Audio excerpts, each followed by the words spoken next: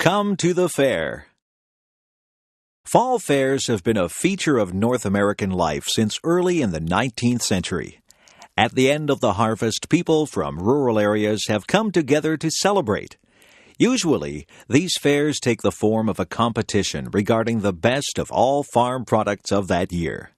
Depending on the part of the country and its most important crop, fall fairs can begin as early as August or as late as November. They usually last several days. When the United States and Canada were organized, they were divided into small units called counties. Larger units were called states or provinces. Many of the best-known fairs are county fairs or state fairs. There are also smaller local fairs and larger ones too, like the Canadian National Exhibition in Toronto, Ontario. Since these fairs are usually annual events, many have developed permanent buildings over the years. Most of these are large barn-like structures. These buildings are used to display new products for farm life, such as tractors, home furnishings, and water systems. Several barns are usually necessary to house all the horses, cows, pigs, goats, sheep, chickens, and other animals in competition. There must also be room to display all the vegetables, berries, and fruits in competition. Finally, there is space for handicrafts, artwork, baked goods, and jams and jellies.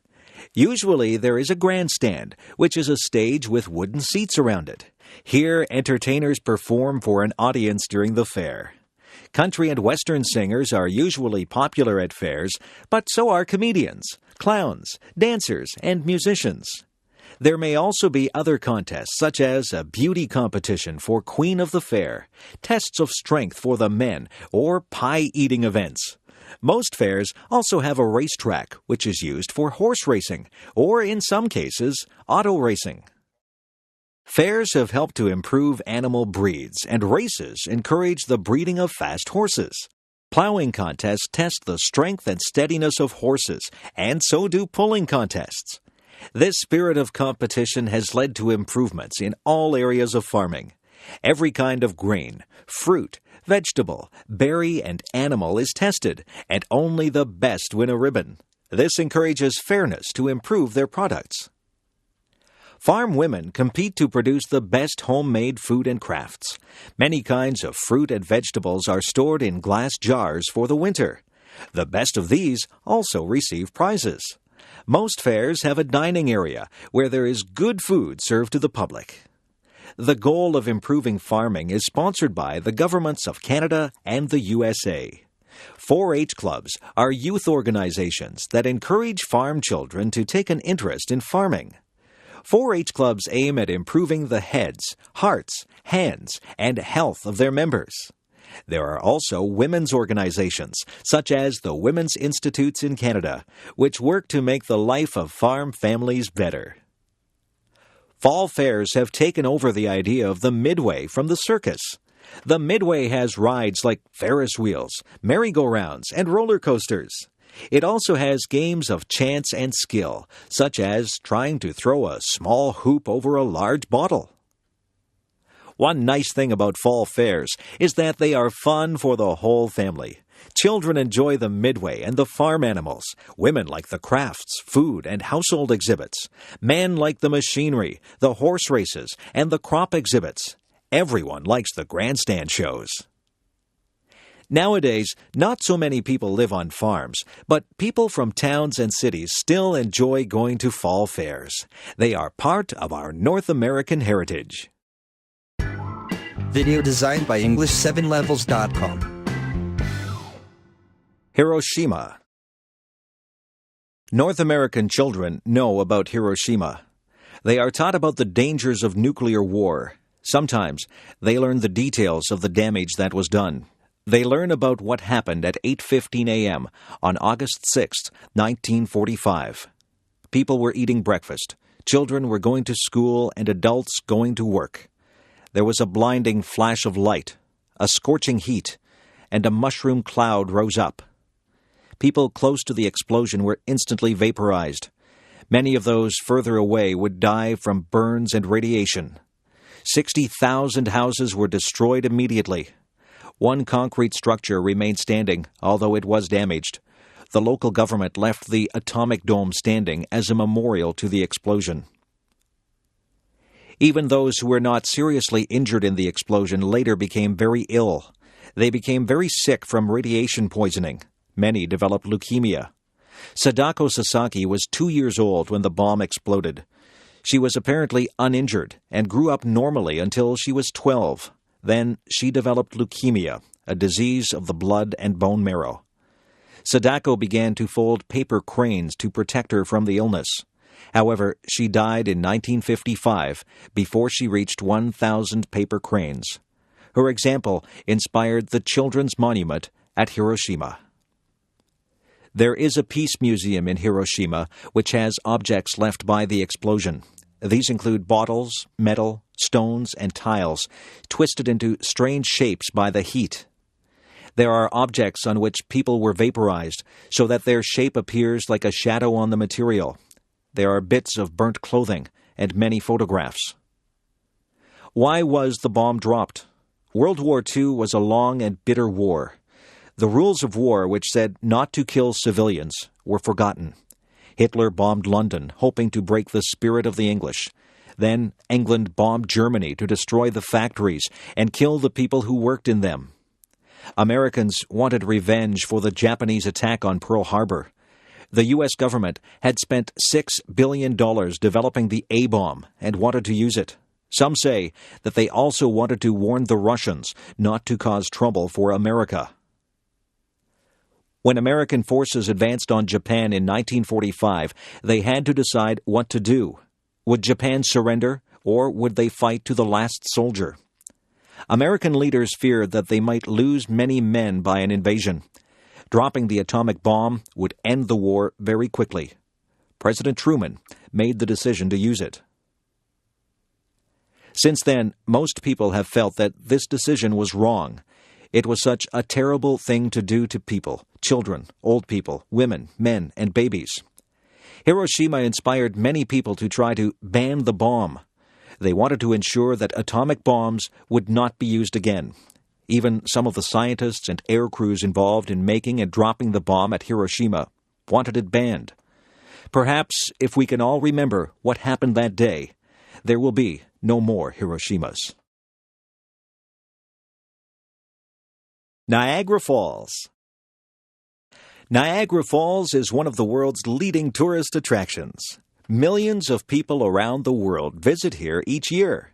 Summers at the falls are especially busy, with traffic jams and parking problems. However, the falls are beautiful in winter, too. Many have asked why people travel so far to see water falling over a cliff. The size and beauty of Niagara Falls help to make it special. While many falls are higher than Niagara, very few are as wide or have such a volume of water. It also helps that Niagara is relatively easy to travel to. When the first Europeans came to Niagara, the falls were surrounded by forest. The noise of the falls could be heard miles away before they were actually seen. The first visitors were filled with horror at the sight. Later, fear ceased to be the main emotion inspired by the falls. Later, visitors were impressed by the beauty and grandeur of the falls, which overwhelmed them with wonder. By the 1830s, people were able to come to the falls by railway. As more and more people came, the tourist industry developed. Early tourism was not well regulated, and there were many complaints about cheats and swindles. Today, there are similar complaints about tourist junk and high prices. The majority of tourists stay on the Canadian side. There are 2 falls separated by an island. Since the Niagara River forms the boundary here between Canada and the United States, each country has one of the falls. The Canadian Horseshoe Falls is wider and more impressive than the American Rainbow Falls. About 9 times more water goes over the Canadian falls. Nonetheless, there is much to be seen on the American side. The island in the middle, Goat Island, is one of the best places to view the falls and rapids. It is on the American side. Newly married couples began coming to Niagara Falls when it was still a secluded, peaceful, and romantic spot. It is still popular with newlyweds as a relatively inexpensive and convenient place to spend their honeymoon. Besides being beautiful, Niagara Falls is also very useful. Their falling water is the power behind several of the largest hydroelectric stations in the world. Much of the electric power used in this part of North America comes from Niagara Falls. In order to harness this power, half of the flow of water is channeled away from the falls during the night and during the non-tourist season. Probably most visitors don't notice the difference. Niagara has attracted many kinds of people over the years. Businessmen have come to profit from the tourists. Daredevils have come to make a name for themselves. Some have gone over the falls in a barrel, while others have walked above the falls on a tightrope. Poets and artists have visited here to capture its beauty. Lovers have come to gaze on its romantic scenery. All of these and many others have helped to make Niagara Falls world famous. Cowboys.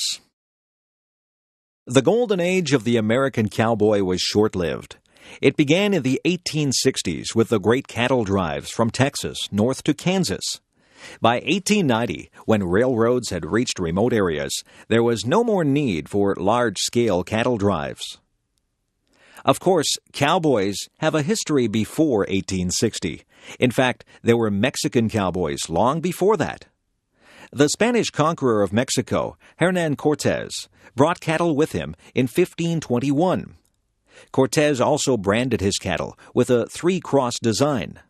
The Spanish sharp-horned cattle roamed the deserts and prairies freely. Eventually, they found their way to Texas. American settlers in Texas interbred their animals with the Spanish breed. The Texas Longhorn cow was the result. It was famous for its bad temper and aggressiveness.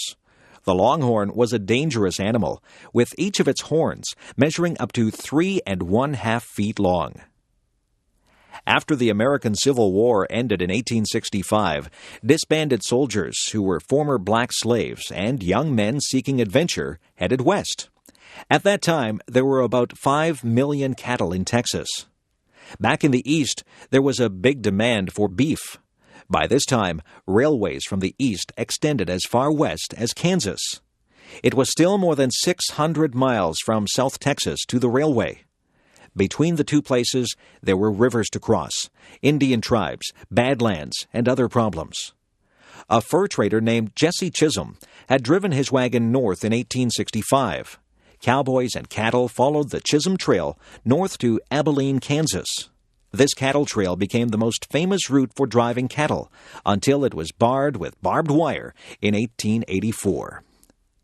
In 1867, cattle dealer Joseph G. McCoy built pens for 3,000 cattle in the little town of Abilene. Soon, Abilene was the most dangerous town in America. After the long cattle drive, cowboys who had just been paid went wild. Sheriff Wild Bill Hickok tamed Abilene in 1871 by forcing cowboys to turn over their guns when they arrived in town. Other towns replaced Abilene as the wildest town in the West: Newton, Wichita, Ellsworth, and Dodge City. In Kansas, a herd of 3,000 Texas Longhorns might sell for $100,000, making the rancher rich. The cowboys might get $200 in wages, which often disappeared on drink, women, and gambling. Getting cattle to Kansas was far from easy. One of the biggest difficulties was getting the herd across rivers, especially when the river was high. There were no bridges. In 1871, 350 cowboys driving 60,000 cattle waited 2 weeks for the water level in the Red River to go down. Food for men and animals was also difficult to find at times. An early cattleman developed the chuck wagon, which were both a supply wagon and a portable kitchen. In the 1870s, there were probably 40,000 cowboys in the West. After the prairies were fenced in, there was less work. Large ranches still employ cowboys to round up the cattle for branding or for sale. Even today, about 20,000 cowboys still work in North America. George W. Bush, Jr. George W. Bush, Jr. was inaugurated as the 43rd President of the United States on January 20, 2001. Of course, people knew that he was the son of the 41st president, George H.W. Bush. He had also been governor of Texas since 1994. However, aside from this, he was not very well known outside of Texas. Why then did so many people want him to run for president in 2000? Many Republicans thought that the Democrats could be defeated in 2000, but they themselves lacked a candidate with strong appeal. As the election approached, leading Republicans worried about whom to support. Some of the most powerful Republicans were state governors. They began to look around at each other for a possible candidate. Most eyes turned to George W. Bush, the governor of Texas. In November 1998, Bush was re-elected as governor by an impressive margin.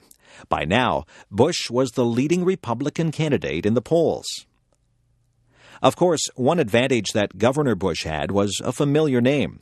In fact, when he did well in some early polls, it is likely that some people really voted for his father. They thought that George H.W. Bush was running again. The Bush family was able to swing a lot of support to George W.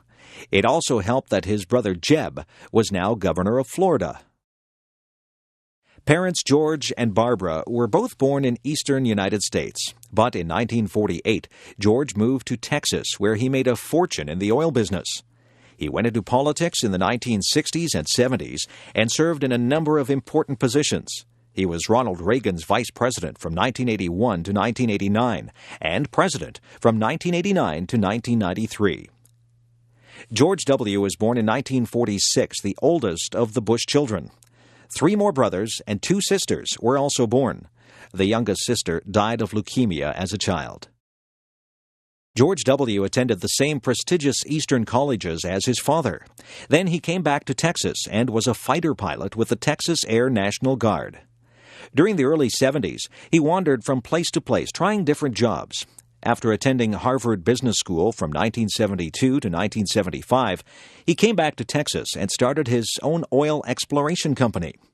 Although it wasn't as profitable as his father's company, he eventually sold his stock shares for a considerable amount of money. In 1978, he ran for the Senate of the United States, but was defeated. He became closely involved in his father's campaign for president in 1988. Here he developed a lot of the political skills he was later able to use to run for office himself. In 1989, back in Texas, George W. organized a group that bought the Texas Rangers baseball team. He later sold the team in 1998 and made a $14 million profit. In 1994, he surprised the political world by defeating the incumbent governor of Texas. As governor, he pushed ahead with an energetic program, which reflected neoconservative values. However, George W. did not appear as an ideologist to people. Even his opponents were willing to work with him. When he ran for president in 2000, Bush described himself as a compassionate conservative. Only time will tell how successful Bush will be as U.S. president. Video designed by English7levels.com. Handel's Messiah. George Frederick Handel was a native of Germany and spoke with a German accent all his life. Most of that life, however, was spent in London, England. As a young musician, Handel's sponsor was the Elector of Hanover. Later on, when the Elector became King George I of England, he continued to sponsor Handel. The young Handel went to Italy to study opera. Opera had become a very fashionable entertainment for the upper classes. Handel traveled to England in 1711 and made an immediate success with his operas. Queen Anne granted him a royal pension for life in 1713. Because of this initial success, Handel tried to start a permanent opera company in London, but this failed, and Handel lost money. Since operas used full stage settings with costumes, scenery, and props, they were expensive to produce.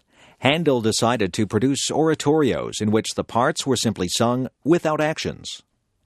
On August 22, 1741, Handel began to work on his oratorio, The Messiah. The text was made up of passages from the Bible relating to the birth, life, and death of Jesus. Handel worked on it feverishly, missing meals and going without sleep. He finished it 24 days later. When he was asked how he felt on completing it, Handel said, "I thought I saw all heaven before me, and the great God himself." In the fall of 1741, Handel received an invitation from the Lord Lieutenant of Ireland to present operas and concerts there. Handel traveled from London to Dublin with his entire luggage and many of his singers. However, in order to rehearse on the way, he had to hire local people to fill in. Once, the composer soundly criticized one local singer who failed to meet his standards. Handel was warmly received in Dublin, where his concerts were sold out. Even his rehearsals were considered newsworthy by the local papers. The Messiah was first publicly performed on April 13, 1742. 700 people squeezed into a 600-seat theater to hear it. A notice had requested that ladies attend in hoopless skirts and that gentlemen come without their swords. A Dublin paper reported, "Words are wanting to express the exquisite delight it afforded to the admiring crowded audience." All proceeds were donated to charity, as the church choirs had refused to participate except on those conditions.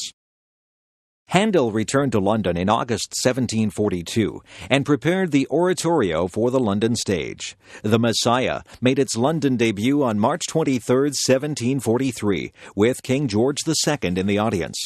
It was during the Hallelujah Chorus that the king jumped to his feet and so initiated a tradition that has lasted ever since. With such oratories, Handel was able to re-establish his popularity and restore his finances in London. The Messiah continued to be performed. After conducting it on April 6, 1759, the old composer collapsed and had to be carried home. He died 8 days later. The Messiah remains Handel's most popular work, combining wonderful music with inspiring religious sentiments. The biblical text speaks of hope and salvation, and the music allows the text to soar into angelic songs. Ireland. Ireland is an island in the Atlantic Ocean, just west of Britain. For much of its history, it has been an advantage to Ireland to be far from the mainland. The Romans or the other early empires never conquered Ireland. It was the remoteness of Ireland that helped preserve much of Christian and classical culture. After the fall of the Roman Empire, wandering tribes destroyed much of what remained on the continent. Finally, it was Ireland's turn to be invaded. First, the Norsemen, or Vikings, attacked during the 800s and 900s. Then, in the 1100s, the English invaded Ireland. Since that time, there has always been an English presence in Ireland. The conflict between the English and the Irish grew worse in the 1500s. Then the English became Protestant, and the Irish remained Catholic. In the 1600s, Oliver Cromwell tried to make Ireland Protestant by driving out the Catholics and bringing in Protestant settlers. In the centuries following, Irish Catholics had very few rights in their own country. The Catholic Irish were not allowed to vote until 1829. Since Irish Catholics were not allowed to own land, they were poor tenant farmers. They paid rent to the English landlords. The main food crop in the 1840s was potatoes. When these became infected by blight, thousands of Irishmen starved. Many others were evicted from their dwellings because they couldn't pay the rent. Hundreds of thousands of Irish took ship for North America. The Catholic Irish preferred to go to the United States because Canada was under British influence. However, many Protestant Irish went to Canada. The influence of the Irish on North American culture has been very great in many areas. Prominent Irish Americans include Presidents John F. Kennedy and Ronald Reagan. Meanwhile, in Ireland itself, a strong independence movement developed. A rebellion against England in 1916 began a struggle that resulted in independence for most of Ireland. Some Protestant areas in Northern Ireland preferred to stay with England. Republican groups such as the Irish Republican Army wanted to liberate the North from British rule. Nowadays, conflict between Protestants and Catholics is limited to these northern counties. Constant attempts are being made to bring the conflict there to an end. Meanwhile, the Irish Republic of Ayr has become prosperous again. It can sell its agricultural products to the European common market. Irish beer and whiskey are sold all over the world. Ireland is also becoming known for its high-tech industries. Because of this relative prosperity, the population is increasing again after a century and a half of decline. The Irish differ from other people because the vast majority of Irishmen live away from their homeland. However, this exodus from Ireland has helped to spread Irish music, culture, and products around the world. On St. Patrick's Day, March 17th, nearly everyone becomes Irish for the day. Then there is a great party with Celtic music, Irish dancing, green beer, and the wearing of the green. Louisa May Alcott. New England in the early and middle years of the 19th century had a flourishing culture. People were passionately interested in ideas and education. Most New Englanders were strongly opposed to slavery. They were also concerned about other social issues. New ideas resulted in new kinds of writing. These ideas included the importance of doing what seemed right for them, no matter how different it was from what other people thought. People also believed that nature gave them guidance in our lives, and that it was important to live close to nature. These and other ideas were expressed through teaching and writing. Bronson Alcott was one of those who looked at the world in a new way. He looked for work as a teacher so that he could pass on his ideas to others. However, very few parents wanted Mr. Alcott to teach their children, and very few people were interested in hearing his speeches or reading his books. As a result, the Alcott family was very poor. Fortunately for Bronson, he married a very capable and energetic woman. Mrs. Abigail Alcott helped to earn money to support the family and did most of the work involved in looking after the 4 Alcott girls. The oldest daughter, Anna, was quiet and serious. She rarely got into trouble and was a good helper at home. The second daughter was Louisa May Alcott, who became a writer. She was adventurous and cared very little for rules. She was always saying and doing things that got her into trouble. The third daughter, Elizabeth, was very kind and good-natured. All the others loved her. As a young woman, Elizabeth had a severe case of scarlet fever and never fully recovered. She died at age 23. The youngest sister, May, was talented, but she was rather spoiled. Because there was never enough money, the Alcott girls felt pressure to work at an early age, but this did not stop them from having fun. Louisa wrote little plays that she and her sisters performed at home. They all enjoyed the woods and ponds around Concord, Massachusetts, where they lived most of these years. When they moved back to Boston in 1848, Anna took a job looking after other people's children, and Louisa looked after the house. Meanwhile, their mother worked outside the home. While working on laundry or sewing, Louisa was thinking up stories. At night, she would write them down. When she was 18, she began selling poems and stories to magazines. Within 10 years, Louisa was earning a substantial income from writing. One day, her publisher suggested that she write a story for girls. At first, Louisa didn't like the suggestion, but when she started to write, the ideas came rapidly. Her book was based on her own family and her own childhood. Little Women was published in 1868 and was an immediate success. The March family was very much like the Alcotts. Mrs. Alcott resembles Marmee. Meg is like Anna, and Jo is like Louisa herself. Beth is based on Elizabeth, and Amy on May Alcott. Many of the situations in the book happened to the Alcott family. Nonetheless, many characters and incidents were invented. Little Women and its sequel opened up a new kind of writing for children. While these books did have a moral, they were more lively and interesting than earlier children's writing. Little Women inspired many writers later to write more realistic accounts of childhood.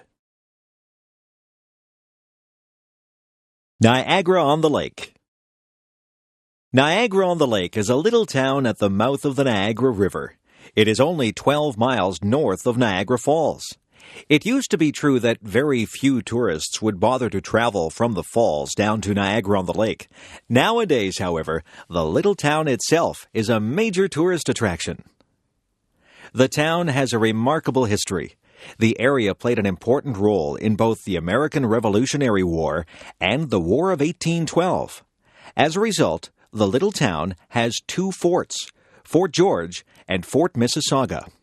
When Fort George was reconstructed for the public in the 1930s, Niagara-on-the-Lake got its first big tourist attraction.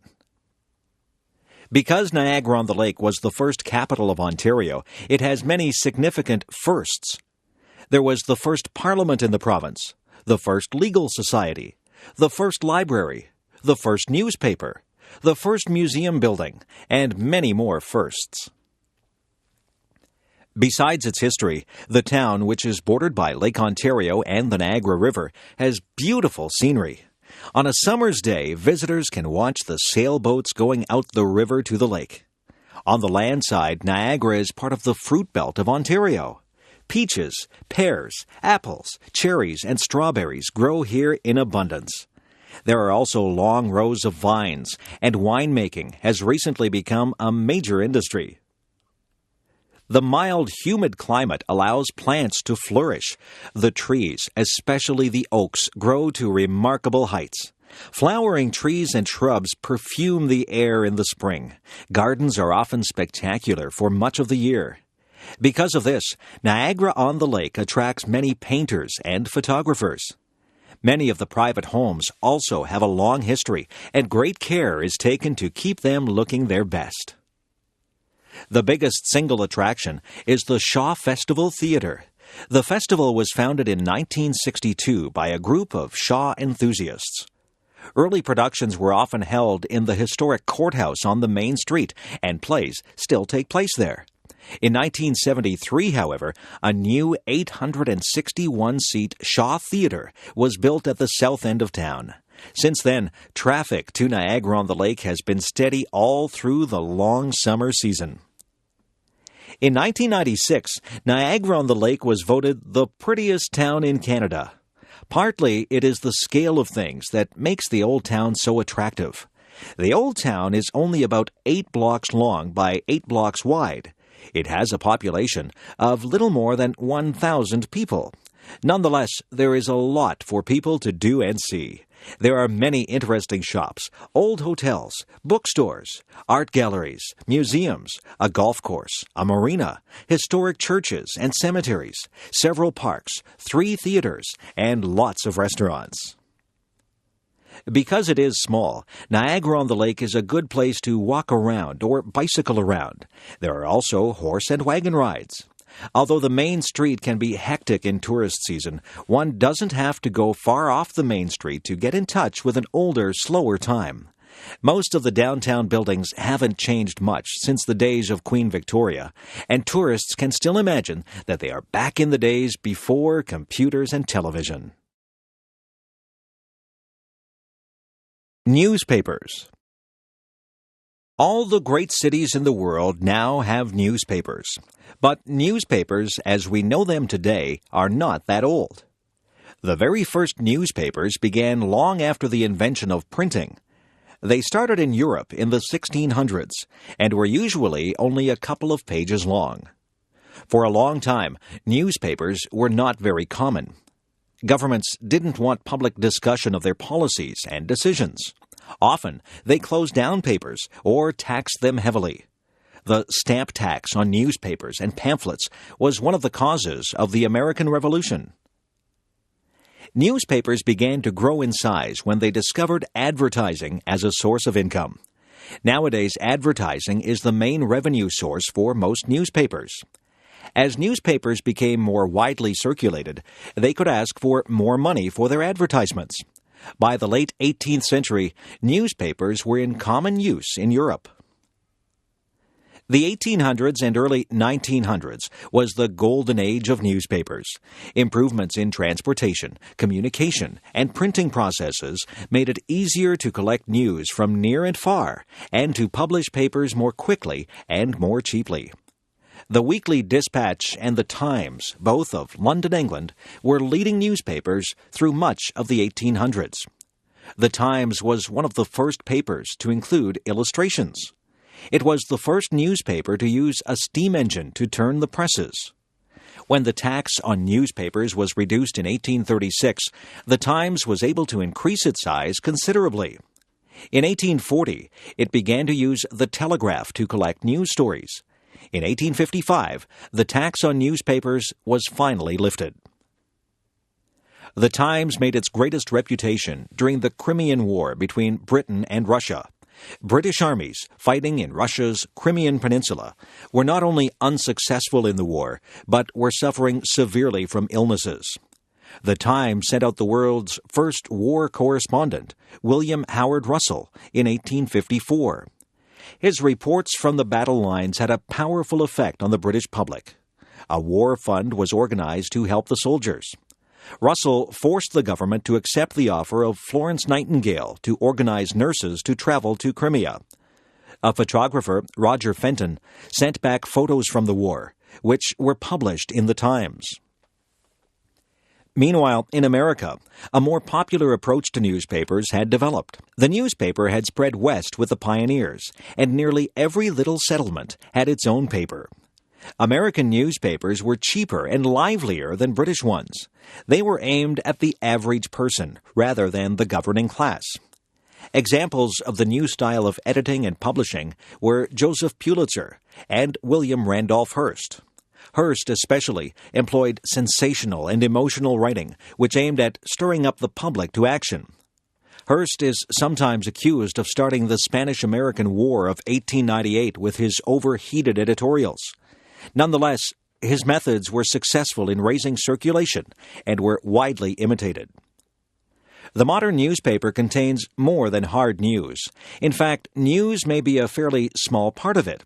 Advertisements, gossip, show business, photos of celebrities, sports, stock market prices, horoscopes, comic strips, weather reports, and much more are found in its pages. The modern newspaper is a total entertainment package. A question for the future is whether electronic newspapers will replace paper newspapers. Video designed by English7levels.com. Paul Kane, Frontier Artist. Since Christopher Columbus first met American Indians in 1492, many Europeans had been fascinated by Indian life and culture. As a result, there was a demand in Europe for drawings and paintings of Native Americans. European artists who had never seen an Indian supplied most of this demand. But in the 19th century, several painters traveled into Indian territory to make an authentic record of native life. One of the first artists to do this was the American painter George Catlin. In 1841, Catlin published a book of his work. Catlin's work helped inspire another important frontier artist, the Canadian Paul Kane. Paul Kane was born in Ireland in 1810. His family moved to Toronto, Ontario, Canada, when Paul was 9 years old. The young boy was not very interested in school. At that time, there were still Indians living in wigwams in the Toronto area. Young Paul liked visiting the Indian village instead of going to school. Since Paul spent little time in school, he was largely a self-taught artist. He also became a surprisingly good writer, considering that he had not spent much time studying spelling or grammar. After working some years making and decorating furniture, Kane was ready to travel. He spent the years from 1836 to 1841 living and traveling in the United States. Then he traveled in Europe from 1841 to 1843, studying the great painters of the past. He was back in the USA until 1845, and then he returned to Toronto. Immediately upon his return, Kane headed into the wilderness areas around Georgian Bay, Sault Ste. Marie, and Lake Michigan. His plan was to sketch Indian life before it disappeared forever. American Indians were dying so rapidly from European diseases such as measles and smallpox that many people believed they would soon vanish as a race. Their culture was threatened too. As white settlers demanded more land, Indians were being herded into small pieces of land called reservations. Here they could no longer practice their traditional way of life. Kane wanted to capture Native American life while it still existed. Kane returned to Toronto at the end of 1845. He had received one good piece of advice, and that was if he wanted to travel into the wilderness, he would have to go with experienced people. He was able to get the support of the governor of the Hudson's Bay Company, Sir George Simpson. In May 1846, Kane joined the annual canoe fleet of fur traders going west. Kane would travel all through the wilderness areas of western Canada and northwestern USA. During this time, he made hundreds of sketches of Indian life. Although Kane faced incredible hardships during his travels, he was able to see what he wanted to see. He was able to take part in one of the last great buffalo hunts and killed 2 large bison himself. Traveling west with the fur traders, he visited many forts and trading posts. He saw and painted a prairie fire. He shot a grizzly bear at close range and killed several wolves that attacked his horses. He learned to travel long distances on snowshoes in winter. Finally, he arrived at the Pacific Coast, where he made some fine drawings of the West Coast Indians. European diseases had reached there just before Kane. 1,500 Indians had died near Fort Vancouver in the summer of 1848. One wealthy chief had ruled 1,000 warriors and had 10 wives, 4 children, and 18 slaves. Now, he had only 1 wife, 1 child, and 2 slaves. Kane had not come too soon. However, there were tribes still unaffected by Western culture and Western diseases. Kane also traveled widely around the Columbia River in northwestern USA. Everywhere he went, he sketched Indian chiefs and scenes of native life.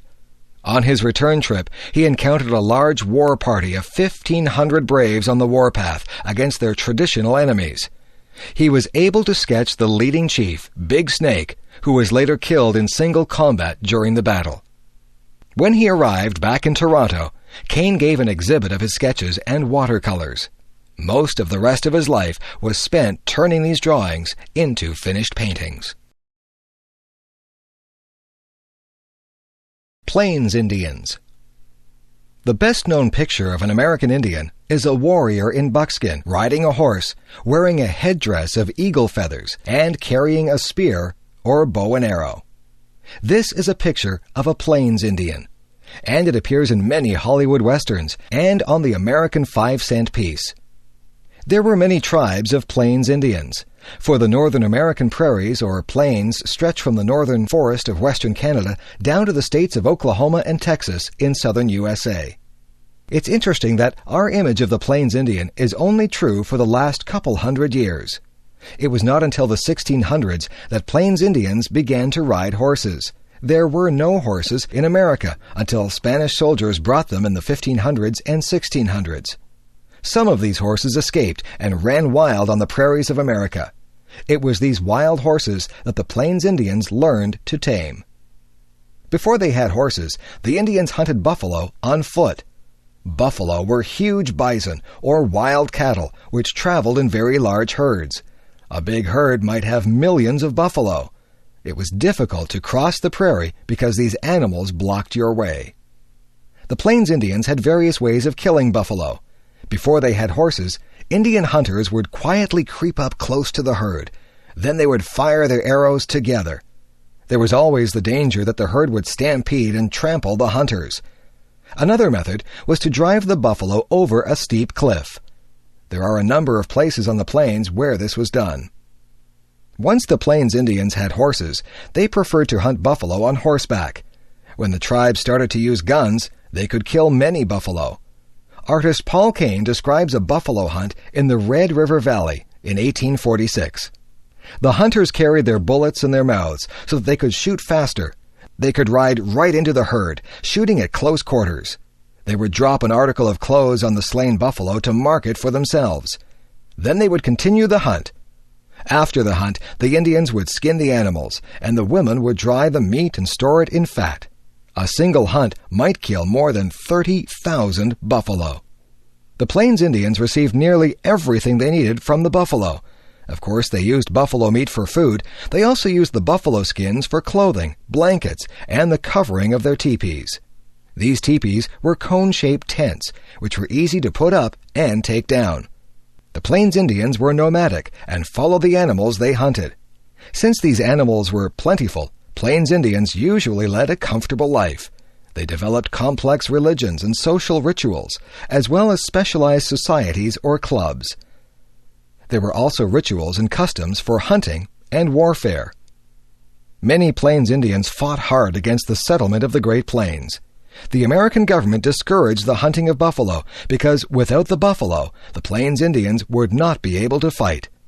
With the buffalo disappearing, the Plains Indians had to give up fighting and move into government-sponsored reservations.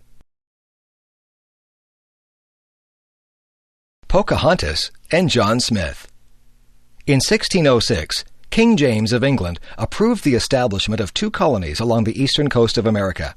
The northern colony in Maine lasted only a year. The southern one at Jamestown in Virginia became England's first permanent settlement in America. In 1607, the Virginia Company sent 104 settlers to Virginia. The settlers lived in tents all summer. By September, more than 60 were dead because they lacked good food or water.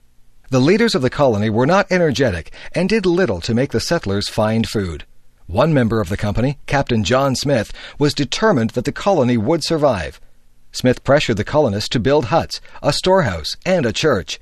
He made daring trips to Indian villages, demanding that they give the settlers food in return for beads and copper. He threatened settlers who were trying to leave the colony and go back to England. On one of his trips to the interior, Indians attacked John Smith. They killed his 2 companions, but captured him alive. He was taken first to the local chief. This chief was impressed by Smith's compass and spared his life. His captors dragged Smith from village to village. He finally arrived at the town belonging to Powhatan. Powhatan was a great chief for all of the tribes in that region. Powhatan and his advisers talked about what to do with Smith. Suddenly, Smith was dragged forward, and his head was pushed against a stone. The warriors raised their clubs to kill Smith. Then Pocahontas, who was Powhatan's 12-year-old daughter, begged for his life. Her words had no effect, so Pocahontas ran to Smith. She took his hand in her arms and laid her own head against his head. Smith was released and went back to Jamestown. Soon after Smith returned, 100 new settlers from England arrived. It was a very cold winter, and in January, Jamestown was accidentally set on fire. The settlers suffered from cold and hunger the rest of the winter. Every 4 or 5 days, Pocahontas and her attendants came. They brought food for the hungry settlers. Even so, half of them died. In the summer, John Smith explored that part of the coast of America. He made a map that would be very valuable for future sailors and settlers. On his return, Smith was elected leader of the colony at Jamestown. However, some settlers did not like having to follow rules. Some encouraged the Indians to try to kill Smith. Chief Powhatan agreed.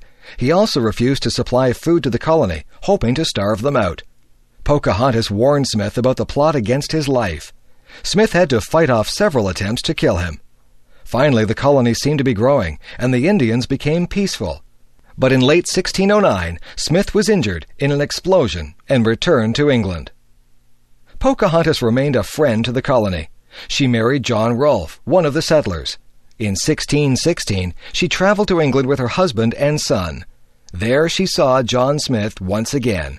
She was so surprised to see him that she was unable to speak for several days. Pocahontas had believed that Smith was dead. The following year, she died and was buried in England.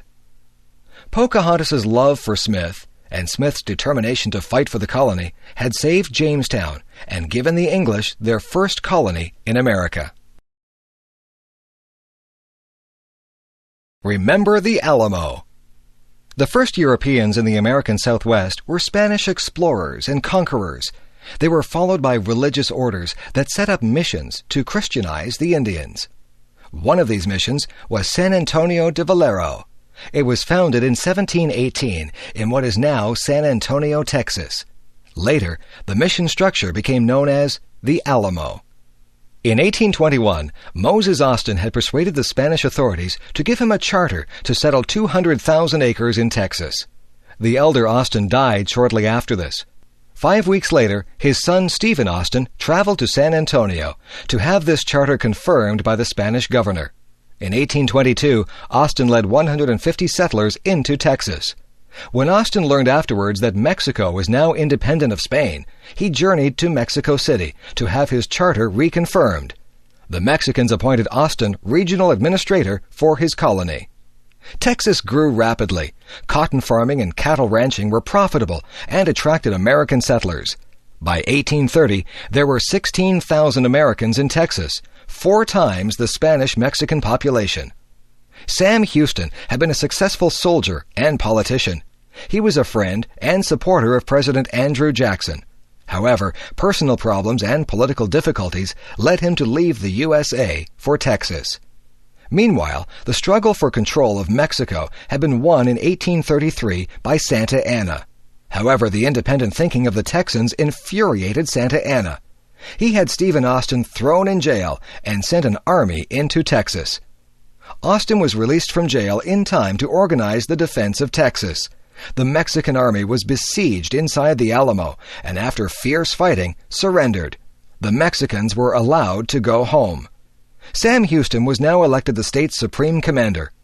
Not long after this, Santa Anna approached Texas with an army of 6,000 men. Houston decided not to meet Santa Anna in open battle, but to wait for an advantage. He sent frontiersman Jim Bowie to the Alamo. Bowie's orders were to leave San Antonio and destroy the Alamo. When Bowie arrived, however, Texas volunteers were preparing the Alamo for a siege. Bowie and his men pitched in to help. Other volunteers came. The fiery William Travis arrived with 25 men. Then the famous frontiersman, Davy Crockett, came with a dozen Tennessee sharpshooters. When Santa Anna attacked, there were 183 Americans inside the fort. Santa Anna brought up cannon to bombard the Alamo. As the walls began to crumble, 4,000 Mexicans attacked from all 4 sides. The Mexicans overcame all resistance because of their large numbers, but they suffered very heavy losses. All the American defenders were killed. While the battle was raging, the Texans back at the colony declared their independence from Mexico. Sam Houston now gathered men to fight the Mexican army. At first, he retreated while waiting for a suitable opportunity. When Santa Anna's rapid advance left the bulk of the Mexican army behind, Houston prepared to fight. Santa Anna's advance troops moved into swampy land by the San Jacinto River. Houston's men attacked while the Mexicans were having their midday siesta. Their battle cry was, "Remember the Alamo!" The battle was soon over. Many Mexicans were killed, but only a couple of Texans were killed. Santa Anna was a prisoner. Santa Anna readily agreed now to recognize Texas as an independent republic. 90 years later, in 1845, Texas became the 28th state of the USA. Gribio. Saint Francis of Assisi, who lived in Italy in the early 13th century, was known for his love of animals. He was the first person who celebrated the birth of Jesus by gathering live animals around a manger. He often talked to the birds as he traveled along. Sometimes the birds would fly down and sit on his head, shoulders, knees, and arms. But the best-known animal story concerns Saint Francis and the wolf of Gribio. Saint Francis was known for his humility and his unwillingness to hurt anyone. Once, when one of his followers spoke harshly to some bandits, Saint Francis told the man to run after the bandits and apologize. In the same way, Saint Francis thought of animals as his brothers and sisters. Once when he was warned about some dangerous wolves, he replied that he had never harmed Brother Wolf, and didn't expect the wolf to harm him. While St. Francis was staying in the hill town of Gribio, he heard about a large, fierce wolf. The townspeople were terrified of this wolf and had eaten both domestic animals and humans. St. Francis decided to help the people and went out to talk to the wolf. The people watched in horror as the wolf came running to attack St. Francis. But the saint made the sign of the cross. Then he said to the wolf that, in the name of Jesus, it should stop hurting people. The wolf then lay down at St. Francis's feet. St. Francis addressed a little sermon to the wolf. He recounted all the terrible things that the wolf had done, but he added that he wanted to make peace between the wolf and the townspeople. The wolf nodded its head in approval. In return for the wolf's agreement to keep the peace, St. Francis promised him that he would arrange for the townspeople to feed him. When he asked the wolf never again to harm any person or animal, the wolf nodded again. Then the wolf put out its paw as a sign that it would keep its promise. The wolf walked beside St. Francis back into Gribio. When a crowd assembled, the saint preached to them about how God had allowed the wolf to terrify them because of their sins. He told them to repent, and God would forgive them. Then he spoke of the promise that the wolf had made, and what he had promised the wolf in return. The people agreed to feed the wolf regularly, and the wolf again indicated that it would not hurt anyone. Again, it put its paw in St. Francis's hand. The wolf and the people kept the agreement. 2 years later, the wolf died. The people remembered how it no longer hurt anyone, and that not a single dog ever barked at it. The townspeople of Gubbio lamented its death. Whenever it went through town, it had reminded them of the virtues and holiness of St. Francis. Summertime. In North America, July and August are holiday months. Most schools and colleges are not in session then. Families look for activities to keep the children amused. Although not all workers get a full 2 months of holidays, most people take a holiday in the summer. The summer begins with a national holiday. In Canada, July 1st is Canada Day. In the USA, July 4th is Independence Day. A lot of families are soon on the road. Some travel to cottages by the lake. Some go sightseeing or camping. In Canada especially, the summers are short, so people try to make the most of them. In much of Canada and parts of the northern USA are woodlands dotted with lakes. These regions of rocks, rivers, pine trees, and wild animals are not usually suitable for farming. However, they are ideal places to spend a summer holiday. They are far from the cities. The woods are quiet and peaceful. People fish, go boating or swimming, have barbecues outside, or play outdoor sports. Some people spend their whole summer at the cottage. Others go for a week or two. City people who don't have a cottage like to go to parks and swimming pools in the city. If they are near a lake or ocean, they may go there for the day. Many museums, libraries, and art galleries have programs for children in the summer. Swimming is probably the favorite summer sport. It feels wonderful on a very hot day to jump into the cool water. Swimming is also excellent exercise. Besides swimming, baseball and football are also popular in the summer. Spending an afternoon or evening at a baseball game is a favorite summer pastime. Summer is also a favorite time to catch up on reading. Stories of adventures and love novels are favorite light reading. But summer is especially a time for traveling across the country. Some people have a camper or trailer that they can live in. Some stay in campgrounds and sleep in tents. Others stay at hotels or motels, while others rent cottages or cabins for a week or two. Most trips are by car. Many people visit national parks and other wildlife areas. Of course, trips along the ocean and the lakes are favorites. Along the Atlantic Ocean, the coasts of New England and Canada's maritime provinces are especially popular. On the Pacific coast, tourists travel from California all the way up to Alaska. Boat cruises along the shores of British Columbia and Alaska are especially popular. Of course, some people find it most relaxing just to stay at home. Others cannot afford to travel. If you have an air-conditioned house with a television, video player, CD player, and computer, then it can be very pleasant to stay at home. A lot of new movies are released at the theaters in the summer. Air-conditioned theaters with new movies and lots of pop and popcorn are favorite summer places. After 2 months of summer activities, most people are ready to go back to school and work, but they usually have lots of happy memories to take back with them. Video designed by English7levels.com. Telephone systems. When Alexander Graham Bell developed the telephone in the 1870s, it was fairly simple to use. You talked into the mouthpiece and then held it to your ear to listen. For a century or so, using the telephone meant either contacting the operator to dial a number or dialing yourself. After that, all you had to do was talk or listen. Nowadays, the telephone has become a very complex instrument. It rivals the computer as to the number of possible uses. Answering machines have been around for several decades, but they are now being replaced by voicemail. Voicemail does away with the need for an answering machine. Messages are stored on the system. That means it's possible to forward the message to someone else's phone or transfer the call to a more convenient phone of your own. You can also use call pickup so that anyone on your group can answer another's phone. Conference calls have become very common. This is when one person phones first one person, then another, and keeps adding people to the telephone conversation. This can regularly be done with up to 6 people. It is very useful for business discussions where different people need to talk about the same thing. It also speeds up the process of consensus and allows everybody to be in on the decision or discussion.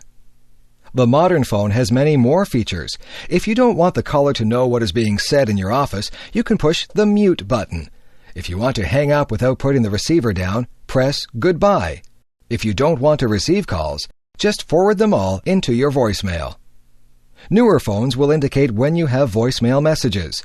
If you have trouble with these features, an automatic voice will tell you your options. This help system is built into the telephone. For example, the help voice will tell you how to set up a distribution list so that you can send the same voice message to a number of people. It will also tell you how to send a message directly into someone's voicemail. You can designate your message to go to the top of the recipient's voicemail list.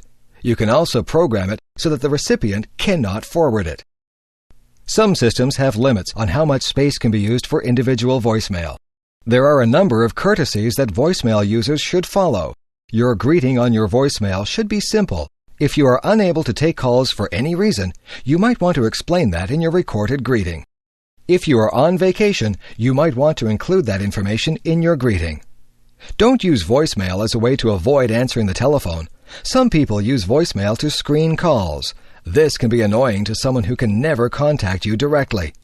Check your messages regularly and reply to them promptly. Enjoy the telecommunications revolution. Texas. The state of Texas is famous for having the biggest and best of everything. Before Alaska became a state, Texas was the largest American state. It was also famous for its huge cattle ranches. Cotton is a major crop, but much of the wealth comes from oil and gas. People think of Texans as being wealthy because there have been lots of cattle and oil millionaires. In the late 19th century, Texas cattlemen used to drive their herds north to Kansas. There, a train to the east shipped the cows. Eventually, the railroad came to Texas, and the great cattle drive stopped. By then, many Texans owned large ranches and were quite wealthy. In the 20th century, oil has made many Texans wealthy. Oil refining has led to chemical industries and synthetic products.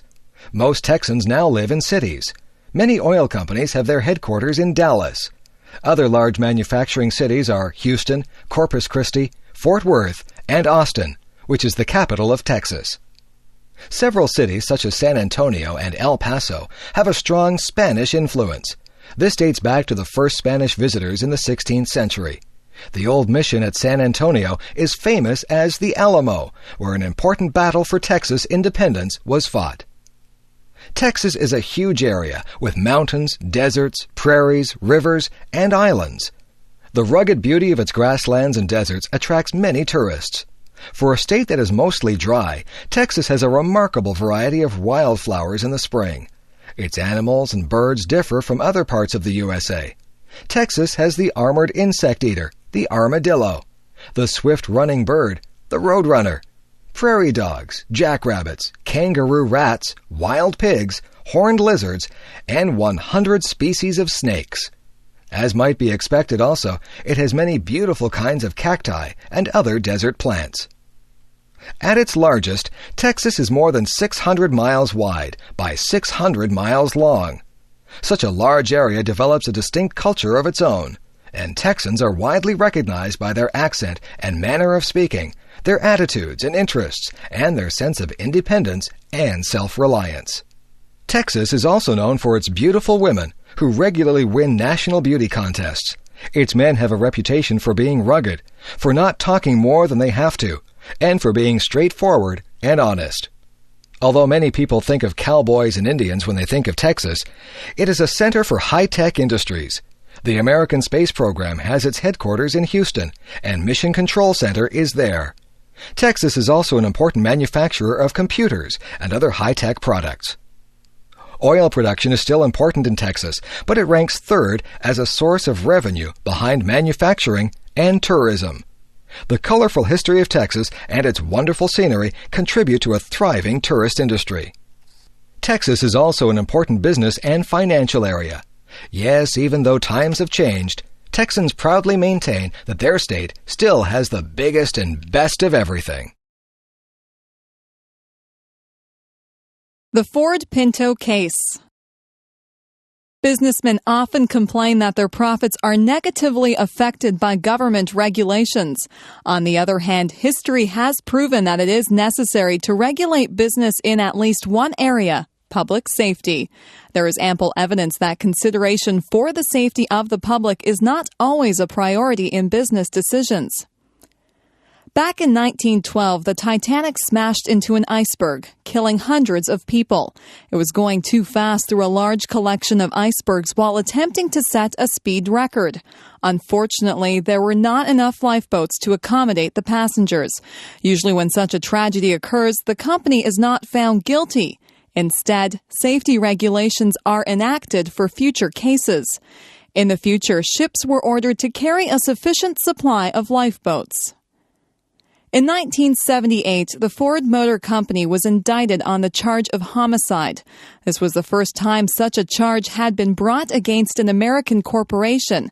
It related to the deaths of 3 teenage girls who were burned up when their Ford Pinto was hit from behind. The prosecution charged that the Ford Company knowingly manufactured a dangerous car. Behind this story is the pressure on Ford to produce a small car to compete with imported vehicles. The Pinto was rushed into production in spite of warnings that the gas tank was in a dangerous position. It would have cost Ford an additional $11 per car to fix the problem. Ford decided not to. Later, Ford produced a cost-benefit analysis to justify their position, estimating that the faulty design would cause 180 additional deaths. Ford valued these at $200,000 per person. This cost was far less than equipping 12.5 million vehicles with $11 protectors, so Ford felt that they had made the right decision. Ford executives were acquitted on the charge of homicide. Nonetheless, Ford had to pay out millions of dollars in out-of-court settlements. These were paid to families who had lost relatives in Pinto accidents. This case shows how far a company will go to protect its profits. For more than 8 years, Ford lobbied the government not to tighten safety standards on cars. As long as the Pinto was profitable, Ford did not want to change the design. Although Ford made a lot of money on the Pinto, their reputation was tarnished. The Ford Pinto case is one of many which point to the need for governments to set safety standards. No business wants to recall its products or leave them sitting idly in a warehouse or expend large sums of money for upgrading and repairs.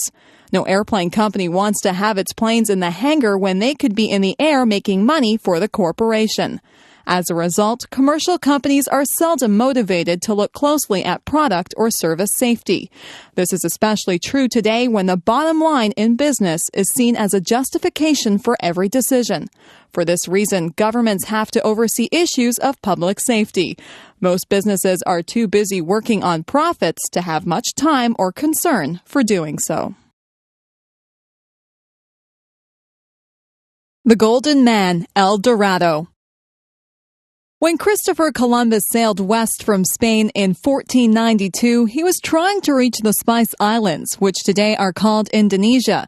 Spices were very scarce and valuable in Europe at this time. No one knew that 2 vast oceans and the American continents lay between Europe and Asia. Columbus did not find spices in America, but he did bring home some gold trinkets. The American Indians wore these as jewelry. Gold, not spices, was to become the biggest motive for exploration.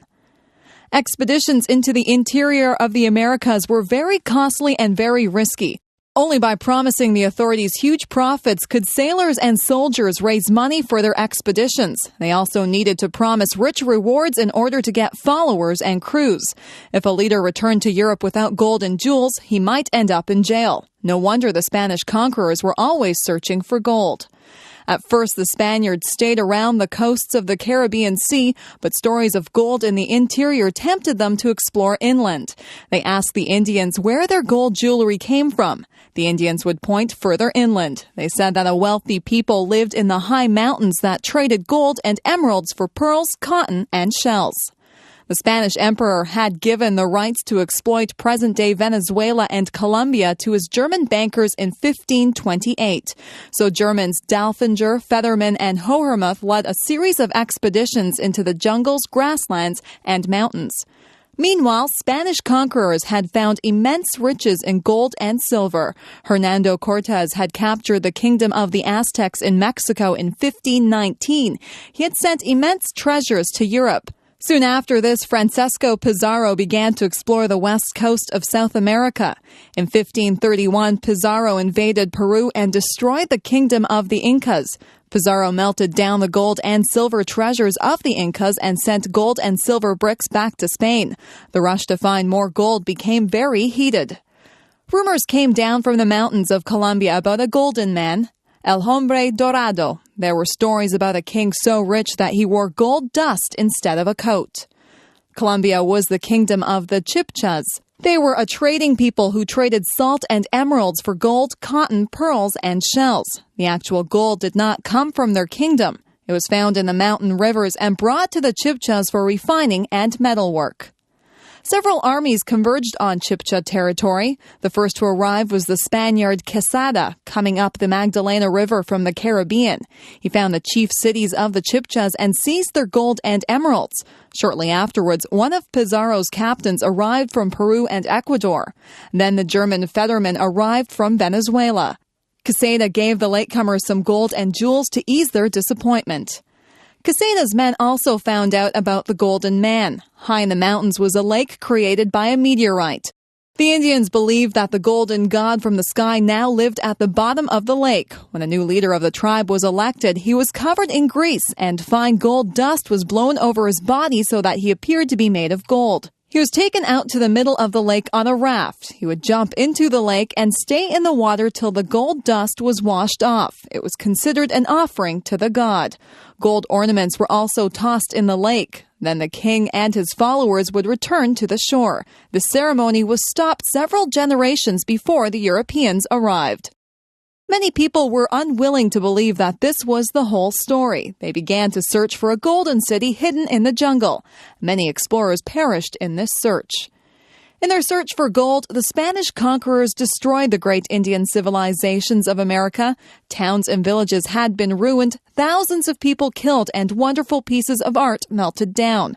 Some Indians believed that gold must be a food that Europeans desperately needed to stay alive. In many cases, the Europeans destroyed the trading and social systems that had produced their wealth. When we think about the great achievements of a few conquerors and explorers, we're also sad about how much death and damage they caused. The Grand Canyon. The Grand Canyon is one of the most spectacular sights in nature. It is found in one section of the valley of the Colorado River. The river begins its course high in the Rocky Mountains of the state of Colorado. The river travels a total of 1,400 miles through Colorado, Utah, and Arizona, and into the Gulf of California. It forms part of Arizona's border with Nevada and California. The Colorado River is a very swift and muddy river. It carries dirt and rocks down from the mountains. The story is told of an old fur trader who was attacked by Indians high up the river. His only escape was down the Colorado River in a small boat. It was a terrifying trip through rapids and around rocks at top speed. The fur trader was found some days later in very rough shape hundreds of miles down the river. No one would believe that he had come so far so fast. The Grand Canyon stretches for about 250 miles in the state of Arizona. The canyon was carved out by the flow of the river itself. In places, the canyon is more than a mile deep. It stretches from 4 to 18 miles wide at the top. The canyon valley contains worn rocks that rise up like a mountain range. The canyon has been worn down through many layers of rock. The river has cut its way down through layers of sandstone, limestone, and shaped to the granite bedrock. The different layers are of different colors, and the rocks appear very beautiful, especially at sunrise and sunset. Because the canyon is so deep, the climate changes as you go down into the valley. At the top, the climate is typical of a mountain area with evergreen trees. Next, you have typical forest trees. Third, there are plants like cacti that grow in warm deserts. Finally, there are subtropical plants at the valley bottom. Tourists can ride down the narrow trails to the bottom of the valley on mules. On one side is the rock wall of the canyon, and on the other side is a steep drop down to the bottom. Tourists have to trust their guide and the mule that they are riding to get them down safely. The trails zigzag back and forth, and the tourist going down travels much more than a mile. Some 1,000 square miles of the area became the Grand Canyon National Park in 1919.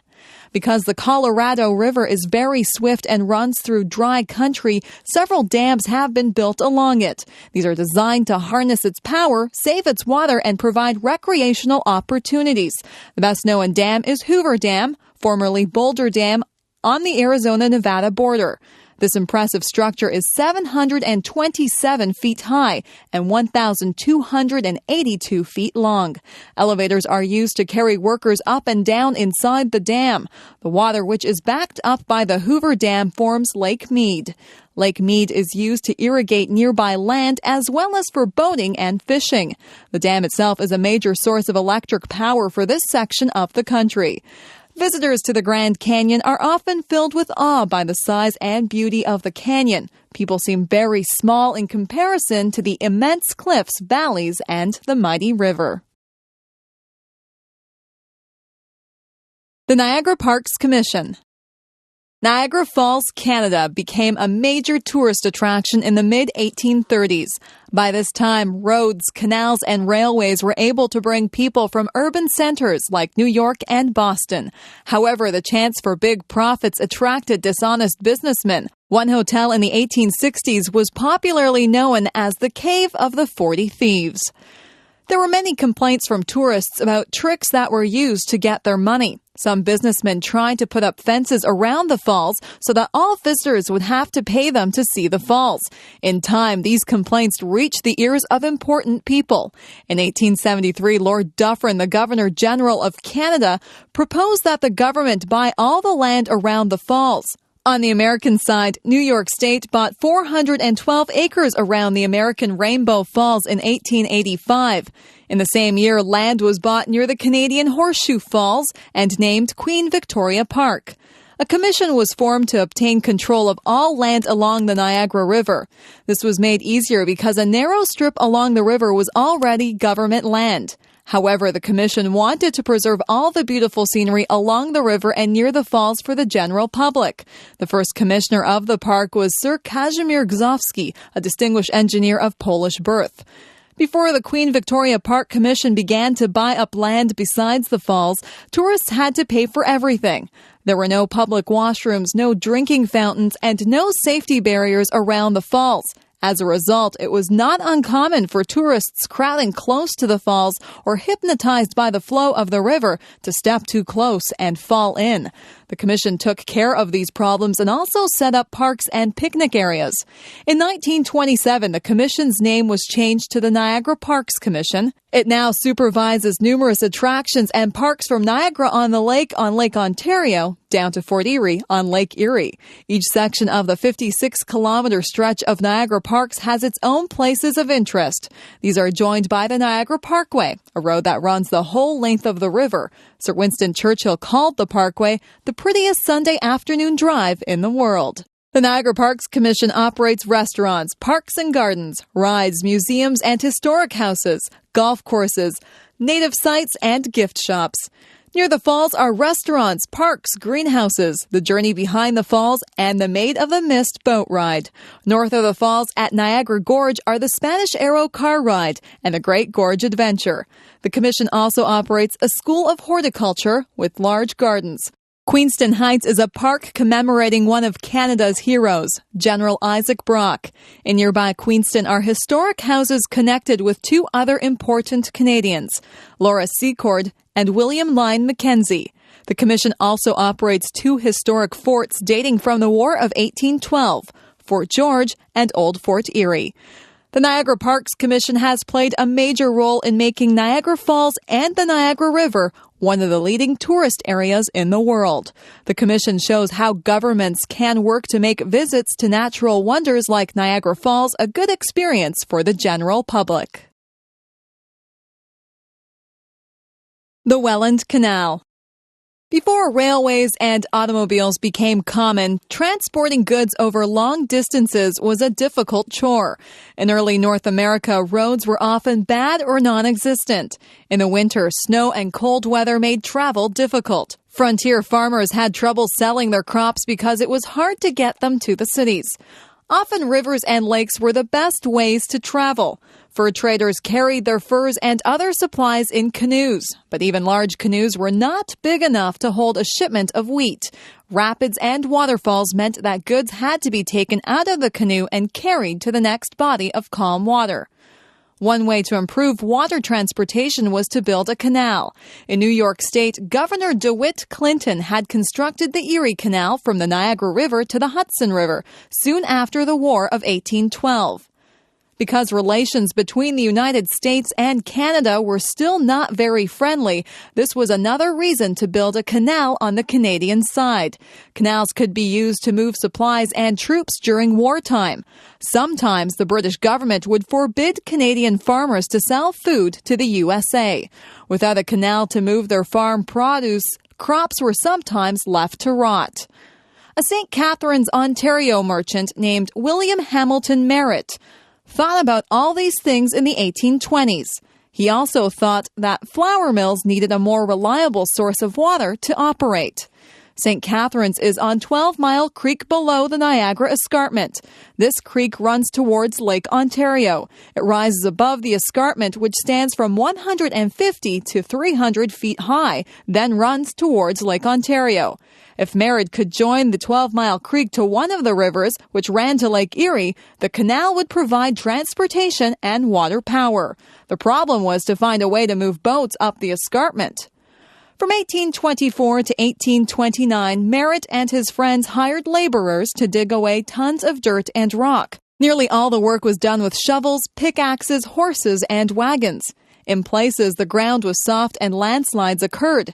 In other places, the men had to dig through solid granite rock. Merritt's main problem, however, was raising the money to pay for the construction. After sinking all the money that he, his family, and friends had into the canal, more was needed. Merritt went to Toronto, New York, and finally London, England, to get the financial support he needed. The problem of getting the boats to climb the escarpment was solved by a series of 35 wooden locks. These carried a ship 327 feet upwards. The ship would enter a lock with a small amount of water. More water would come into the lock, lifting the boat another 10 or 15 feet. Then the ship would move into the next lock and be lifted up again. Boats going in the opposite direction were lowered instead of lifted. The Welland Canal has been rebuilt 3 times since the first canal opened in 1829. Now large seagoing and lake vessels cross the Niagara Peninsula from Lake Ontario to Lake Erie. They carry grain, coal, iron ore, oil, and many other bulk products. The Welland Canal remains one of the most important commercial waterways in the world. Video designed by English7levels.com. Walmart stores. Walmart is now the world's largest retail organization. Walmart employs around 1.2 million people worldwide. In 2000, Walmart had sales of more than $191 billion with profits of $6.3 billion. Profits increased 16% from the previous year. People have come to expect that Walmart's profits will increase substantially every year. Each year, more stores are opened, and Walmart expands into new countries. Walmart also enters new areas of business nearly every year. Few people know that Walmart is also a major real estate company. Sam Walton opened his Walton's Five and Dime in Bentonville, Arkansas in 1950. 12 years later, he opened the first Walmart in Bentonville. His business philosophy was simple: good prices, great selection, and a friendly greeting. Walton was known for the 10-foot attitude. This means that any employee should greet any customer who is within 10 feet of them. He emphasized that it is important to speak to people before they speak to you. Walton also believed that good deals from suppliers should be passed along to customers. The combination of low prices and friendly service is basic to Walmart's success. That one store in Bentonville has become 4,203 stores in the USA, plus another 1,000 outside the United States. Walton died in 1992, but his business philosophy continues to be preached at Walmart's. Each store has greeters who meet the customers at the door and deal with any special needs they have. Having greeters gives the effect of having more service clerks than Walmart really has. Compared to some other department stores, Walmart has relatively fewer employees. Walmart also has the Walmart Foundation, which sponsors numerous good causes. Among their programs are high school scholarships, fundraising for local hospitals and sick children, environmental concerns, and community matching grant outreach. So, what's not to like about Walmart? The main complaint is that their business style is extremely aggressive. Walmart's attitudes towards manufacturers and suppliers are, you do it our way, or we won't do business with you. This puts Walmart at an advantage over smaller retailers who don't have the same retailing power. Walmart has been known to demand that its suppliers provide products at discount for Walmart store openings, levy fines for shipment errors, tell manufacturers what products, styles, and colors to make, etc. Walmart expects product delivery in 2 days and expects manufacturers to cooperate with its promotional and retailing strategies. In effect, any company that works with Walmart becomes one of their employees. Any company which so dominates one area of the market will have a lot of power. So far, Walmart has been successful in getting what it wants and providing customers with what they want. Yellowstone National Park. The Rocky Mountains of North America are quite old. Even though they were very volcanic millions of years ago, only a couple were still active today.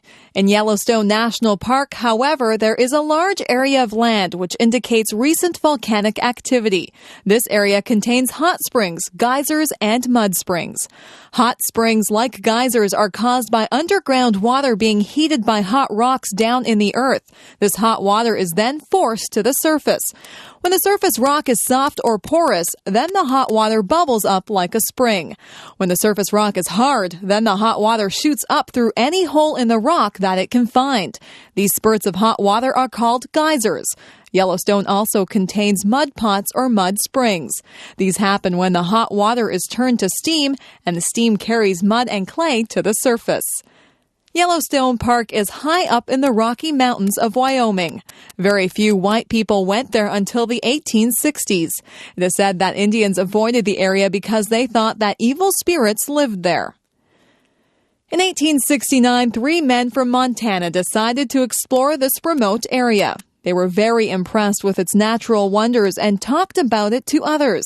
2 other exploring expeditions followed in the next 2 years. These visitors were so enthusiastic about the beauty and majesty of Yellowstone that they asked that it be made a national park. At that time, there was no national park system in America. Nonetheless, in 1872, the American government agreed to set aside these lands as a public park. Why were the early visitors to Yellowstone so impressed? First, the scenery is spectacular. The Yellowstone River has created its own Grand Canyon through years of eroding its rocky banks. It is the yellow color of these canyon walls that gave Yellowstone its name. The area has many waterfalls, including the 308-foot-high lower falls in the Yellowstone River. There are many beautiful lakes, and the largest is Yellowstone Lake. The area is rich in wildlife. Among the mammals are black bears, grizzly bears, elk, moose, mule deer, bison, bighorn sheep, coyotes, pronghorn antelope, beaver, and wolves. Birds, especially waterfowl, are common all year. These include the trumpeter swan, blue heron, cormorants, bald eagles, osprey, pelicans, Canada geese, and many kinds of ducks. Sport fish are also plentiful. About 80% of the forest consists of lodgepole pine, but there are many other evergreens. Wildflowers are numerous and varied. But the chief attractions are the geysers and hot springs. They occur in what was a very volcanic area a million years or so ago. Here, hot molten lava from the center of the Earth has remained close to the surface of the Earth. This lava heats the surface rocks, which in turn heats the underground water. The heated water shoots up to the surface as geysers or bubbles up as hot springs. The most famous geyser is Old Faithful, which shoots its plume of water 150 feet into the air every 65 minutes or so. The eruption lasts up to 5 minutes. There are 200 geysers in Yellowstone Park, and about 50 of them are spectacular. Some shoot their spray over 200 feet high. Visitors from all over the world are delighted that this region has been preserved as a national park. Student newspapers. In North America, most colleges and universities, as well as many high schools, have a student newspaper. These newspapers focus on happenings at the school. They inform the student population about activities on campus and often include world news, which is relevant to student interests. In addition, there are opinion pieces by the student editors, which reflect their views on the school and the world. Sometimes these editorials oppose the way that the school is being run. Occasionally, school officials will try to shut down or censor student papers if they find their writing embarrassing or offensive. But usually these disagreements are resolved by discussion. At some colleges, the student newspaper is connected to a professional program in journalism. But most of the time, the idea behind the paper is to get students to research the facts, debate the issues, and learn how to get their opinions expressed. If these students go on to become professional journalists, that is fine, but it is not really expected. You might wonder whether enough things happen at a college to fill out a weekly paper. Yes, indeed. Schools and universities reflect the real world. There are often problems with the budget and cuts to programs. New buildings go up or are torn down. Policies change, tuition goes up. Classrooms become crowded and personnel come and go. University morale and funding often reflect government policies and social attitudes. These tie the college to the larger world. Editorials often comment on how national and world events affect the university. At the same time, there are many things going on within the university. Construction disturbs classes, offices are broken into, computers are stolen, accidents happen in the parking lot, students die on the roads during the holidays, sports teams win or lose, graduation takes place, students and instructors win awards, plays are put on, distinguished visitors speak, rock bands are in concert. Then there is always the question of student rights and responsibilities. What kinds of student behavior are unacceptable? Should the university pay attention to student activities off campus? Committees meet with student representation to set guidelines for these matters. Another issue is who sets the agenda for the university. Corporate sponsors today are buying exclusive rights to distribute their products on campus. Governments are expecting universities to follow official policies in order to receive funding. Social groups are demanding that university policies reflect their special interests. So there is no shortage of topics for student journalists to address. Of course, they also write about everything that young people are interested in: music, movies, computers, sports, travel, and pop culture. Student newspapers are an important training group for democracy. They are also very interesting to read. Canadian colleges and universities. Canada has about 50 accredited universities spread across 10 provinces. All, except one, are primarily government-funded. This means that there is considerable uniformity regarding programs, administration, and policy. Private colleges tend to be smaller and are mostly based on a religious curriculum. Most universities offer programs in the humanities, social sciences, and pure sciences. Many have additional faculties such as education and physical education. Many programs that lead directly to a position in the workplace are given at community colleges. Community colleges differ from universities because their programs involve job training and practical experience. For example, they might offer courses in areas such as computer programming, journalism, photography, social work, dentistry, and nursing. Their programs are considered to be less abstract and academic than university programs. Many students see university as being more fun than community college. They don't have to worry immediately about getting a job, and the social life is often better at university. However, a university degree may be less likely to lead directly to a job. Nowadays, university programs which are work-related, such as business administration, education, child studies, and psychology, seem especially popular. Universities, however, were founded mainly as liberal arts institutions. This means that their original intent was to prepare people to be well-rounded human beings and knowledgeable citizens. So nearly all universities have programs in literature, languages, philosophy, culture, music, history, and politics, as well as studies that are more job-related.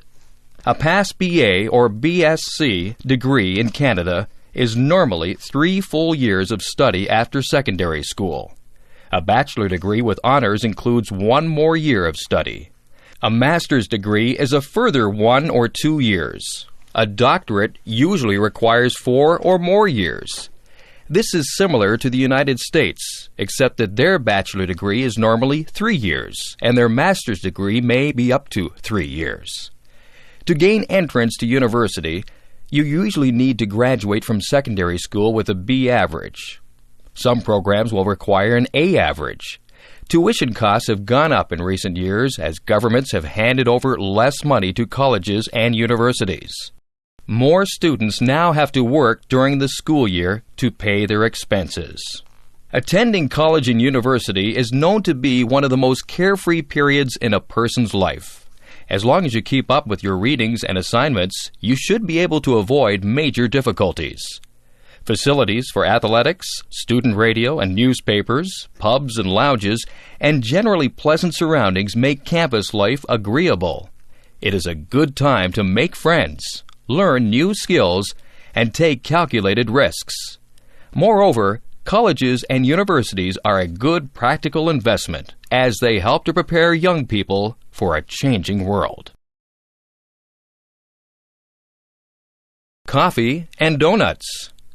Let's go for coffee. All over North America, friends like to meet at the coffee shop. Here, people sit and talk about the day's business, news and sports, personal concerns, shop talk, or simply gossip. Coffee shops have an informal atmosphere that encourages conversation. You don't have to dress up either. Students drop in wearing t-shirts and blue jeans and sit beside businessmen wearing suits and ties. Many coffee shops are open 24 hours a day, including Sundays and holidays. That way, people who work at night or who have trouble sleeping can drop in at any time. Because coffee and donuts are relatively inexpensive, people feel comfortable sitting for a while, knowing that they are not spending a lot of money. Although coffee and donuts are the main items sold at coffee shops, many also serve other beverages and desserts, and sometimes a light lunch. Many patrons have a favorite kind of coffee or other drink and will drive past other coffee shops to go to one that serves the flavor they like. Visitors from other countries are often surprised at how roomy these coffee shops can be. Some are as large as regular restaurants. Having a nice bit of space around them encourages people to relax. Some people arrange regular dates and meet every day or every week at the same time. For example, retired friends may get together every weekday morning at 10 a.m. Others stop every morning at the drive-in line to get their coffee for work. Even people who have coffee machines at home or at work like to go to coffee shops to get a special kind of coffee or a favorite treat. It might seem that the business owners would not make much money just selling a few items, but in fact, many coffee shops do extremely well, especially if they are located in a busy traffic area. Then business tends to be steady all through the day. Not only do people come in and sit down, but there is usually a lot of takeout business as well. People go to coffee shops not only to socialize with family and friends, but also to discuss business or treat their employees to a snack. Others go there to read the newspaper or a favorite magazine. Some people even go there to do work. This article was written in a coffee shop. Of course, people who come here usually like coffee and donuts. Coffee is the favorite hot drink in North America, but most shops also serve tea, hot chocolate, and cappuccino, as well as some other cold beverages. Donuts are usually round and are small deep-fried breads with various toppings. Most donuts have a hole in the middle. Even these holes, which are punched out of the donut, can be sold separately as a kind of mini donut. Everywhere you go in North America, you will see coffee shops. So take half an hour to stop in and relax. You'll enjoy the great North American coffee break. Medical missionary. During the reign of Queen Victoria, 1837 to 1901, British people traveled around the whole world. They charted the seas, mapped out distant countries, and studied plants, animals, and people. They also claimed many lands for England. This kind of international travel was made easier by improved transportation and communication. New inventions such as steamships, trains, telegraphs, and telephones made long distances seem smaller. Of course, people had different reasons for going to distant lands. Some were businessmen who saw economic opportunities overseas. Soldiers wanted fame and a chance to enlarge the British Empire. Big game hunters wanted to be the first to shoot strange animals and bring back trophies to England. Scientists intended to study unknown animals and plants. Missionaries planned to be the first to introduce Christianity to faraway people. In 1836, a young Scotsman called David Livingstone began to study medicine in Glasgow. Livingstone intended to become a medical missionary. This means that he would be a doctor, as well as a preacher and teacher. Livingstone, 1813 to 1873, came from a poor family. From an early age, he had worked 14 hours a day in a clothing factory for very little pay. But he was determined to learn. He took his books with him to the factory and read as he worked. Then, after work, he would go to his teacher to learn more. Livingstone's goal was to teach faraway people about Jesus. However, unlike some missionaries, he was also interested in science, geography, and exploring. He had planned to go to China in 1839, but because of the Opium Wars, no missionaries were being sent there. Instead, he asked to go to South Africa. Europeans had traveled around the coasts of Africa for hundreds of years, but very few white people had traveled inland. A missionary named Robert Moffat, who had begun a mission at Kuruman in the interior, inspired Livingstone. Livingstone arrived in Kuruman in 1841. This was the farthest outpost of white settlement, and no one seemed to want to go further inland. Livingstone felt that the missionaries should go to the Africans, rather than waiting for the Africans to come to them. With a fellow missionary, he set out. When they came to an African tribe, they would talk to the chief and ask permission to preach to his people. Livingstone would also set up a tent and treat the people who had diseases. After a while, he would move on to the next tribe. Once Livingstone learned the Bantu language, he would talk to many Africans. But sometimes he needed interpreters. There were many diseases, including malaria and sleeping sickness. Livingstone suffered much of his life from river fever. He was also so weak that he rode on the back of an ox. Livingstone wanted to stop the slave trade. At this time, the slave trade was the most profitable business in Africa.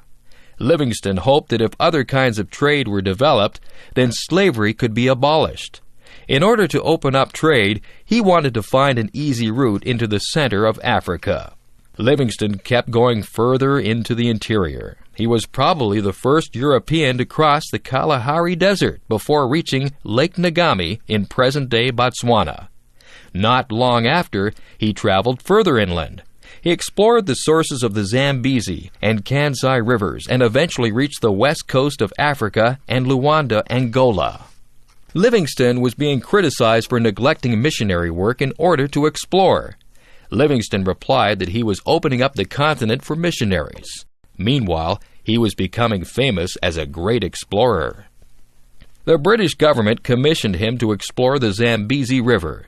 They hoped that ships could sail up the river into the interior. Unfortunately, the Zambezi had too many rapids. However, Livingston did find a route up the Shire River to Lake Nyassa. He continued to struggle against the slave trade, which is now being taken over by Arabs. Livingston died in Africa in 1873. He was the first white man to explore Botswana, Zimbabwe, Zambia, Malawi, and surrounding areas. He was not only a great explorer, but also a fine doctor and a good missionary. Nowadays, the countries that Livingston visited are nearly all Christian, just as he had hoped they would be. Favorite cookies. North Americans are known for their sweet tooth. This means that they like snacks with lots of sugar. Americans drink a lot of coffee, tea, and hot chocolate, and usually they have something sweet with their drink. Cookies are one of America's favorite desserts. The word cookie comes from a Dutch word meaning little cake. People from Europe brought their favorite recipes with them when they came to America. The English brought their custom of having tea in the afternoon. Usually with their tea, they would have cakes or biscuits. Biscuits are usually hard wafers, like, for example, ginger snaps. In fact, the Italian slang word for Englishman is cake eater. In the early days, all cookies were homemade. But in the late 19th century, biscuits began to be manufactured in large quantities by machine. In 1912, the National Biscuit Company, Nabisco, in the USA, introduced Oreo cookies. This cookie has a rich cream vanilla filling between two crispy chocolate wafers. This product was designed to meet the demand for an English-style biscuit. Oreos were good to dunk in a drink, to eat whole, to eat in parts, or to use in cooking. Oreos have become both America's and the world's favorite commercial cookie. New varieties of Oreos are added regularly to the original product. Although commercial biscuits like Oreos are very popular, many people prefer home-baked ones. In fact, there is a whole line of commercial cookies called home-style, which try to imitate homemade cookies. The most popular cookie in America can be either bought in a package or baked at home. These are chocolate chip cookies.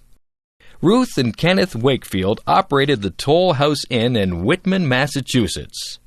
One day, in 1930, Mrs. Wakefield ran out of baking chocolate for her baking cookies. She broke up a chocolate bar and added the pieces to her cookie mix. She expected that the chocolate bits would melt into the dough when she baked them, but they didn't. Soon, chocolate chip cookies were being made commercially by adding small chunks of chocolate to regular chocolate cookie dough. Lots of people like to make their own by adding commercial chocolate chips to their dough. Now, chocolate chip cookies are the most popular kind of cookie in North America. Over 7 billion are eaten annually here. Half of all the cookies baked in American homes are chocolate chip cookies. Experiments in baking and packaging have led to new kinds of cookies. Recently, soft cookies have become very popular. Since they are packaged in foil, they can stay fresh and soft for many months. It seems likely that the love of cookies will be around for a long time. Video designed by English7levels.com. Florence Nightingale. It could be said that Florence Nightingale was responsible for inventing modern nursing. Indeed, Nightingale did open up the professions to women generally. Her example and influence during the mid to late 19th century were an important factor in opening doors to women. Nightingale's own life reflects many of these changes. She was born in 1820 and was one of 2 daughters of a wealthy English family. Her mother was a beautiful society lady who had once turned down a favored suitor because he was not wealthy enough. She wanted both her daughters to be socially popular and to marry rich and important men. Florence's father ensured that she had a good education, but she was frustrated because girls and women were always under parental supervision. She felt called to a life of action, but her family insisted that she divide her time between being with her family and attending social functions. She was not allowed to do anything on her own. When she was 16, Nightingale said that God spoke to her and called her to do His work. But Florence didn't know what work she was being called to do. Years passed away while she sat with her mother and sister, or attended dances and concerts, or traveled to Europe. Nightingale became more angry and rebellious. She offended her family and friends by refusing to marry several prominent men who wanted to marry her. By the time she was 24, she had decided to be a nurse. But how did one become a nurse? At that time, the profession didn't seem promising. The only respectable nurses were those women in religious orders that ministered to the patient's spiritual health, but were not trained in medicine. The majority of nurses were poor, untrained women who were suspected of being too fond of men or alcohol, or both. In fact, one hospital preferred to hire unwed mothers as nurses because they had no reputations to lose. Nightingale's family was horrified by her plans. Their opposition delayed her plans, but could not stop them. In 1850, she visited a hospital in Germany for the first time. In 1853, she was appointed superintendent of a women's nursing home in London. But Florence was still waiting for her true calling. In 1855, the Times of London was printing reports from the Crimean War. France and England were fighting Russia in the Crimean Peninsula. After one Allied victory, the wounded French soldiers were well taken care of, but the wounded English soldiers were left to die. Back in England, there was a public outcry. It was Florence's opportunity. She was soon on her way to Istanbul, Turkey, with 38 nurses. Scutari, Turkey was the hospital where the British wounded were brought. This so-called hospital was a death pit, where 42 out of every 100 men died. The army was unwilling to listen to Miss Nightingale or to let her tend the wounded. She had to wait until conditions became so bad that the regular medical officers were overwhelmed. As soon as the army turned to her, she immediately went to work. She had the entire hospital cleaned, a new kitchen set up, and a good water supply obtained. The death rate dropped to 22 out of every 1,000. Nightingale became famous overnight. Although her efforts in the Crimean War injured her health, she continued her work back in London. She published a 1,000-page report on medical conditions in the British Army, several books on nursing, and her own proposals and suggestions. She also set up a training school for nurses. Long before her death in 1910, she had seen nursing become a well-established profession. Almost single-handedly, she had helped to bring about proper treatment of the sick and injured. Harriet Tubman. Before the American Civil War, the economy of the southern states was based on the use of slave labor. The social and political leaders of the Old South were the plantation owners. Many of these owned hundreds of black slaves. The slaves were mainly used to pick crops like cotton and tobacco. Harriet Tubman was born in 1820 in the state of Maryland. As a girl of 7, she was sent into the fields to work with the adult slaves. The slaves worked from sunrise to sunset, picking the crops. Often they sang songs while they worked. Slaves were not taught to read or write. It was feared that reading and writing would help slaves to escape the plantations. Harriet Tubman was illiterate. Later in life, when she was in danger of being captured, she picked up a book and pretended to read it. This fooled the bounty hunters. When she was 15, Harriet helped another slave to escape. The overseer was so angry with her that he hit her over the head with an iron weight. Harriet was knocked unconscious for many days. All the rest of her life she suffered from headaches and sudden sleeping spells. Harriet escaped from the plantation to Philadelphia, Pennsylvania. Since Pennsylvania was not a slave state, Harriet was fairly safe there. She was able to return secretly to the plantation and bring the rest of her family to freedom. There were already people working to bring black slaves up from the South to freedom. These people, both white and black, used the language of the railroad. Escaped slaves were called passengers. Safe houses were called stations. and the guides were called conductors. Harriet soon became a conductor in the Underground Railway. In 1850, the American government passed a second Fugitive Slave Act. This put more pressure on northern states to return escaped slaves to the South. Because of this, the Underground Railway went further north to Canada. In 1793, Upper Canada, Ontario, had passed a law bringing a gradual stop to slavery. In 1834, slavery was abolished in the whole British Empire. A lot of escaped slaves had come to Canada before 1850, but now nearly all escaped slaves tried to go there. Harriet Tubman rented a house in St. Catharines, Ontario. This provided a shelter for new arrivals. Harriet made about 11 trips from Canada to the U.S. during these years. In all, she brought back about 300 people. Escaped slaves had to travel by night and suffered hardships in bad weather. They had to hide during the day wherever they could. Harriet did not allow any passengers to turn back. That might endanger the whole Underground Railway.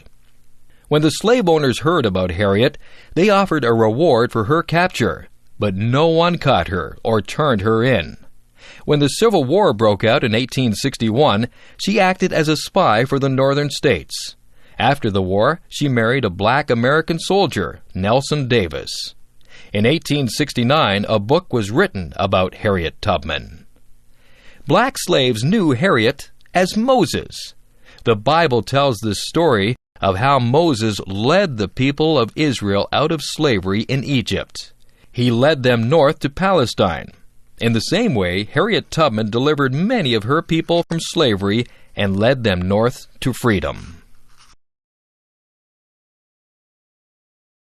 Hernias repaired here. A hernia occurs when there is a tear or weakness in the muscle layers of the abdomen. This allows the intestines to push forward into the gap. Usually the person feels some discomfort and may notice an egg-shaped swelling. In a few cases, the muscle layers may clamp down on the protruding intestine and cut off its oxygen supply. This can result in death if medical help is not readily available. Hernias are more common in men than women and are often related to lifting heavy materials. Although most hernias are not a serious threat to health, they usually get worse over time. The only cure is surgery to repair the cut, tear, or weakness. As with any surgery, time in a hospital is usually required for recovery. This proved to be a problem in Canada during World War II. Many young men were declared unfit for military service because they had hernias. During the war, there was a shortage of doctors and beds for hernia repair. A Toronto doctor, Dr. Edward Shouldice, decided to address this problem. He personally operated on 70 of these young men using a technique of his own. This Shouldice technique allowed the patients a quicker recovery time than the usual method. It also had a much lower rate of complications and failures. After the war, Dr. Shouldice opened his own hernia clinic for the public. In 1953, a second hospital was started in Thornhill, just north of Toronto, and today all surgery is done there. The Shouldice Hospital is located on a beautiful piece of land with a valley on one side and a golf course on the other. The large grounds have wonderful gardens and flowering trees. There are nature paths for patients to walk on. The building itself is not a regular hospital, but more like a hotel or residence where patients can play the piano, shoot pool, play shuffleboard, or practice their putting. The hospital now has 89 beds, and an average of 30 hernia operations are performed daily. Since all the surgeons are specialists, their level of skill is very high, and less than 1% of operations need to be corrected. The worldwide rate of failure is around 20%. For patients, the good news is that everything at the hospital is directed to repairing their hernia and aiding their recovery as quickly as possible. The staff encourages its patients to walk and exercise within 4 or 5 hours of surgery. Patients usually stay on for several more days until they are fully recovered and ready to go home. Shouldice's best advertisements are his satisfied customers. Hernia patients come not only from Canada and the United States, but also from many countries of the world to receive the best possible treatment. Shouldice remains the most famous hospital in the world, devoted entirely to the repair and treatment of hernias. Julie Andrews.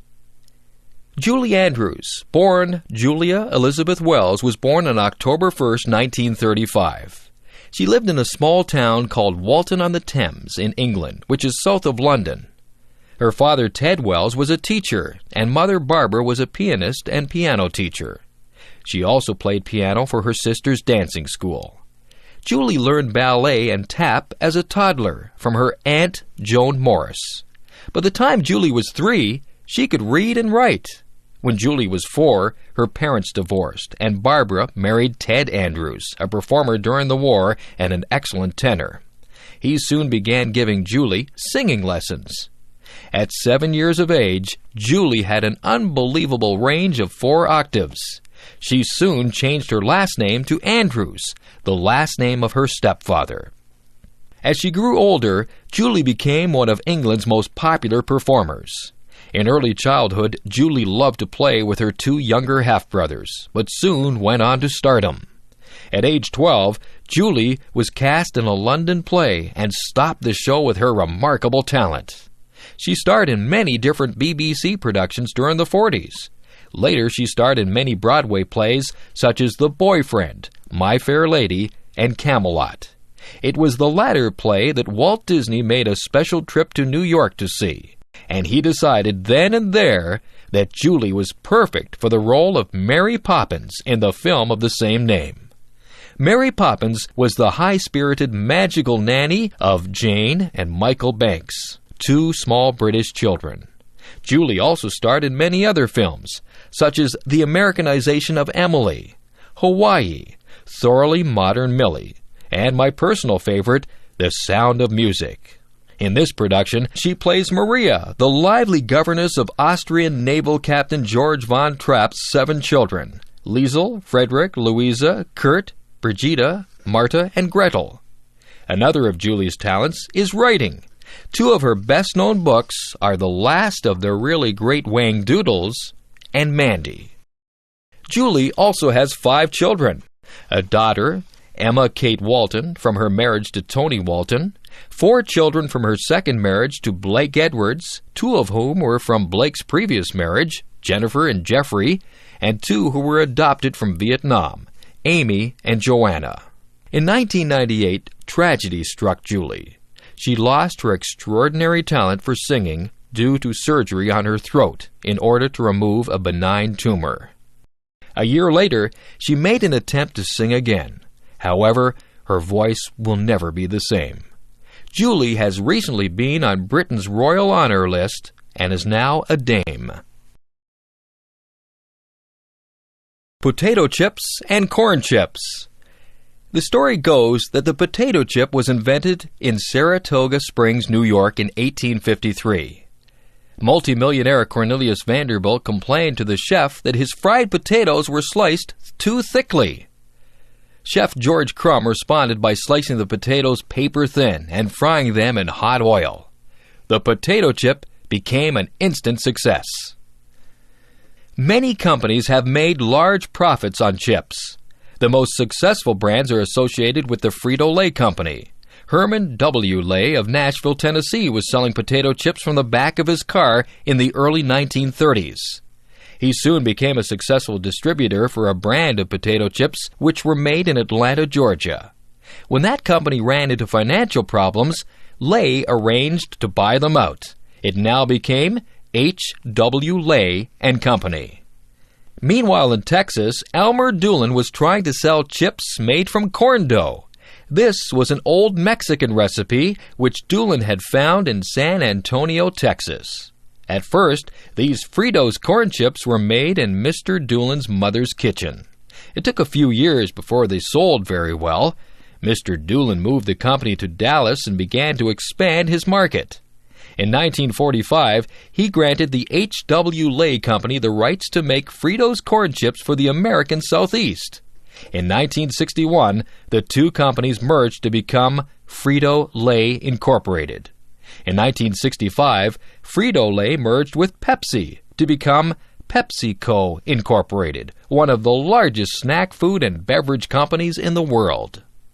In 2000, Frito-Lay sold 58% of all the snack chips in the USA.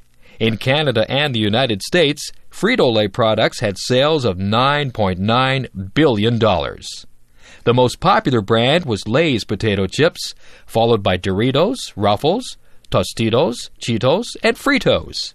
Internationally, Frito-Lay has 28% of the market worldwide. That amounts to $5.9 billion annually. Why are potato chips and corn chips so popular? Well, they are versatile. You can eat them by themselves or with a sandwich for lunch. They can replace other forms of potatoes and corn. They can also come in various flavors. For example, potato chip flavors include ketchup, salt and vinegar, barbecue, dill pickle, and cheddar. Potato chips can be thick or thin, ridged or flat, spicy or bland. Chips can be made from many things besides potatoes. There is corn dough and tortilla dough, of course. But chips can also be made from sweet potatoes, parsnips, taro root, peppers, and other vegetables. One caution about potato chips is that they are not a good source of nutrition. Parents who send their children to school with a bag of potato chips for lunch need to remember that these are just a snack. Because snack chips usually contain a lot of fat, they can also lead to weight gain. It is better not to eat snack chips too often and not to eat them instead of healthier foods. In Canada, nearly $2 billion is spent on snack foods every year, and half of this is spent on chips. People are always looking for new flavors to try. Spicy chips are gaining in popularity. The snack chip industry just keeps on growing. The Stratford Festival. The Shakespearean Festival in Stratford, Ontario, is one of the greatest theatrical festivals in the world. This is the story of how this small town, which is far from any theatrical centers, became so important for drama. For most of its history, Stratford was the county town for the local farming region. It was also a railway centre, but it was hardly known for the arts. An Irishman who opened an inn there founded Stratford in 1832. He called his roadhouse Shakespeare's Inn, after England's great dramatist. Soon, the little town became known as Stratford, after the town in England where Shakespeare was born. The local river was likewise called the Avon, after the English River. The little town grew gradually and became the local center for government and law. Stratford people seemed to enjoy the association with Shakespeare. Many streets were given Shakespearean names, such as Arden Park, Portia Boulevard, Romeo Street, and Viola Court. Local schools received names such as Hamlet Public School or Falstaff School. There was still no attempt at Shakespearean theatre in Stratford, Ontario. In 1913, the Canadian Pacific Railway threatened to take over the town.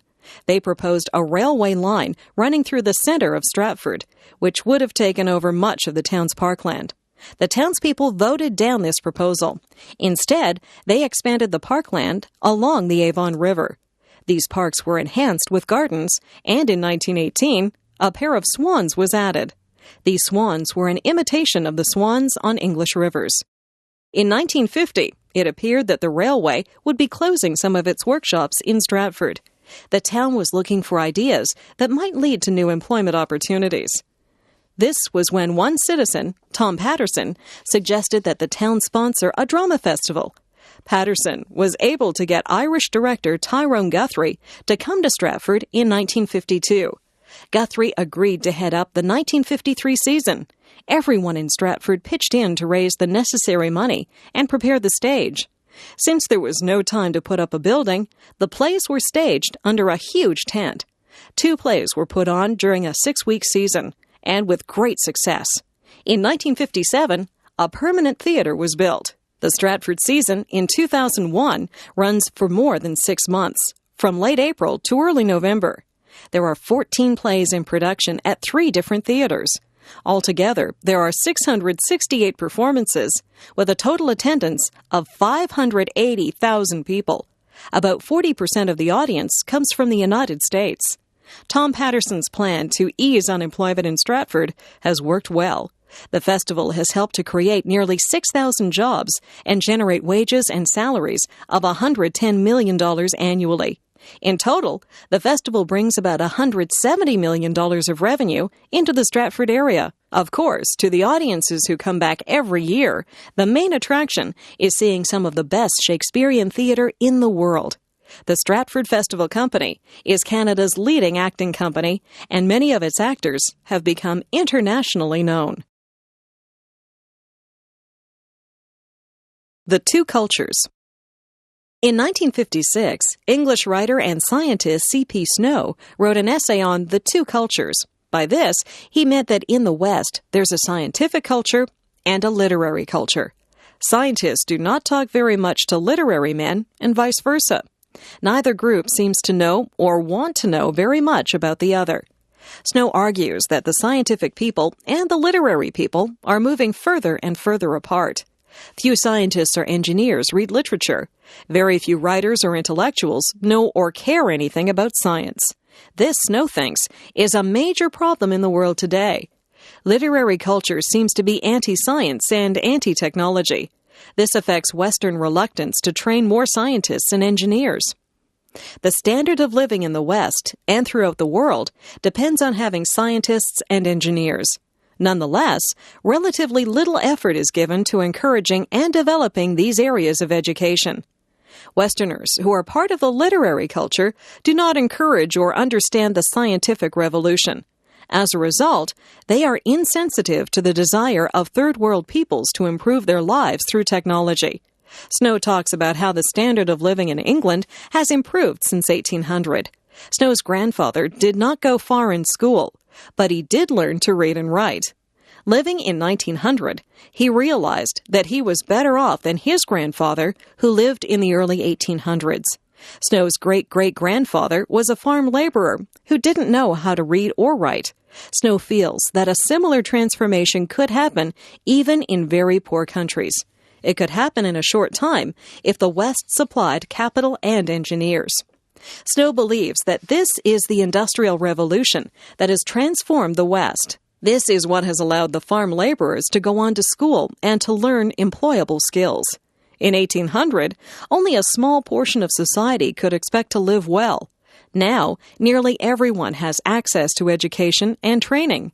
The same Industrial Revolution can happen in third world countries. It is the only way to improve the lot of the poor.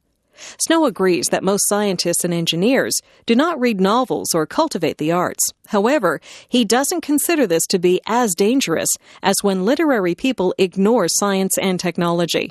Science and technology are too important to our standard of living to be ignored. Our education systems have to be changed to reflect our need of them. Snow's article was quite controversial. Not everyone agreed with him that science and technology are being ignored by our educational system. But Snow certainly has a point when he says that scientific people and literary people view the world differently. These two different mindsets often lead to conflict in the workplace.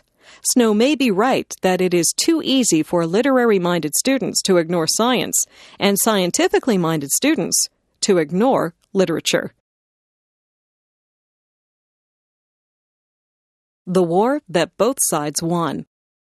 Today, the 3,000-mile boundary between Canada and the United States is known as the longest undefended boundary in the world. But for 3 years in a row, 1812, 1813, and 1814, U.S. armies invaded Canada.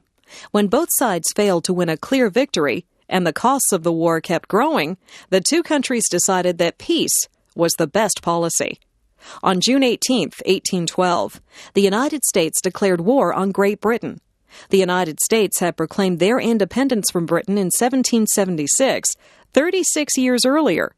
There were still bad feelings between the two countries. Great Britain was not treating the United States as an equal independent country. British ships were stopping American ships from trading with Europe. British sailors went aboard American ships looking for deserters from the British Navy. If an American sailor could not prove that he was an American, he was taken to work for the British. At the same time, the population of the United States was expanding. Americans wanted to move west into lands held by various American Indian tribes. Some Americans felt that Britain was encouraging the Indians to fight them and was supplying guns to the Indians. In 1812, Canada was made up of a small number of British colonies just north of the American border. Americans felt it would be easy to take over Canada. Then Canadian land would provide homes for their growing population. Since Americans outnumbered Canadians 10-1, the U.S. government thought that no one in Canada would dare oppose them. Moreover, Britain was fighting a terrible war in Europe against Napoleon, the Emperor of France, and could not spare any troops to help defend Canada. But in 1812, Canada had one advantage over the USA: good leadership. British General Isaac Brock had served in Canada for 10 years. He knew how to inspire both his own soldiers and the ordinary people of Canada to fight for their country. He was a bold and energetic leader who moved quickly to attack American positions before they could attack him. Brock found a valuable ally in the American Indian chief Tecumseh. Tecumseh had been trying to unite the scattered groups of Indians to fight together against American expansion. He convinced the Indians that their best chance for success was to join the British and Canadians against the Americans. Although both Brock and Tecumseh were killed in battles, their example continued to inspire the defenders of Canada to fight against the American invasions. Before the end of 1814, all American forces had been driven out of Canada. By 1814, Britain had defeated the French Emperor Napoleon. Now it was the turn of the United States to be invaded. A large British force attacked the heart of the United States and burned the government buildings at Washington. Another British force attacked the USA near the mouth of the Mississippi River, but it was defeated at the Battle of New Orleans. Both sides were tired of fighting by this time, and a peace treaty was signed on December 24, 1814. This agreement restored everything to the way it had been when the war began. Although this really meant that no one had won the war, both sides claimed victory. The Americans felt that they had gained full recognition of their independence. Britain would no longer board their ships or encourage the Indians to fight them. Canadians felt that they had shown Americans that they wanted to develop their own country in their own way, separate from the United States. But the biggest result of the war was the decision by both countries never to fight each other again. North American death and burial. Most people in North America die either in hospital or at home.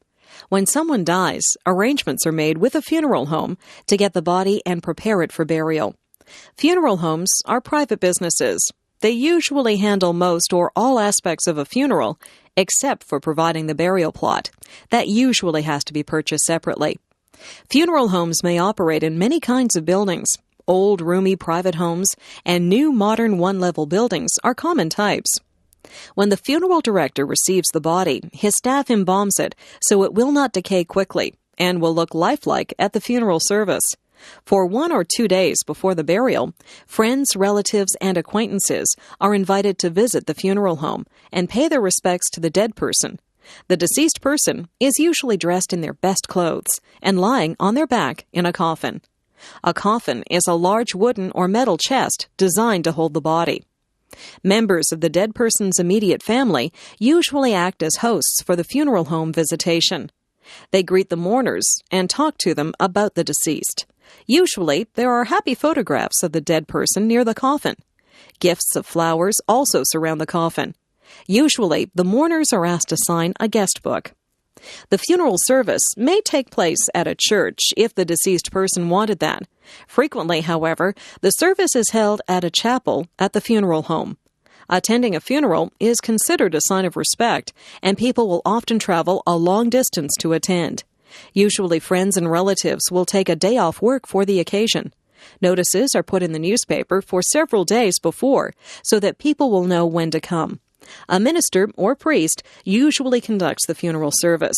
There will be hymns, prayers, and perhaps a sermon, like a regular church service. Sometimes the minister will speak at length about the dead person. Sometimes a member of the family does this. Opportunity is allowed for other people to talk about their memories of the dead person. At the end of the service, the coffin is wheeled out to a waiting car called a hearse, which drives the dead person to the burial place. The mourners go to their cars and follow the hearse to the cemetery. At the cemetery, a hole has already been dug to receive the coffin. Usually, there's a short ceremony at the grave.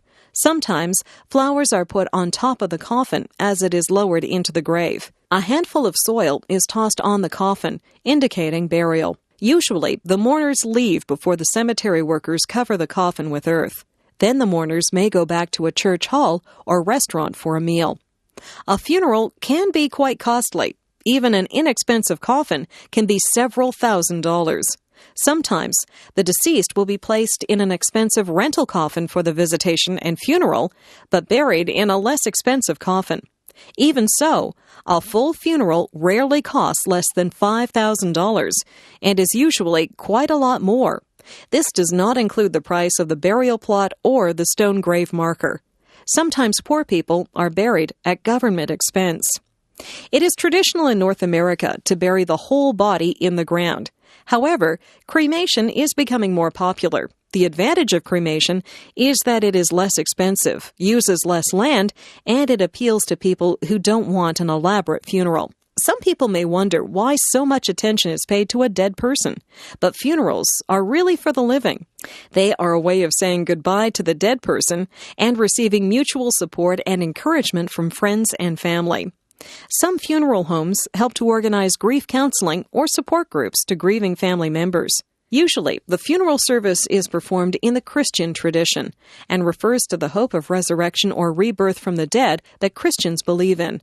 It is now becoming common for people to plan their own funeral service before they die, and usually attempts are made to make the service appropriate to the person who died. This makes it more satisfying and memorable for family and friends. Anastasia and the Russian Revolution. The 20th century brought many changes to traditional cultures around the world. Some of the most radical changes occurred in the Russian Empire, which had one of the oldest monarchies in Europe. In 1917-18, the rule of the Tsars was replaced by the world's first communist government led by Vladimir Ilyich Lenin. No one was more affected by these changes than Anastasia, the Tsar's youngest daughter. Between 1895 and 1901, Tsar Nicholas II and his wife Alexandra became the parents of 4 beautiful and healthy daughters, Olga, Tatiana, Marie, and Anastasia. However, since a girl could not inherit the throne of Russia, it was important for Alexandra to give birth to a son. Finally, in 1904, the Tsar and Tsarina had a son, Alexei. This event, which should have made the whole family very happy, proved to be a source of great sorrow. Alexei was soon found to have an incurable disease. This disease, hemophilia, meant that Alexei regularly suffered from uncontrollable internal and external bleeding, which left him very weak. This caused anxiety for all the family, especially his mother and father. The Tsar and Tsarina loved their children. The girls, who didn't have to worry about becoming rulers, led a fairly carefree existence. Anastasia and her sisters lived in a palace with hundreds of servants. They attended many society parties with their parents. The most elaborate parties were grand balls, where everyone dressed in their finest clothes and danced all through the night. The absolute rule of the Tsar was not popular with everybody.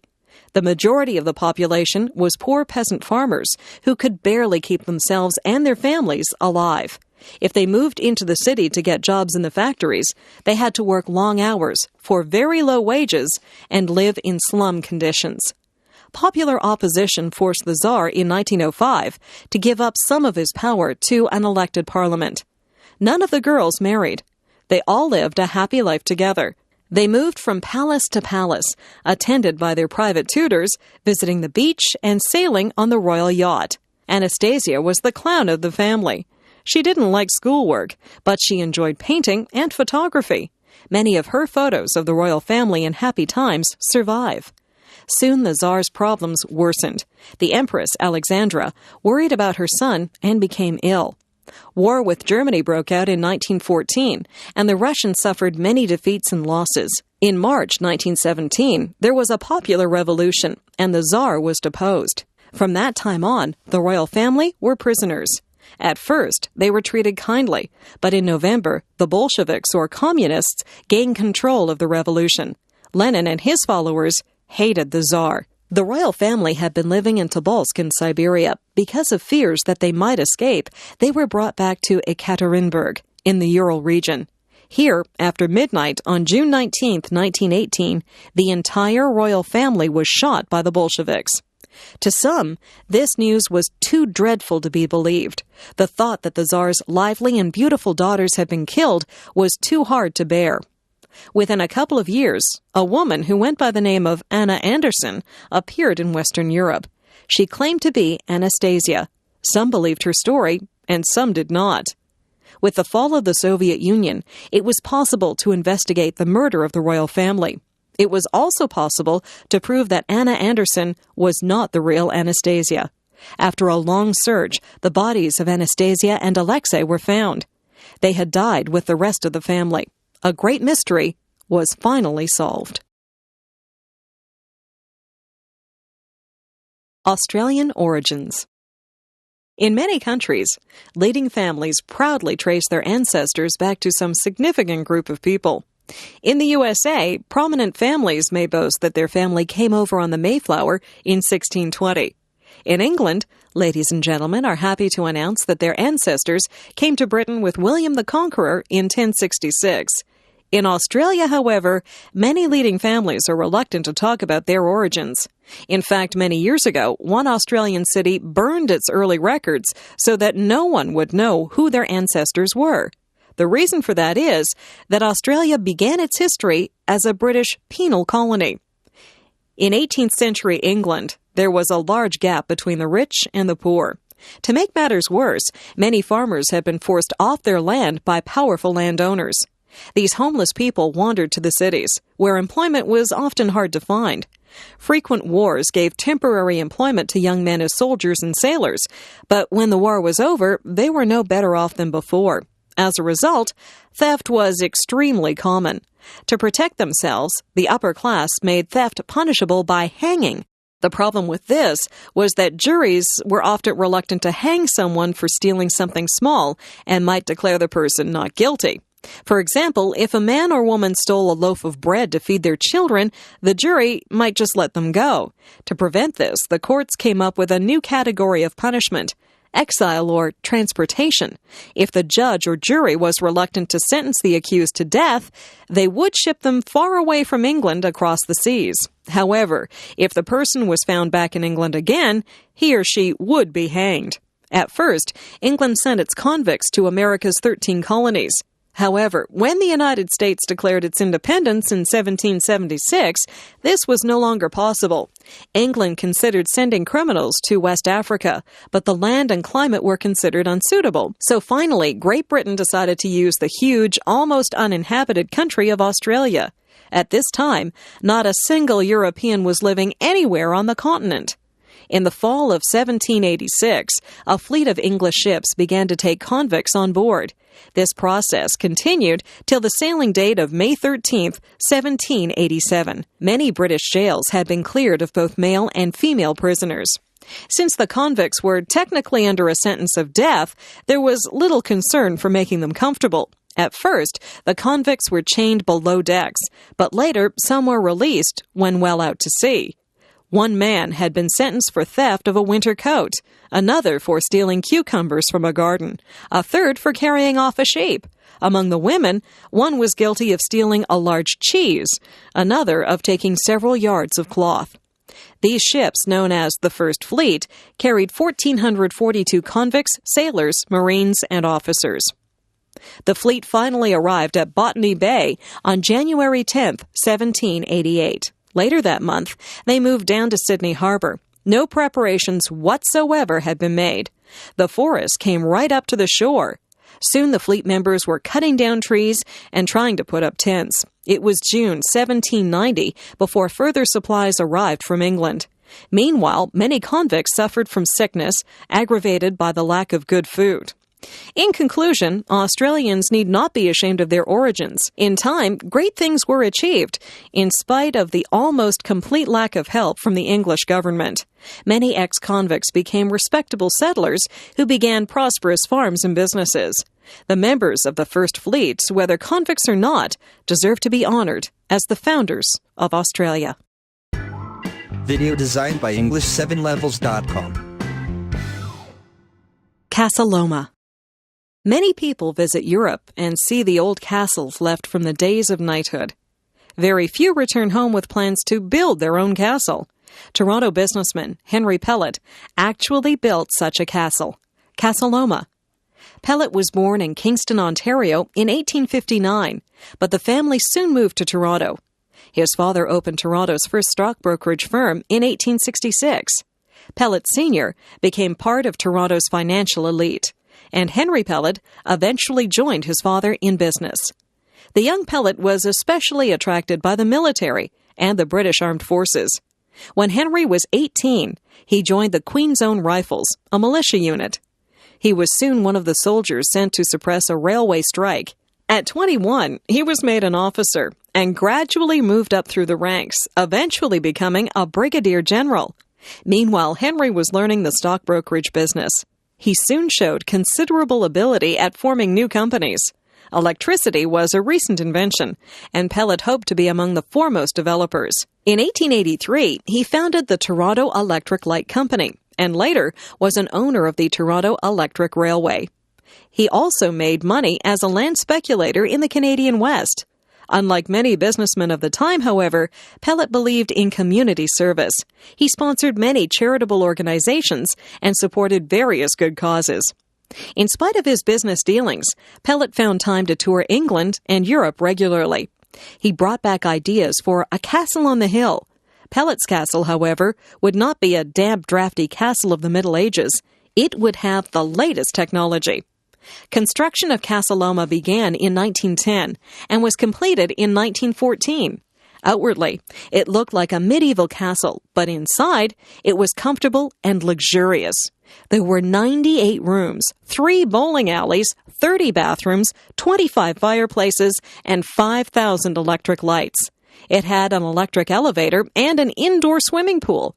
There was a library of 100,000 books, a temperature-controlled wine cellar, a shooting gallery, and a large art collection. Pellet ordered only the most expensive materials and employed the best craftsmen.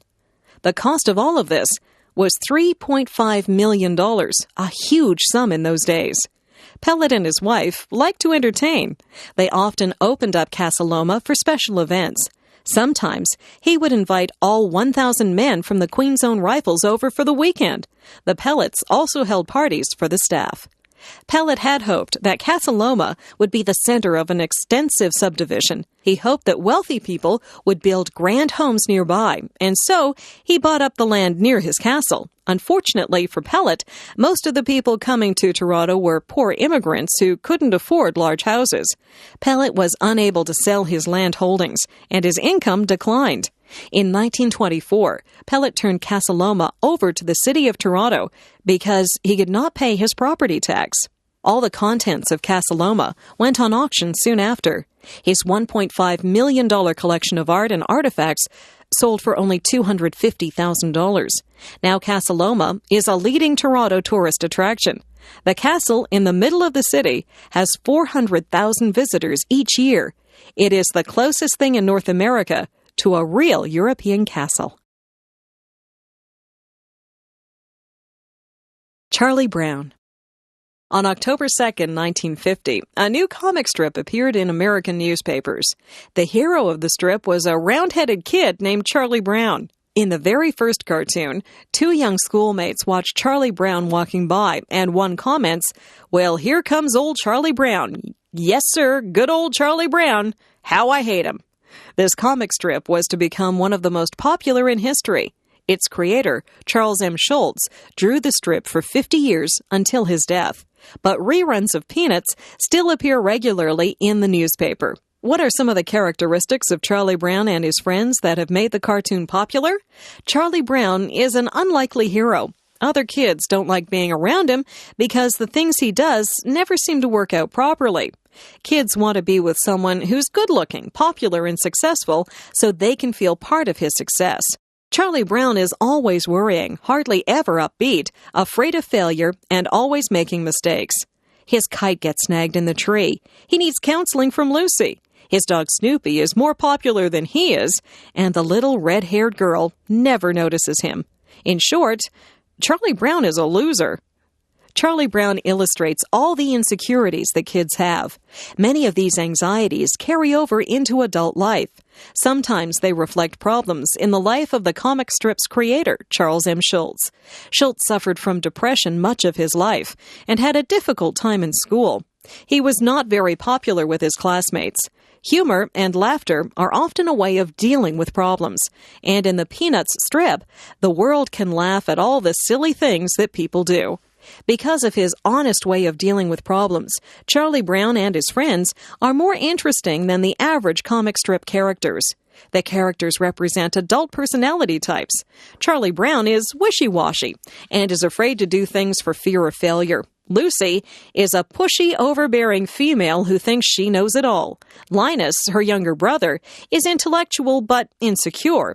He still clings to his baby blanket for security. Schroeder is preoccupied with Beethoven's music to the exclusion of everything else.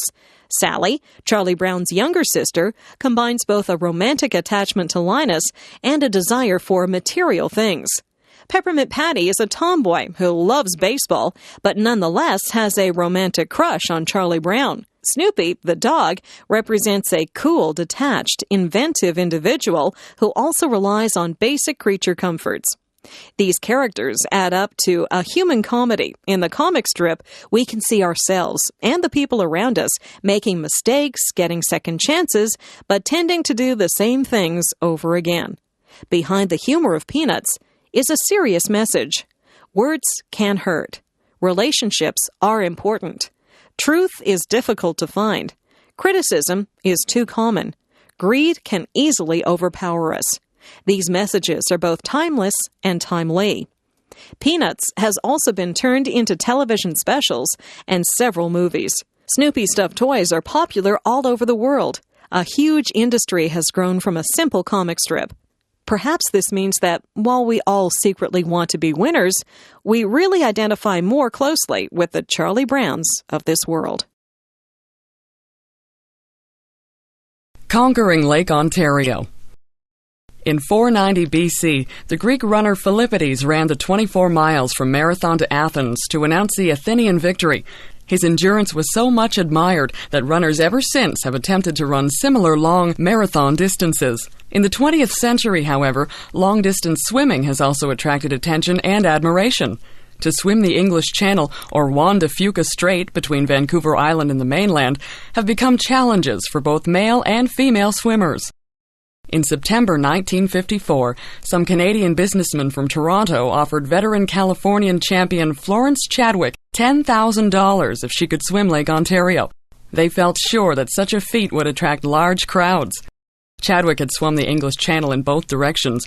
However, no one, neither man nor woman, had crossed Lake Ontario. It was a 32-mile swim through cold water and difficult currents. Two other women also decided to take up the challenge.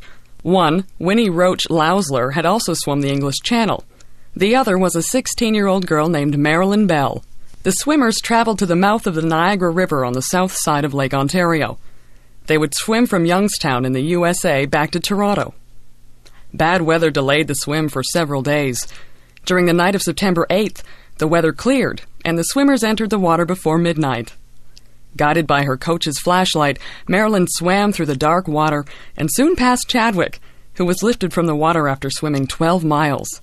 Lausler made it further, but she too eventually had to give up. Marilyn not only had to overcome her fears of the dark, but she was attacked during the night by blood-sucking lamprey eels. She was able to knock these off with her fist. As dawn approached, the winds and waves increased, and Marilyn's weariness mounted. Her coach, Gus Ryder, passed her some corn syrup on a stick, and later gave her liniment for her tired legs. He wrote messages on a blackboard to encourage her to keep going. Sometimes he tricked her into thinking that she was nearer to the shore than she was. Marilyn fell asleep in the water twice and had to be awakened. The second time, a friend of hers jumped into the water beside her and swam with her for a distance. Because Marilyn's strength was declining, she was being pushed off course by the currents. Although the direct route was 32 miles, Marilyn swam a total of 45 miles. The last few miles were extremely difficult. Marilyn's family and the lifeguards felt that she should be taken out of the water, but her coach threatened to quit as her coach if the swimmer gave up. It was getting dark again, and the swimmer was barely conscious as she approached the shore. Thousands of people lined the shore, hoping to touch her or get a picture of her. Marilyn's supporters had to push the crowds back so they wouldn't stop her from touching the shore. Finally, after 21 hours in the water, Marilyn reached land. The exhausted girl was rushed to an ambulance. She had lost about 20 pounds of her 120 pounds weight in the crossing. Finally, she was able to sleep. Huge crowds came out to see her the next day, and 2 days later, there was a parade in her honor through the streets of Toronto. Everyone admired the courage and endurance of the 16-year-old girl who became the first person to swim across Lake Ontario. Currier and Ives. Before the widespread use of photography, there was a large market for artistic depictions of scenes and events. A process for making prints called lithography became popular in North America during the early 19th century. One young artist who mastered this technique was Nathaniel Currier, 1813 to 1888. Currier opened his own shop in 1834. Currier's success came when he issued prints of newsworthy events. His Ruins of the Merchants' Exchange followed a great fire in New York, December 1834. One of Currier's prints of a disastrous fire on a steamboat was published in the New York Sun in 1840. There was also a large market for decorative prints. People who couldn't afford oil paintings would buy color prints to put on their walls. Some of these prints were copies of paintings. Sometimes Currier mentioned his source, and sometimes not. In 1852, James Merritt Ives, 1824 to 1895, joined Currier's firm. In 1857, he became Currier's partner. After that, the firm was known as Currier and Ives. Altogether, the firm produced about 7,000 different subjects. Small prints sold for about 25 cents, and large color prints for about $3. Traveling salesmen went from house to house selling them. Currier and Ives sometimes hired the original painters to make the print. More often, someone from their own studio either composed an original subject or copied an existing painting or drawing. Contemporary news remained popular. Currier and Ives' prints included the first appearance of Jenny Lind in America, 1850, the fall of Richmond, Virginia, 1865, and the Great Fire at Chicago, 1871. A common subject was a patriotic scene from American history. Interesting occupations such as whaling, bird hunting, trapping, fur trading, and deep-sea fishing were portrayed. Pioneer and Indian topics were in demand. However, the most popular of all scenes were winter and holiday prints of ordinary people enjoying life. Farm scenes, buggy rides, sleigh rides, market scenes, blacksmith shops, and town scenes sold well. Favorite prints included American Forest Scene, Maple Sugaring, 1860. Home to Thanksgiving, 1863. Winter in the Country, 1862. Life in the Country, The Morning Ride, 1859. And American Winter Sports, 1856. These scenes are still popular. Even today, you can buy Christmas cards with Currier and Ives winter scenes. This collection of prints gives a remarkable picture of America between 1934 and 1907. Although the prints are sometimes more romantic than reality, they give a lot of information about everyday life. They depict styles of clothing, trains and boats, buildings and bridges, and popular activities. They also tell us what sorts of scenes people at that time liked and what their artistic tastes were. Eventually, advances in photography made this kind of printmaking obsolete. In 1906, the firm of Currier and Ives closed its doors. For a while, these prints were not considered very valuable. Nowadays, however, there are many collectors, and Currier and Ives prints once again can be found decorating North American homes. Death Valley, California. The steep mountains of southeastern California dip suddenly into a deep valley. Rain is kept out of the valley by the high mountains which form its western slopes. Although mountains surround the valley, Death Valley itself is very low. In fact, its lowest point is 282 feet below sea level, the lowest point of land in North or South America. Death Valley is about 140 miles long, but only a few miles wide. It got its name in 1849 during the California Gold Rush. Gold seekers attempted to cross Death Valley on the way to California's gold fields, and some died of thirst there. There's hardly any water in the valley. The average rainfall is only a couple of inches a year. It is also one of the hottest places in North America in the summer. Temperatures of 134 Fahrenheit have been recorded. As a result of this heat and dryness, Death Valley is a desert. These conditions give rise to the valley's most important products, mineral salts and salt deposits. One of these products is borax, which has many industrial uses. Borax was removed from the desert using 20 mule teams hitched in a long string. Later, a railway was built to help carry out these minerals. In spite of its desert conditions, Death Valley has considerable animal and plant life. Of course, its animals and plants are those typical in desert conditions. Only on the salt flats do plants refuse to grow. With even a small rainfall in the spring, the desert will come alive with wild flowers. Very few places in the world have such a contrast in heights and depths. The mountains near the valley are among the highest in continental USA, while the valley itself is the lowest elevation. Mount Whitney, at 14,495 feet, is less than 100 miles from Death Valley. The climate in the valley from October to May is generally pleasant. Since Death Valley is now a national park, many tourists visit during this season. Now roads and hotels provide comfortable access. Death Valley is located close to the Nevada border. Its desert conditions are common throughout the area of the American West, just east of the coastal mountains. In most cases, heavy rain falls along the coast, but very little in the interior. Because there is no farming and water is hard to obtain, Death Valley and similar desert areas have very few permanent residents. Dr. Norman Bethune. Some people find their vocation early in life. Others do not discover their life's work until they are older. Norman Bethune tried many things before he fully recognized his true work. Bethune was born in Gravenhurst, Ontario in 1890. He was the son of a Presbyterian clergyman. The family moved frequently, and many of the places they lived were close to lakes, rivers, and woods. As a young man, Norman loved the outdoors. He became a good swimmer and skater. He also showed that he had a strong, independent streak. He hated rules, but also had a strong sense of justice. The young man studied science at the University of Toronto from 1909 to 1911.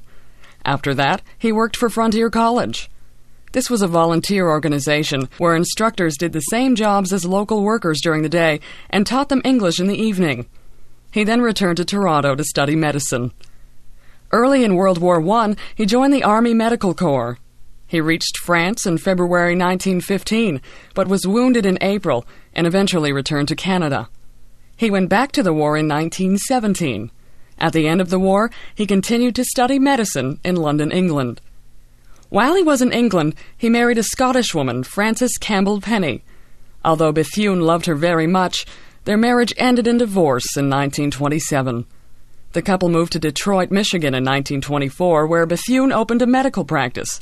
In the middle of his growing success, he contracted tuberculosis. This was a low point in Bethune's life. Thinking that he was going to die, he considered suicide. One day, however, he read of a new treatment for tuberculosis and insisted that his doctors perform the operation on him. As a result, Bethune recovered. The year was 1927. For some years after, Bethune devoted himself to the treatment of tuberculosis patients.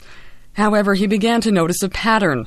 Rich patients who could afford proper medical care usually recovered. Poor patients usually died. Bethune became a supporter of government-funded medical care. Bethune admired the government-funded health system in communist Russia. He was angry when Canada would not support his idea about Medicare. Bethune wanted to change the world, and communism seemed like the most promising method. In 1936, Bethune went to Spain to help the Republicans fight the fascists. He was appalled to see the fascists' allies, Germany and Italy, dropping bombs on women and children. He developed a hatred for fascism. He also decided that doctors should go to the front, rather than wait for the wounded to be brought to them. In Spain, he developed a blood transfusion service, which saved many lives. Returning to North America, Bethune heard about the Japanese attack on China in 1937. Early in 1938, he sailed for China. Bethune had joined the Communist Party. Now he went to join the army of Mao Zedong in northern China. Mao's army was suffering badly from Japanese attacks. They had hardly any doctors or medical supplies. Difficulties only made Bethune work harder. He soon organized a hospital, trained medical workers, and wrote textbooks. He insisted on operating right at the front to give the wounded a better chance of survival. He went for days without sleep and gave his own blood to help the wounded. In November 1939, he died from blood poisoning, but his work lived on. In 1973, the Canadian government bought his house that he was born in and turned it into a museum. Ebenezer Scrooge. In the story A Christmas Carol, Scrooge is an English businessman who thinks about nothing but money. He has no friends and spends no time with his family. He lives alone, eats alone, and works alone, except for his underpaid clerk, Bob Cratchit. Scrooge never spends his money, but hoards it all and prides himself on his frugality. Scrooge hates Christmas. It's all nonsense to him. People spend money on food and gifts and parties. Often they can't afford what they spend. Worse than that, they take a whole day off work, and so lose a chance to make more money. Scrooge is angry that he has to give his clerk the day off with pay. He feels that he's being robbed. Christmas is also a time when people are asked to give money to help the poor. Scrooge is angry when two men come to his door asking for donations. Scrooge argues that he pays taxes, which support prisons and workhouses. It is not his business to worry about the problems of other people. Scrooge represents businessmen who see the bottom line as all that matters. Scrooge's partner Marley had died 7 years earlier. He was like Scrooge in all respects. That evening, which is Christmas Eve, Scrooge is visited by Marley's ghost. Marley drags steel chains round about him, which contain keys, cash boxes, ledgers, purses, and deeds. These are the things that Marley cared about when he was alive. Marley is condemned in death to wander the world, and tells Scrooge that the same fate is likely to happen to him. However, 3 spirits will visit Scrooge, and if Scrooge listens to them, he may escape this fate. The first spirit comes and takes Scrooge back to the early scenes of his own life. He sees himself being left behind at school, while the other boys went home for the holidays.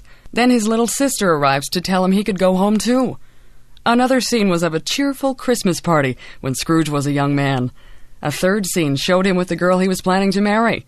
She left him because he no longer cared about anything but money. The second spirit shows Scrooge what people are doing that very Christmas. He shows Scrooge the preparations that people, even poor people, are making to celebrate Christmas. They visit Bob Cratchit's tiny home. There they see the family cooking their little Christmas dinner. Bob's son, Tiny Tim, has been weakened by disease and has to use a crutch to walk. The family is delighted with its meal, small as it is.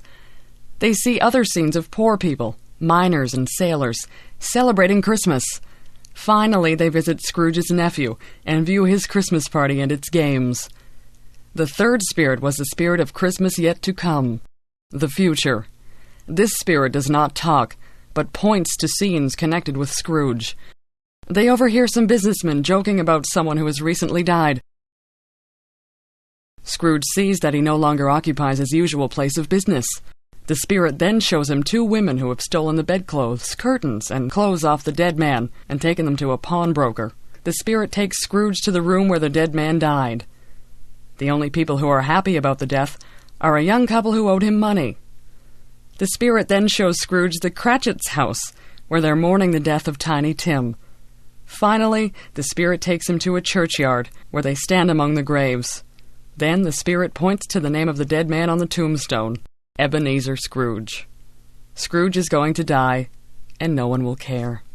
Scrooge finds himself in his own bed on Christmas morning. He is resolved now to avoid the fate that the spirits had shown him. He is delighted that he's getting a second chance. Scrooge decides to surprise all his acquaintances, and he begins by buying a huge goose and sending it to the Cratchits. On his walk, he meets the two men collecting for the poor and offers them a large sum of money. He goes on to join his nephew at a Christmas party. The next day, when Bob Cratchit comes into work, Scrooge gives him a raise in his salary. He also takes care of Tiny Tim so that Tim recovers his health. Charles Dickens' story was written at a time when governments did very little to help the poor. Wages were very low, and many businessmen were unwilling to look after their workers properly. Dickens points out that people like Scrooge not only make other people unhappy, but also are usually unhappy themselves. It is possible to be a very rich businessman and a poor human being at the same time. Video designed by English7levels.com. Etiquette. Etiquette is a French word. The original meaning was little tickets.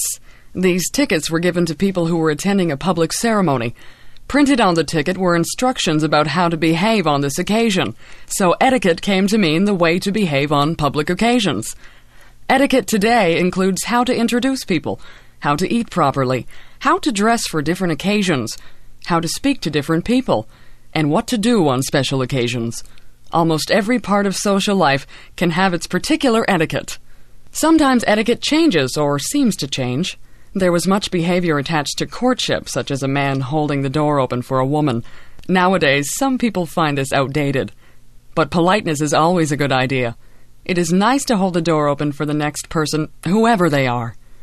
In fact, it sometimes seems like contemporary life encourages bad manners. Etiquette is no longer taught to young people. Moreover, in a youth culture, young people take their examples from other young people. As a result, good manners aren't considered important. The point of etiquette is to help people to get along with each other. If people behave in an accepted manner, there is less chance of misunderstanding. It is important for people to think about treating other people well. If everyone does what they feel like doing, it doesn't seem like they respect other people. Etiquette can help things to go a lot smoother. Manners vary from culture to culture, but the intention is the same: to treat people with consideration. This is a way to reduce conflict. Sometimes we can understand where these customs come from. Originally, shaking hands with your right hand probably meant that you weren't carrying a weapon. Taking off your hat may originally have been taking off your helmet.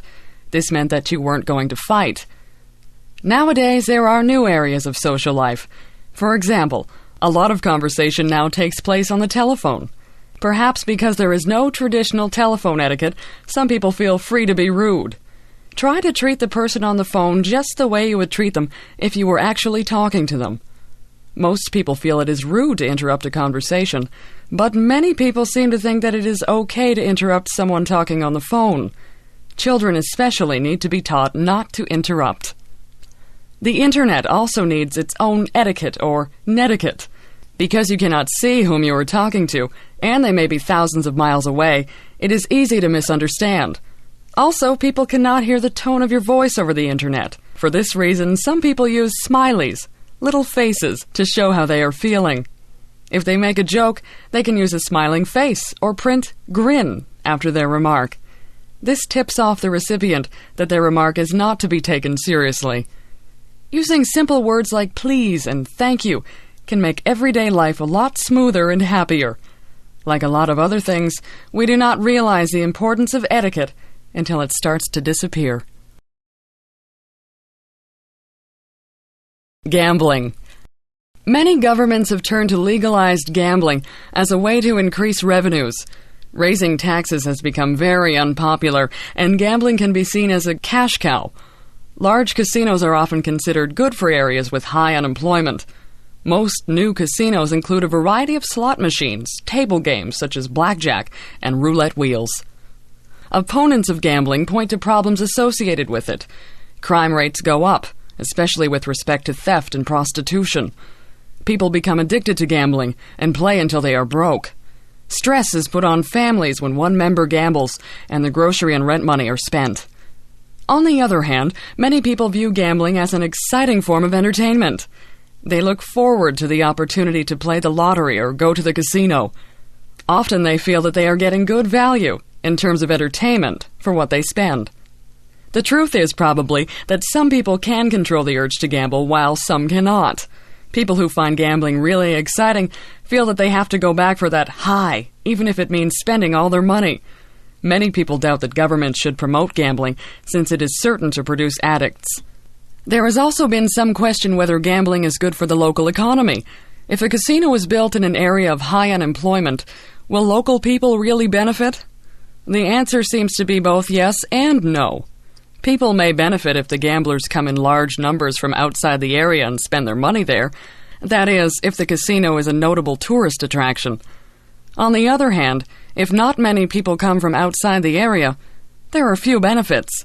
In this case, most of the gamblers are local people who are spending the little money they have. Gambling is especially attractive to older and retired people. Since older people don't have much chance of making a lot of new money, the thought of winning the jackpot is very attractive to them. Casinos regularly run buses from retirement homes so that seniors can come and gamble. Some would see this as taking advantage of lonely people. There are stories in the newspaper about couples leaving their children locked in the car for 6 or 8 hours while they gamble. One man hoped to improve his finances by gambling, but he lost heavily. His wife found out and went gambling herself, hoping to win some of the money back. Before long, they had to sell their house to pay their gambling debts.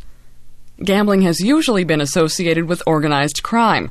Even today, when government agencies supervise gambling, it would appear that there is still a crime connection. This may be because many of the best gamblers and gambling administrators learn their trade outside of the law. Besides this, gambling establishments attract various forms of crime to the area. Since law and government have an important educational function, one doesn't like to see them involved in gambling.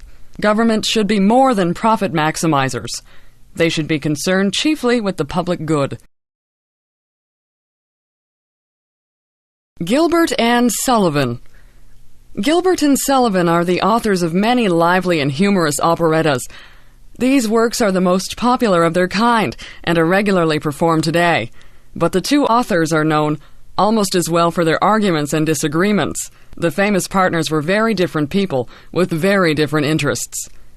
William S. Gilbert wrote the words that Sullivan set to music. Gilbert had a special talent for humorous verse.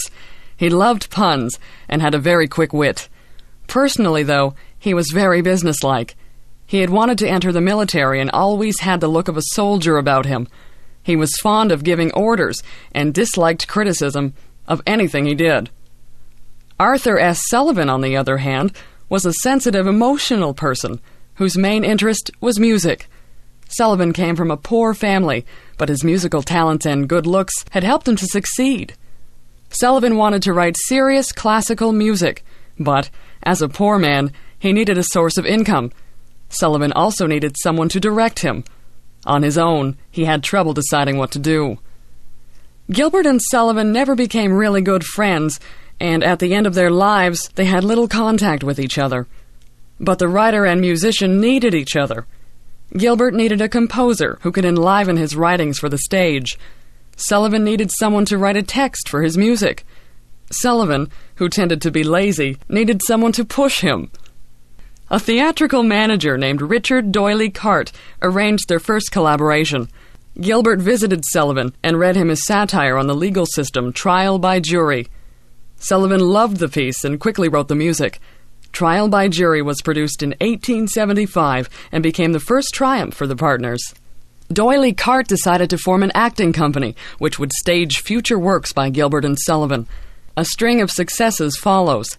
The Sorcerer in 1877, HMS Pinafore in May 1878, The Pirates of Penzance in December 1878, Patience in 1881, Iolanthe in 1882, The Mikado in 1885, The Yeoman of the Guard in 1888, and The Gondoliers in 1889. In spite of these successes, the two partners were not happy. Sullivan did not like the way Gilbert dominated their relationship. Sullivan had to write music for Gilbert's scripts. Why couldn't Gilbert write words for Sullivan's music? Gilbert, on the other hand, thought that Sullivan got the most of the credit for the success of their operettas, and that he was overlooked. Gilbert was the driving force in the relationship. He was always writing new scripts and taking them to Sullivan. It was Gilbert who rehearsed the actors and supervised the productions. Sullivan had little to do with the actual performance. He usually did conduct the orchestra on opening night. The amazing thing is how these two different people produced such wonderful work. Each separately had difficulty writing something that the public wanted. Together, they were unbeatable. Gilbert's sharp and often cutting remarks were made acceptable by Sullivan's beautiful music. Gilbert's satire might have made people angry, but Sullivan's music calmed them down. Even when the English people were the targets of Gilbert's criticisms, the audience went out of the theater humming these criticisms to Sullivan's music. Hawaii. In the middle of the Pacific Ocean, far from any land, there are the Hawaiian Islands. These islands are the tops of a chain of volcanic mountains. 2 volcanoes on the island of Hawaii are still active. There are 5 larger islands. Kauai is to the west. Oahu, Molokai, and Maui are in the middle, and Hawaii is to the east. There are 3 smaller islands. Hawaii is the largest island of the group, but Oahu has the largest population. The capital city, Honolulu, is on Oahu. Since the Hawaiian Islands are so far from any land, one might wonder how people arrived there. The answer is that the first Hawaiians were very good sailors. They traveled thousands of miles from other islands in the Pacific in canoes. To keep these canoes stable in the ocean, they attached an outrigger, or pontoon, to the main canoe. Sometimes they fastened 2 canoes together and put a wooden platform on top. Then they could carry lots of people and supplies. The first Hawaiians were Polynesians, and probably came from the Marquesas and Tahiti in the South Pacific. They were a tall, good-looking people. Their kings made rules about how their people should live, and priests and advisors called kahunas enforced these. Today, the phrase, the big kahuna, means someone who is, or thinks he is, very important. Although Hawaii lies within the tropics, it has a very mild climate. Sea breezes keep the weather from getting too hot, even in the summer. Many edible plants grow in abundance there, so it was not difficult for the Hawaiians to live very comfortably without working hard. Captain Cook was the first European to reach Hawaii in 1778. Soon, European and American ships visited there regularly. The sailors also brought diseases formerly unknown.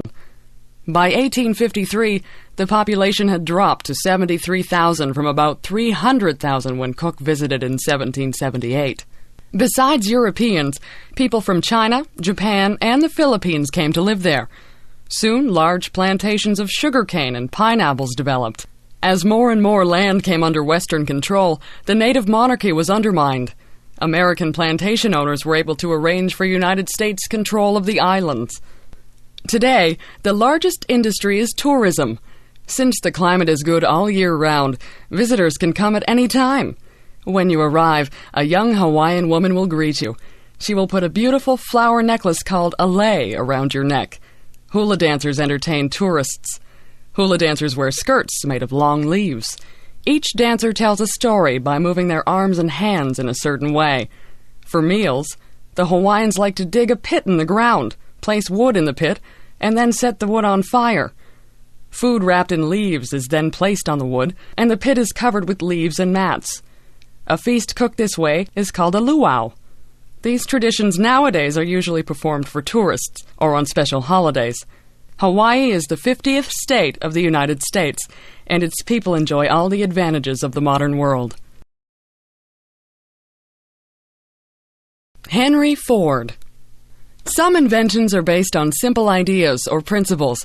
Barometers are based on the idea that air has weight and pushes down on objects.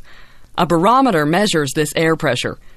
Evangelista Torricelli invented barometers in Italy in 1643.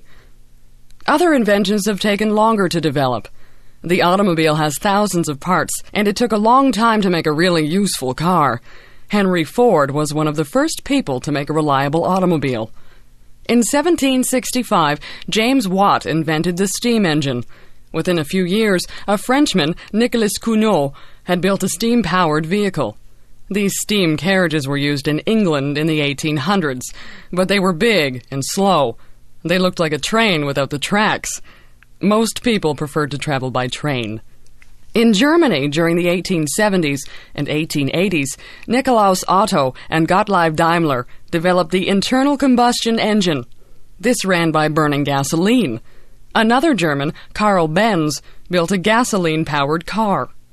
Around the world, there were many inventors trying to build a car that would be better than the one before. Some people thought that electric cars would become common. In the 1890s, several inventors working in the United States developed a gasoline-powered car that was practical for daily use. Henry Ford was born on a farm in Michigan in 1863. As a boy, he loved to take clocks and watches apart and reassemble them. Eventually, he went to work for the Detroit Edison Company.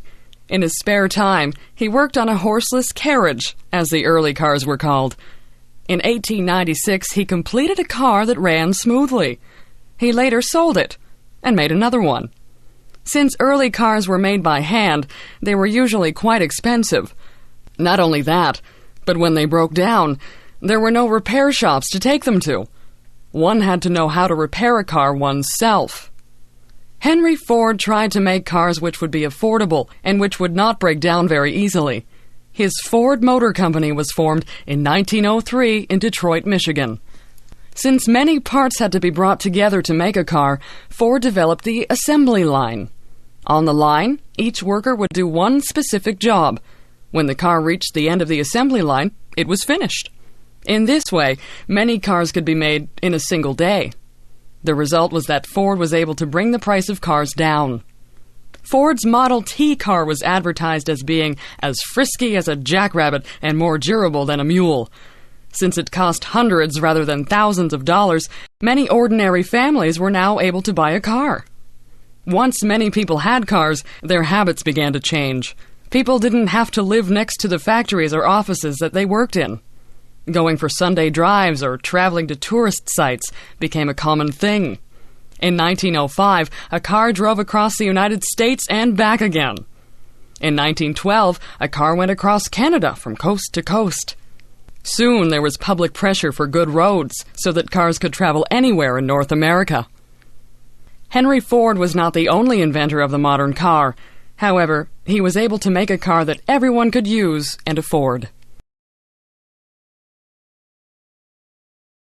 It could be a whole lot better. As I was sitting in the reading room at the library, a man got up and left, commenting, "It could be a whole lot better." I wasn't sure whether he was referring to the reading room, the world he was reading about, or something else. I replied without thinking, "That's always true and always false." What I meant was that it was always possible to make little changes to improve things, but it isn't clear ahead of time that these changes will make a big overall improvement in a library, in the world, or in anything else. Years ago, literary critics used to examine great writers very closely to find bad phrasing or ungrammatical sentences. They'd look at a play by Shakespeare and identify lines that they didn't think were very good. Sometimes they would suggest that these lines were added by another writer, or that Shakespeare had written this part quickly without much consideration.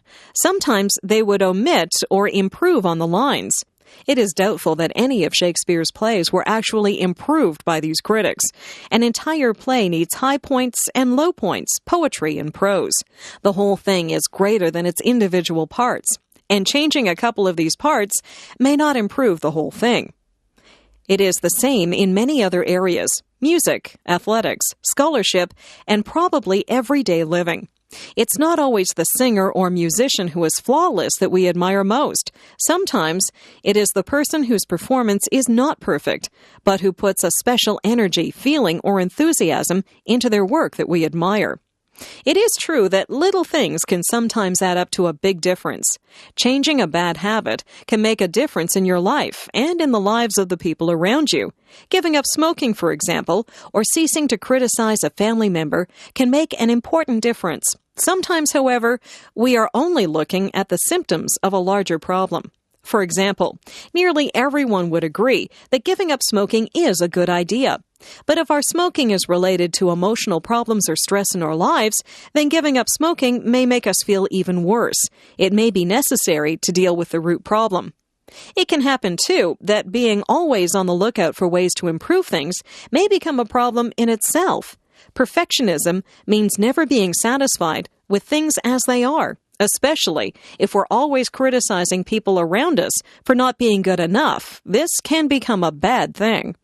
A popular saying in North America is, "If it ain't broke, don't fix it." This is a warning to people who feel that their role or position involves making continuous changes in policies, procedures, products, or personnel. Sometimes the drive for change can be more of a personality problem than a genuine concern to make things better. Real problems are often clearly apparent. Problems like world hunger, personality conflicts, policies that don't work, poor levels of service, bad manners, and all kinds of troubles are hard to ignore. They are also difficult to resolve. Perhaps that's one reason why some people identify things as problems which are of concern to hardly anyone except themselves. Yes, we can make the world and the reading room better, but we can also make them worse. It takes a lot of discernment and usually some experience to know how to make a particular thing better. There are so many things that could use improvement that it is difficult to know where to start. This, too, requires some thought, not to mention prayer and study.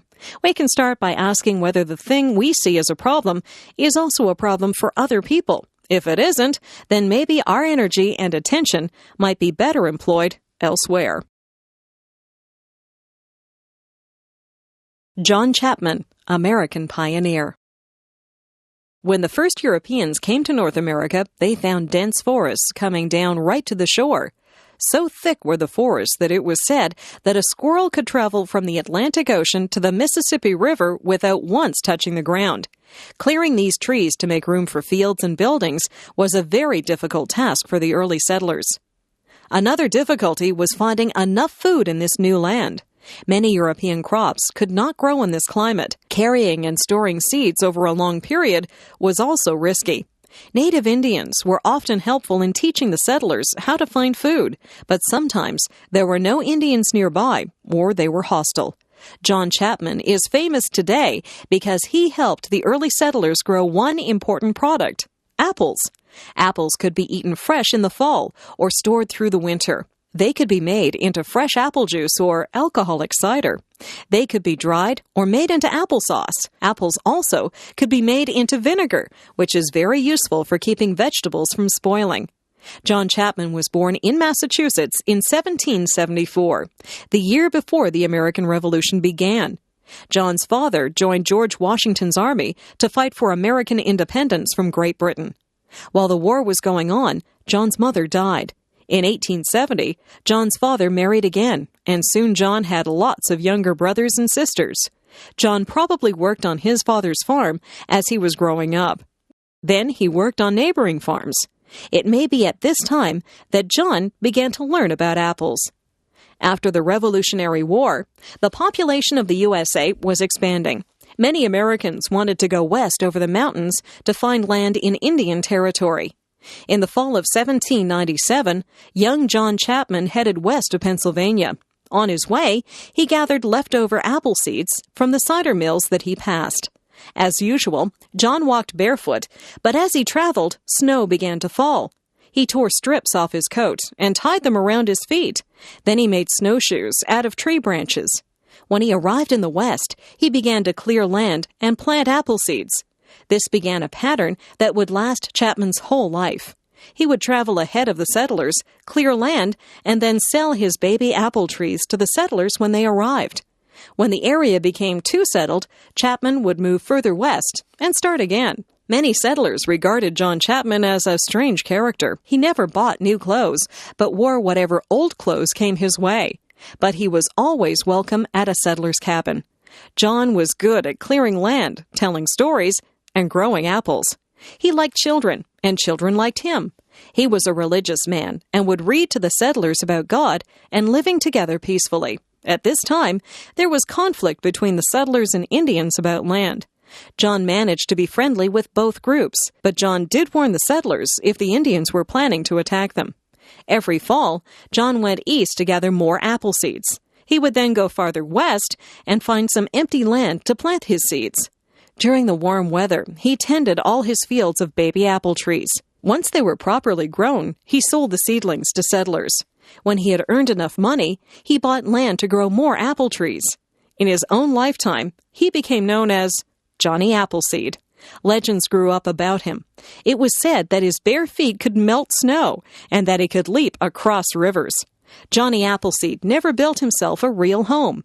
He was a wanderer all his life, traveling west to Indiana and Iowa and back east again. He enjoyed sleeping outdoors, lying on his back, looking up at the stars, and thinking about God and his world. He died in Indiana in 1845, and no one knows exactly where he's buried, but all through that region are hundreds of apple trees. These apple trees are the most fitting memorial to John Chapman, the legendary Johnny Appleseed. Las Vegas, Nevada. Nevada is a large state of deserts and mountains. Since most of the land is not suitable for farming, the population grew very slowly. In the 1950s, there were only 267,000 people in the entire state.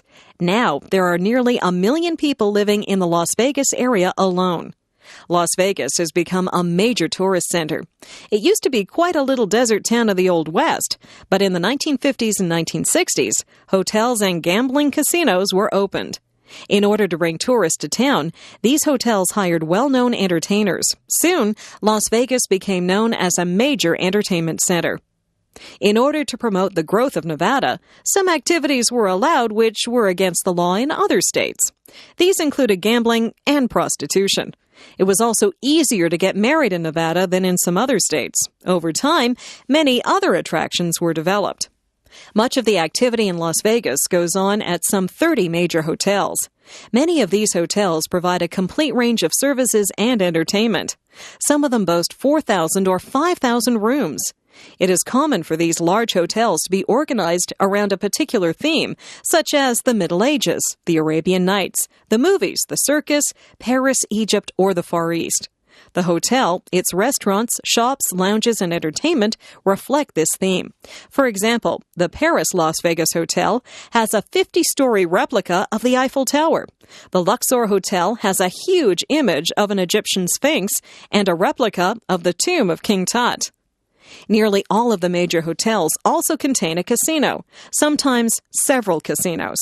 Gambling is a major reason why people come to Las Vegas. There are slot machines, blackjack tables, and roulette wheels, and much more.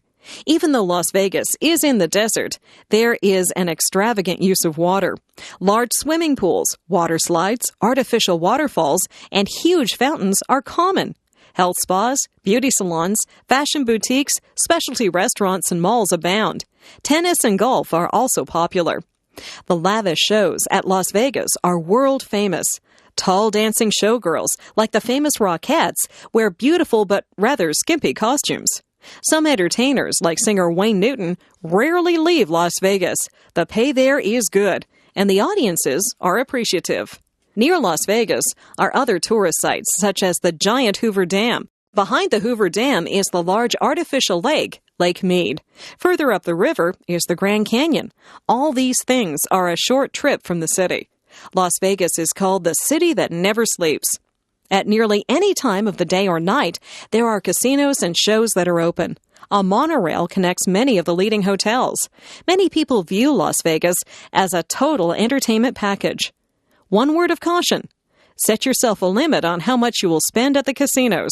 Gambling can be addictive. Laura Secord. Women have often played an important role in war.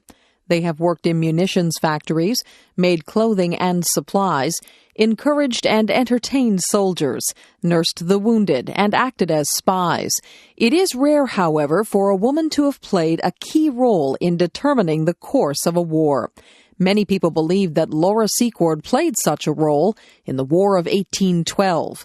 Laura Secord was born in the United States at the time of the American Revolution. Her father had fought in the U.S. Army against the British. But when land in the American states became scarce, the family moved to Ontario, Canada, and so back under British rule. Laura married into a pro-British family and adopted their political views.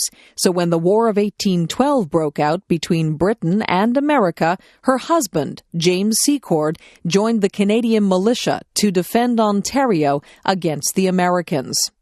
The American invasion of 1812 was defeated at Queenston Heights, and some of the wounded were brought to Laura's house in nearby Queenston. Laura went out to the battlefield where she found her husband James, who was severely wounded, and brought him home. In 1813, the U.S. invasion was more successful. Parts of Ontario close to the U.S. border were occupied by American troops. Local families were expected to provide room and board for U.S. officers. It was sometimes possible, therefore, for Canadians to overhear American officers discussing military strategy, either in their homes or in the local tavern. The situation in Ontario looked desperate. In the spring of 1813, the whole province seemed likely to fall into American hands. In June, Laura overheard talk of an American attack on the British outpost at Beaver Dams. Her husband was still suffering from war injuries, and she had to look after him and their children. Nevertheless, she resolved to go to warn the British commander. Possibly, Laura did not intend to walk the whole way herself. She hoped to be able to pass on the news to someone else along the way. First, she would have to make up a story to get past the American sentries. She left Queenston in early morning and walked 19 miles to the neighborhood of Beaver Dams by nightfall. She still had to cross a wide stream and climb up the Niagara Escarpment. There she came upon an encampment of Indians who were assisting the British. Their war cries in the moonlight terrified her, but she insisted on being taken to the British commander. Finally, one of the chiefs escorted her to British headquarters, and she was able to tell Fitzgibbon the American plan of attack. When the Americans arrived in the neighborhood of Beaver Dams, the Indians had prepared an ambush for them. A running fight ensued between the American force of 570 soldiers and 450 Indians supporting the British. At this point, Fitzgibbon arrived with 50 British regulars. Seeing the Americans disorganized and surrounded by the Indians, Fitzgibbon boldly demanded their surrender. By telling the American commander, Boetzler, that he was facing huge British and Indian forces, Fitzgibbon induced the American leader to turn over his whole army to the British. Although only small armies were involved at Beaver Dams, the battle had great significance. Afterwards, the Americans stayed behind their walls for the rest of the year. The U.S. government recalled their commander-in-chief. British and Canadian morale increased, and Laura's home in Queenston was restored to British control. Laura Secor's story was little known until 1860. She was an old woman in her 80s when she was presented to the visiting Prince of Wales, later King Edward VII. He awarded a gift of money for her services. Her story then became famous. Today, her home in Queenston, Ontario, is an historical museum and a popular tourist attraction. Video designed by English7levels.com. Little House on the Prairie. Much of the history of North America is about how Europeans moved westward from the Atlantic coast towards the Pacific. The first settlements began around 1600, and it was a long time before the Europeans settled the interior. By the late 18th century, however, good farmland along the east coast was becoming scarce. As the population increased, people began thinking about all the native Indian lands further inland. Families were quite large in pioneer days, and the oldest son usually inherited the family farm. This meant that other sons and daughters would have to move away when their parents died. Often the sons would want to begin their own farm and start their own family. But if there was no farmland available, or if it was too expensive to buy, they were out of luck. One option was to move west, where land was free or very cheap. Sometimes the whole family might move if their old farm was no longer productive. Sometimes the old farm was on poor soil, or too much farming had exhausted the soil. Perhaps better land could be had further west. There were other reasons for moving west. Pioneer settlers depended on wild birds, fish, and wild animals for food, furs and skins for clothing and trading, and trees for building materials. These things had become scarce in old settled areas. Out west, there were lots of animals to hunt for food, and animal skins could be traded for supplies. It seemed that it was easier to make a living on the frontier. Of course, there were some problems regarding moving west. Various American Indian tribes who might fight to defend their land occupied the land. Then the land needed to be cleared of trees and stumps before it could be planted. A log cabin and other buildings had to be built. A well had to be dug, or a spring of water found. Settlers might also suffer because there were no doctors or teachers or stores available. These things, though, often did follow closely behind the first settlers. A series of Little House books, written by Laura Ingalls Wilder, tells the story of her pioneer family. The Ingalls family moved many times while Laura was a little girl. She was born in Wisconsin in 1867. Her family moved next year to Missouri. Then they moved to Kansas in 1869. The Ingalls moved back to Wisconsin in 1871. They moved to Minnesota in 1874. Her family went to Iowa in 1876, then back to Minnesota in 1877. Finally, they moved to DeSmet, South Dakota in 1879, and there the family remained. All these moves were typical for a pioneer family, always on the lookout for better land and other opportunities. But all these moves involved very hard work, all of which seemed all lost when the family had to move again. For example, when Laura's parents moved to the Kansas prairie in 1869, they had many hardships. The family put all their belongings in a covered wagon, which measured 4 feet by 10 feet. 2 horses pulled it, and the family dog followed along. Laura and her sister Mary were very little girls. The family and their wagon were nearly washed away trying to cross a small river. They traveled through wild, tall grass where there were no roads. Laura's father built a house on the open prairie with logs he had hauled from the creek bottoms. One of the nearby settlers helped him. They also built a log stable for the horses. That was a good thing, because the next night their little house was surrounded by a pack of 50 large wolves. They formed a large circle around the house and howled all night. One day, while Laura's father was away, 2 Indians visited the house. They wanted Laura's mother to feed them and stood silent while the food was cooking. The Indians wore only fresh skunk skins as clothing. After the Indians had eaten all the food, they left. The following spring, there was a large gathering of Indian tribes. Most of them wanted to fight the settlers. For many nights, the sounds of Indian drums frightened the settlers. One tribe opposed the plan, and finally the gathering broke up, and the Indians went away. Many other problems faced the Ingalls family.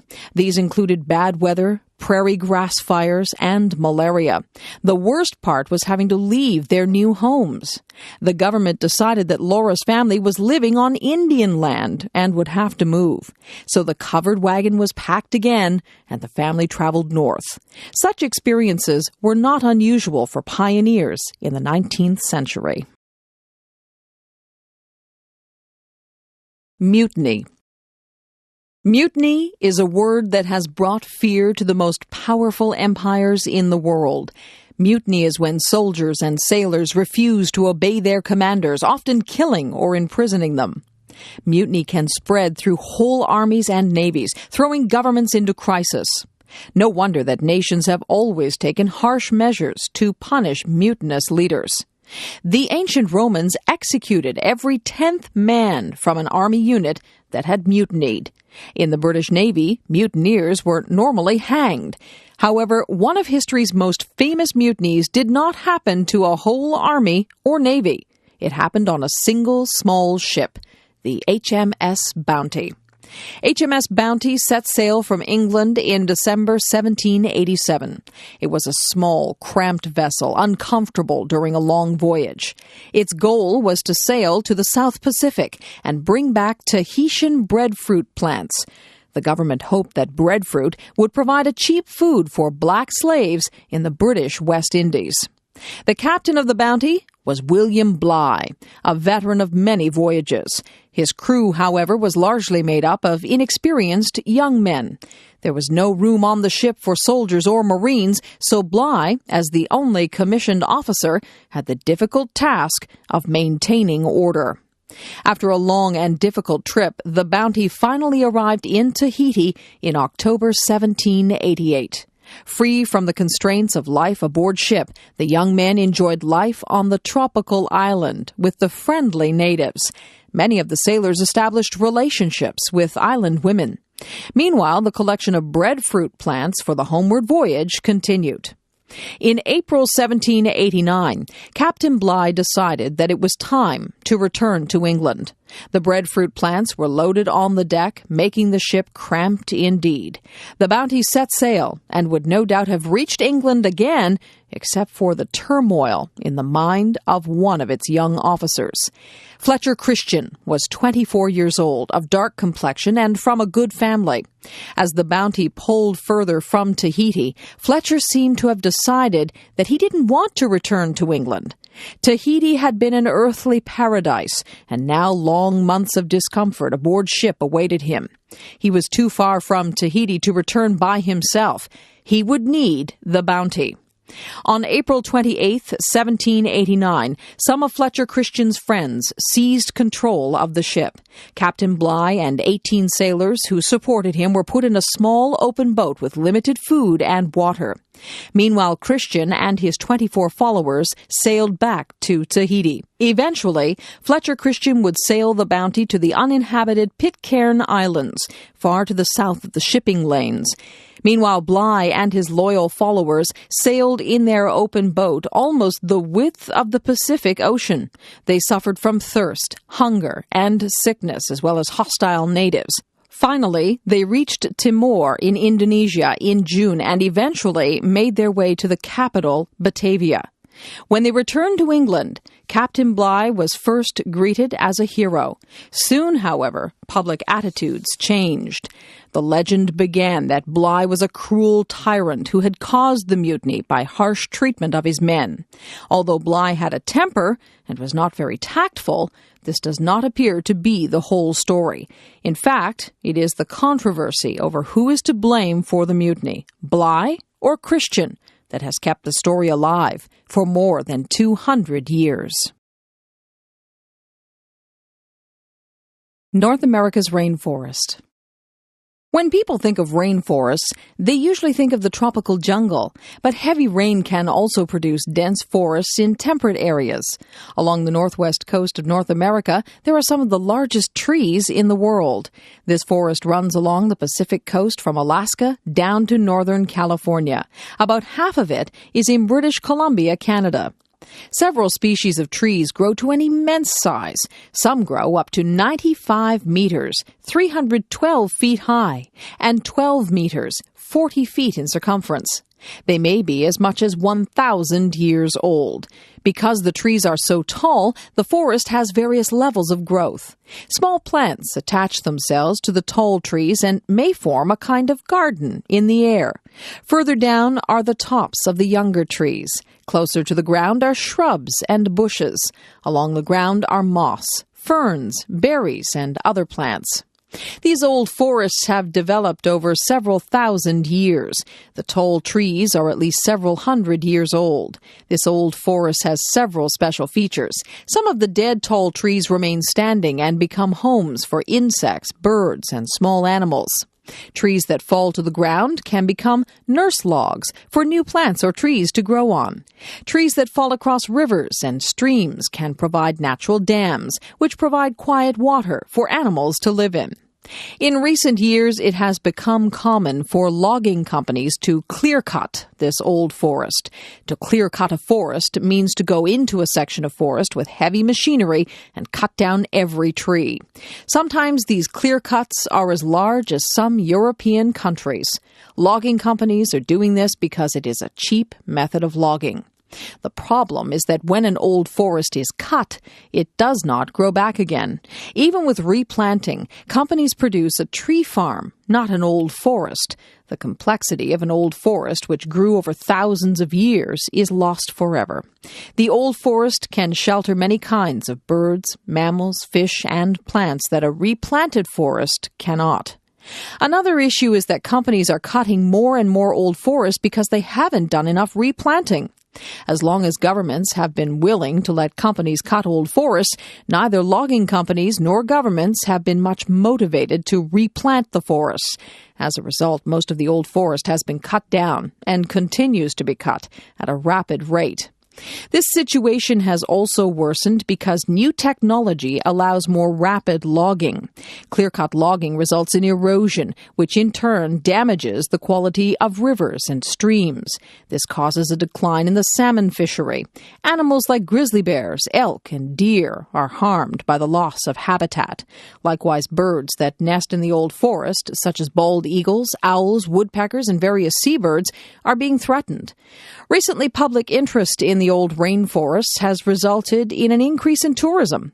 People come to see these spectacular trees and the many plants and animals that depend on them. We hope that these unique temperate rainforests will remain for many more generations to enjoy.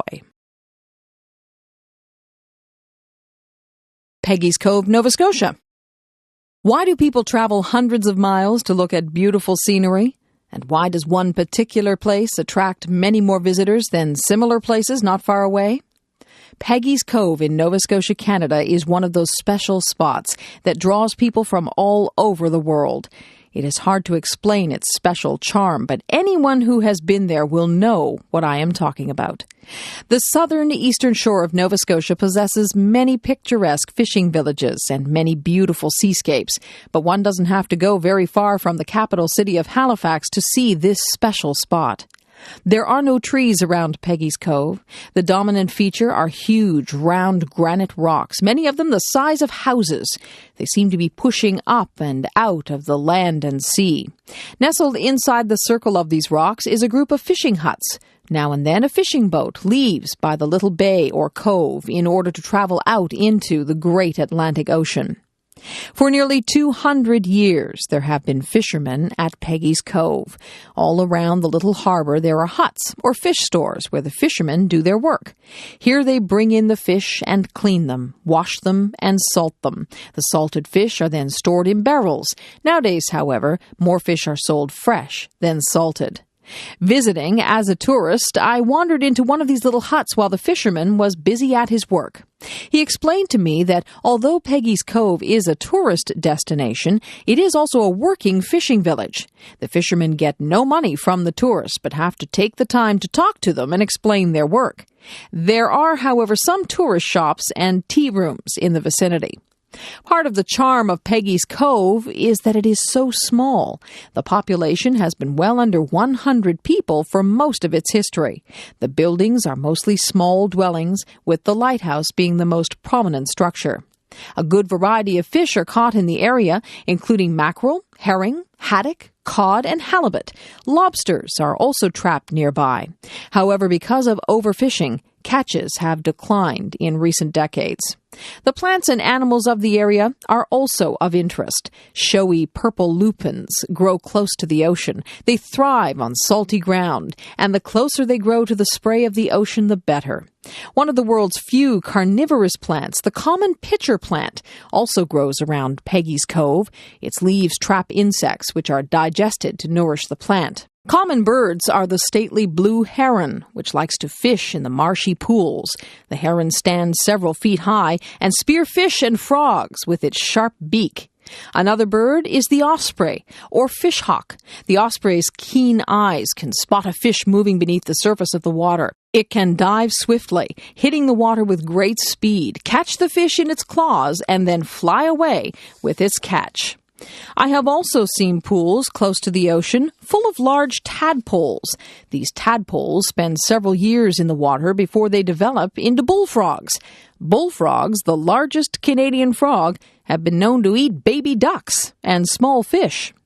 Looking over the little harbor and out toward the great ocean, one notices the contrast between the very small and the very large. If Peggy's Cove were larger, it would be more ordinary. As it is, it represents all the little fishing villages where men have gone forth in little boats to fish on the wide ocean. Prince Edward Island. Throughout history, people have dreamed about a special place, remote from the day-to-day business world. Sometimes they have thought of this place as an enchanted world where the weather is always good and the food is always easy to get. Sometimes it has been a hidden valley in the mountains, or an island far out to sea. When the Europeans arrived in the South Pacific, they thought that they had found it. Islands such as Tahiti seemed about as perfect as possible. Nowadays, our cities grow larger and larger, and people have to work harder and harder to succeed. Many people would like to escape to a quieter, slower, more peaceful, more attractive environment. When summer holidays come, many people travel to Prince Edward Island in eastern Canada. It has a mild summer climate and hardly ever gets too hot or dry. The fields, trees, and crops stay green all summer. In fact, PEI is famous for the many shades of green on the island. Its soil and dirt roads are red because of iron oxide in the soil, and visitors are never far away from the blue waters of the Gulf of St. Lawrence. In late June and early July, the roadsides are covered with large purple flowers called lupins. The vivid colors of PEI help make the province a photographer's paradise. Prince Edward Island is almost 100 miles long and about 20 miles wide. It is small enough that a tourist can see much of the island in a couple of days, but there are enough interesting things to see and do that most people like to stay longer. One of the chief traditional occupations is fishing. At one time, fishing was an important source of food and income for many islanders. Now the fisheries are in decline. Boat owners find it more profitable to take tourists out to fish than to fish themselves. Lobsters and shellfish are still important to the island, which is famous for its lobster suppers. Tourists can visit many picturesque little fishing villages all around the coastline. Farming is also important. PEI is famous for its potatoes, which are exported all over the world. Dairy farming is also common, and local ice cream is popular with tourists. Apple orchards, grain fields, hay fields, and vegetable gardening are also widely found.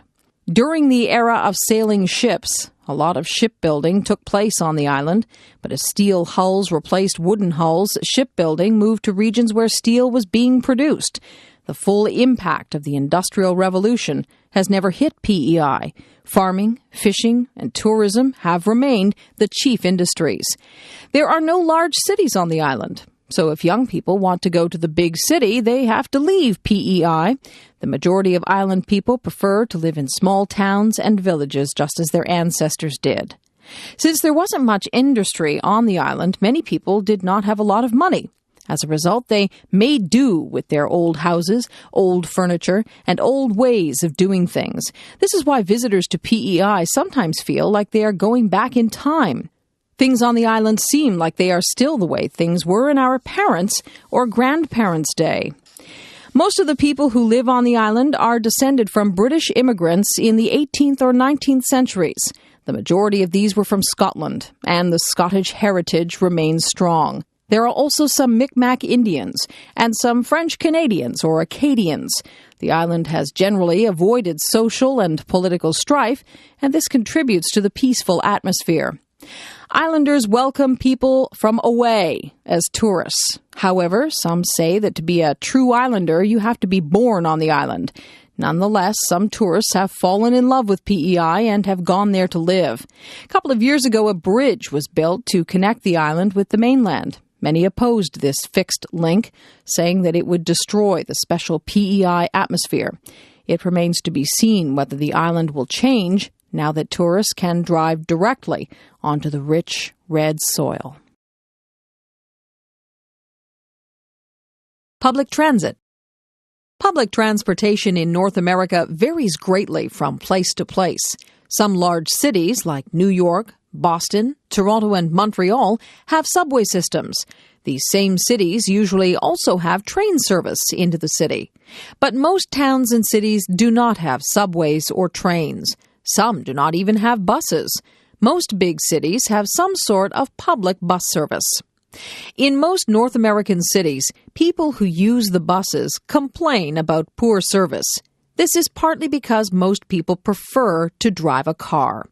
Automobile companies spend billions of dollars on advertising. They want to convince young people that they should drive a car as soon as they are old enough. Even when public transportation is very good, most North Americans prefer to drive cars. So mostly students, poor people, and seniors use buses. The large car companies have a lot of economic and political power in North America. They can usually convince politicians to limit the money put into public transit. Lobbying by large car companies has been effective in closing down many railway lines. In some cases, large corporations have bought train tracks and torn them up so that no one could use them again. Because of this, nearly all transportation in North America is by car, bus, or truck. The automobile created the modern North American city. Cars allowed families to live outside the city and drive back into work. Since the 1920s, large numbers of Americans have lived in the suburbs and used cars to do nearly all their daily activities. People drive to school, to work, to the shopping mall, to the theater, to church, and to doctors, lawyers, and dentists. Because the modern city is so spread out, it is difficult to get where you want to go by walking or even by bicycling. But the automobile also causes problems. Car accidents are a major cause of death and injury. Crowded streets and snarled traffic can lead to road rage. Frustrated drivers sometimes get out of their cars to fight each other. Young people often use cars as super toys. They enjoy driving very fast and take risks while driving. A high proportion of serious accidents concern drivers using alcohol or drugs. More recently, some people have accused cell phones of being a cause of accidents. About half of the air pollution in North American cities is caused by motor vehicles. The exhaust fumes from cars and trucks are part of this. The other part is that vehicles erode the surface of the highways. Small particles are torn loose from the road and thrown into the air as cars whiz by. Heavy trucks are particularly large contributors to particle pollution. Especially in hot weather, a layer of smog covers many cities. Much of this is caused by motor vehicles. Because city roads are often crowded, the result is frequent traffic jams. When cars are moving very slowly, bumper to bumper, it adds to air pollution. Another problem with cars is that not everyone can afford one. The average car costs nearly $20,000 to buy and about $4,000 a year to operate. So cars are also a status symbol. People with cars tend to move out of the city. As a result, downtown areas are usually where the poorer people live. For a long time, many people have said that governments should try to make downtown areas more attractive to live in. This would include improving public transit into and inside the cities. Then some people may move back from the suburbs, and air pollution levels will decline. Right now, the large automobile companies and oil companies oppose these measures. Recently, there have been cuts to public transit in many cities. Whether these cuts continue or whether they get reversed is a big political issue in North America today. Red-haired Anne. The story of Anne Shirley, the red-headed orphan, has been popular around the world for almost a century. The opening chapters of Anne of Green Gables tell how a brother and sister living together on a farm have decided to adopt a boy. Matthew Cuthbert is now 60 years old and needs help working the farm.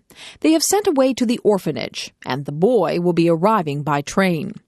When Matthew goes to the train station with his horse and buggy, there is no boy, only a girl, Anne Shirley. Anne is no ordinary girl. She has a vivid imagination and loves to talk about things that interest her. Matthew, who is shy and quiet, takes an immediate liking to her. When they arrive home, however, his sister Marilla is very upset. She doesn't see what good a girl would be to them. Matthew says, "We might be some good to her." After a while, Marilla begins to feel sorry for the thin little orphan and decides to keep her. But Marilla finds that teaching Anne how to behave properly is quite a challenge. Anne often does things without thinking first, and Marilla has to be vigilant to keep her out of trouble. As time goes by, Anne becomes accepted in the community and doesn't get into as many difficulties. One characteristic of the little orphan is a love of big words. While she lived a life of hard work, Anne liked to imagine beautiful things that she didn't have. This was her way of dealing with unhappiness when she worked as a servant for unkind people. Living at Green Gables makes her happy, but she doesn't lose her love of special words or beautiful things.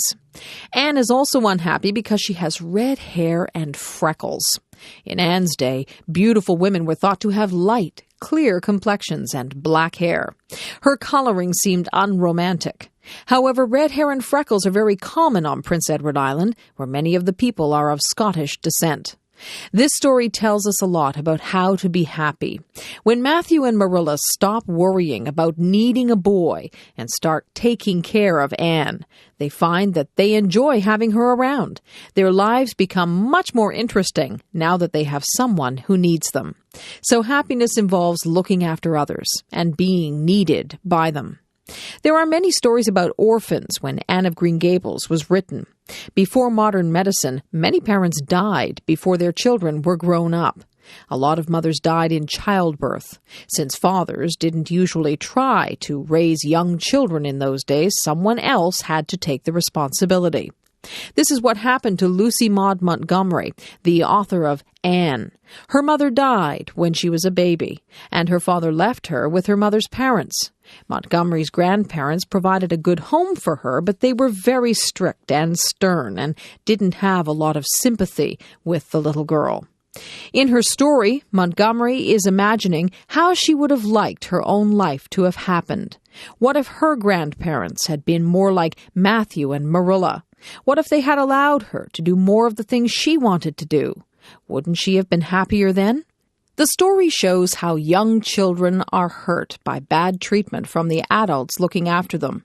Even if the adults don't mean to be unkind, sometimes they say or do things that make children very unhappy. Anne teaches parents and grandparents to encourage their children and help them to be happy and successful. Anne Shirley is one little person who changes a whole community and makes it better. We all have special gifts and talents, and if we are allowed to use those abilities, they will benefit everyone around us. Video designed by English7levels.com. Romance novels. Novels are imaginary stories about people and events. They are written to entertain and amuse. 2,000 years ago, Greek writers told tales of young lovers. Usually, the lovers were separated by terrible events and were reunited only after much hardship and suffering. This plot idea is still in use today. The most popular books for women today in North America are romance novels. Many millions are sold every year. This means that romance publishing is big business and very competitive. Companies survey their readers to determine the kinds of stories they like. One survey asks readers whether or not they would like more references to sex in their novels. Usually, romances are about love, not sex. But in today's market, publishers are ready to give their readers what they want. The essence of the romance is to create suspense by putting obstacles in the way of lovers. One simple obstacle is to make the hero and the heroine as different as possible. For example, an Eastern school teacher meets a Western cowboy. Of course, at first they don't like each other at all, but in time they fall in love. Or a female social worker might meet an aggressive businessman. Quite often the heroine is a spinster who has sworn never to marry, or perhaps she has a special dislike for the hero and his family. The romance writer must come up with a plausible way to bring the two together. There are a number of popular plots that lead to marriage. Sometimes the heroine, out of a sense of duty, will move in with the hero to help him raise his children, or she may be a professional nanny who moves in with a widower. A favorite plot is the marriage of convenience. Two people who don't like each other get married for financial or political reasons, or for the sake of the children. Later, of course, they fall in love. In most cases, there is some particular obstacle to marriage. Often either the hero or the heroine already has children, and he or she doesn't expect that anyone will want to take on their ready-made family. Sometimes one or the other has a physical disability, or is of a different race, class, or background. For example, the heroine may come from a very strict and proper family, while the hero may have a dubious reputation or even be a criminal. The interest of the story lies in how these very different people come together. Usually the hero is a very masculine type, a cowboy, engineer, military man, pirate, gambler, etc. The heroine is usually very female, but may have tomboy or spinster traits. She frequently has a strong personality and a temper, and is described as feisty or fiery. A good example of the two types is Rhett Butler and Scarlett O'Hara in Gone with the Wind. Nearly every romance novel will contain some promotional offer to encourage readers to order more books. Romances can be addictive, and some women read them almost nonstop. Some romances are very well written, but the majority follows a set formula. That way, the reader always knows what to expect. Shopping at the mall. At one time in North America, most people shopped downtown on Main Street. Most businesses were at the center of town. When people started using automobiles, however, they moved away from downtown. In time, most people lived in the suburbs. Eventually, stores and small shopping plazas were built in suburban areas. Still, most of the big stores were downtown. But as more and more cars were on the roads, driving and parking downtown became a problem. There wasn't room for a lot of cars to park downtown. People also didn't want to fight downtown traffic just to go shopping. So in the 1950s and 1960s, there was the beginning of large suburban shopping malls and plazas. Plazas were a row of stores attached to one another. Malls were usually a double row of stores with a roof connecting both rows. This means that shoppers did all their shopping inside. Large department stores and grocery stores were usually part of the mall, but there were many smaller stores as well. When you came to the mall and went inside, many people would get a shopping cart. You can walk along the aisles, putting your purchases in the cart. When you're finished shopping, you can push your shopping buggy out to the car. Many malls also have buggies or strollers for pushing small children along. There can be a lot of walking in a trip to the mall. In fact, some people go to the mall just to exercise. A half dozen laps around the mall every morning amount to a pretty good workout. However, there are always places to sit down when you get tired. Most malls have a food court. This is an open area with a lot of tables and chairs. Usually, there are a dozen or more small restaurants circled around the food court. The department stores often have full-size restaurants. Malls have large parking lots. Unlike downtown, you don't pay to park at the mall. On a busy day, finding a space close to the store can be a challenge. Many people go to the malls when the weather is bad. During wintry weather, the malls are busy. Likewise, in really hot summer weather, people go to the malls to get cool. The climate there is always the same. People don't go to malls just to shop. They also go to meet people. Usually, you bump into friends and neighbors there. Old people, as well as teenagers, go there to see friends. Usually, the malls sponsor special events. With lots to see and do, malls are a popular place to hang out. Stephen Foster, American songwriter. Before radio and television, movies and recordings, entertainment was often a family or community matter. Someone in the family could play a musical instrument, or a neighborhood musician would play for small gatherings. In addition, there would be traveling groups of musicians, actors, and clowns who would go from town to town. In 19th century United States, one of the most popular forms of entertainment was the minstrel show. Black slavery was still permitted in the southern states until 1865. Even after that date, the lives of many blacks working on large farms or plantations did not change much. They did hard physical labor in the fields, had little control over their lives, and very little time to relax with their friends. Foster, who was born in 1826, made this situation the background for many of his songs. White musicians would try to imagine the feelings of black men and women working on the plantations. They would write songs in the dialect or speech patterns that they thought black slaves used. In these songs, the black people would be talking about their hardships, falling in love, playing music and dancing, and finally growing old and dying. White performers would blacken their faces and sing these songs to white audiences. They would play musical instruments like the banjo, a small 4-string guitar, which black people played often. As a small boy, Stephen Foster had sometimes been taken to a black church by his family's black servant, Olivia Pies.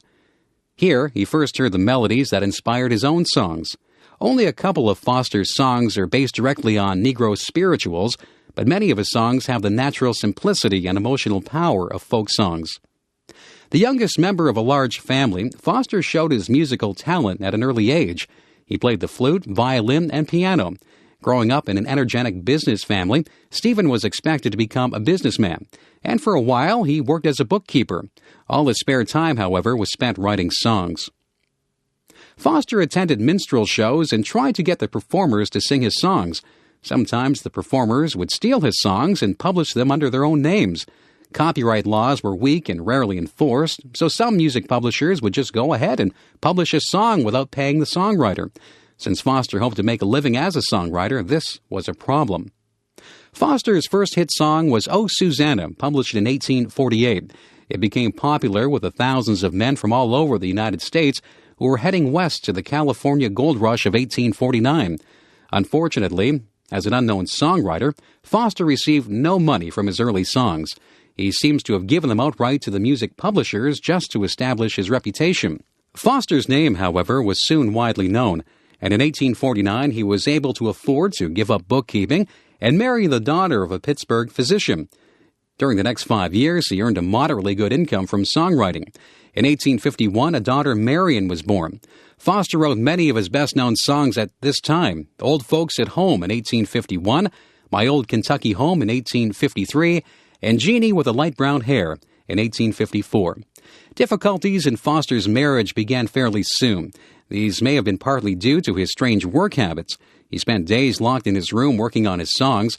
Then he would rush out with his materials to the local music store, presumably to test out the songs on his friends. He also became more and more addicted to alcohol. Eventually, his wife and daughter left him. Foster died alone in a rooming house in 1864. Immigrants to the United States brought their traditional folk songs with them. However, there are very few typically American songs. Foster provided many songs that expressed the life of 19th century USA. His songs were easy to sing and were popular with nearly everyone. In a sense, Foster helped to create roots for American popular music. Sunday morning at church. Every Sunday is a holiday or half-holiday in North America. Some stores may be open, but banks, offices, and government services are usually closed. Sunday closing has a Christian origin. Christians believe that Jesus Christ rose from the dead on a Sunday morning, so Sunday is known as the Lord's Day. About 30 or 35% of North Americans attend church regularly on Sunday mornings. About the same percentage attend church occasionally.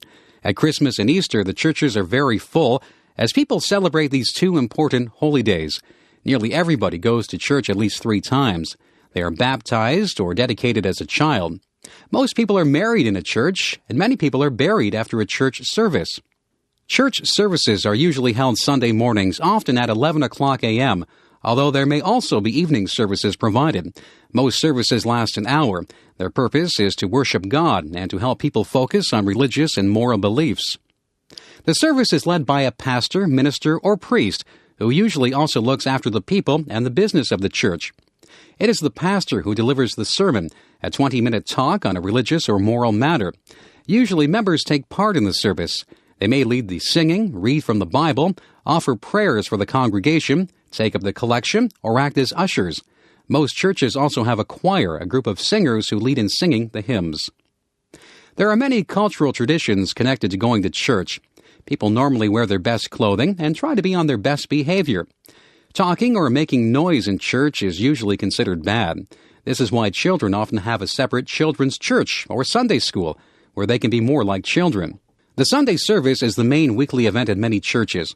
But nowadays, there are a growing number of large super churches which organize all kinds of activities for their members.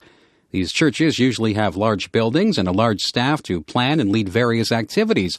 These might include prayer group, counseling and social work, youth programs, social action, fundraising events, etc. Many large churches have gymnasiums for regular sports activities. At the same time, house churches are also becoming very popular. These are small groups of people who meet at private homes. Sometimes a group will meet in a house until they have the money to buy a church. But many people say they prefer to meet in small groups. That way they get to know one another better. Then they feel comfortable sharing their problems and successes and praying for each other. Some say that large churches can interfere with getting close to God and other Christians. There are many different brands of Christianity. The largest single denomination in North America is Roman Catholicism. One large Christian brands are Episcopalian, Methodist, Baptist, Pentecostal, Lutheran, and Presbyterian. All have slightly different traditions and beliefs. Although in the past these groups have often been in conflict with one another, today they usually cooperate in working together for their members and the community. Thanksgiving Day. Thanksgiving Day has a special meaning for Americans. Many holidays were brought along from Europe by the early settlers and didn't change very much. But Thanksgiving takes on a special shape in North America. That is because of the Thanksgiving celebrated by the early Pilgrim settlers in Massachusetts in 1621. These early settlers were from England, and they were known as Puritans. This is because they wanted to purify the state religion of England. They felt that the churches were more concerned with politics and customs than God and worship. They were also called pilgrims because they were willing to travel to other countries in order to worship God the way they wanted to. When the English government put some of the pilgrims in jail, the rest left England and went to the Netherlands. In the Netherlands, they could have their own churches. However, it was hard to earn a living there, and at first they didn't know the language. In time, the English king learned where they were and tried to have them arrested, so they thought of another plan. Pilgrim leaders like William Brewster attempted to raise money to start a colony in North America. They would have to borrow money and pay it back later. 30 members of the Pilgrim Church in the Netherlands voted to sail to America with their families. They returned to England and set sail on 2 ships, the Speedwell and the Mayflower.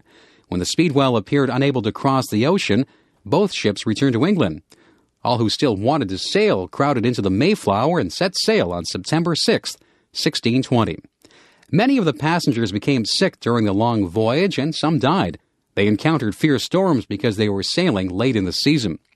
After 66 days, they sighted the sandy shoreline of Cape Cod in present-day Massachusetts.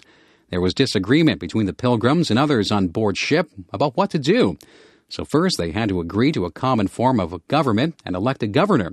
Since winter was coming, they decided to stay on the ship till spring. About half of the remaining settlers died during the first winter. When the Mayflower sailed back to England, only about 50 settlers were left. Nearly half of these were children. There were Indians in Massachusetts, but at first they were not friendly.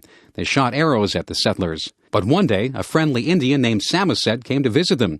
He spoke English and could tell them many things. He brought another Indian named Squanto, who showed the Pilgrims how to plant corn.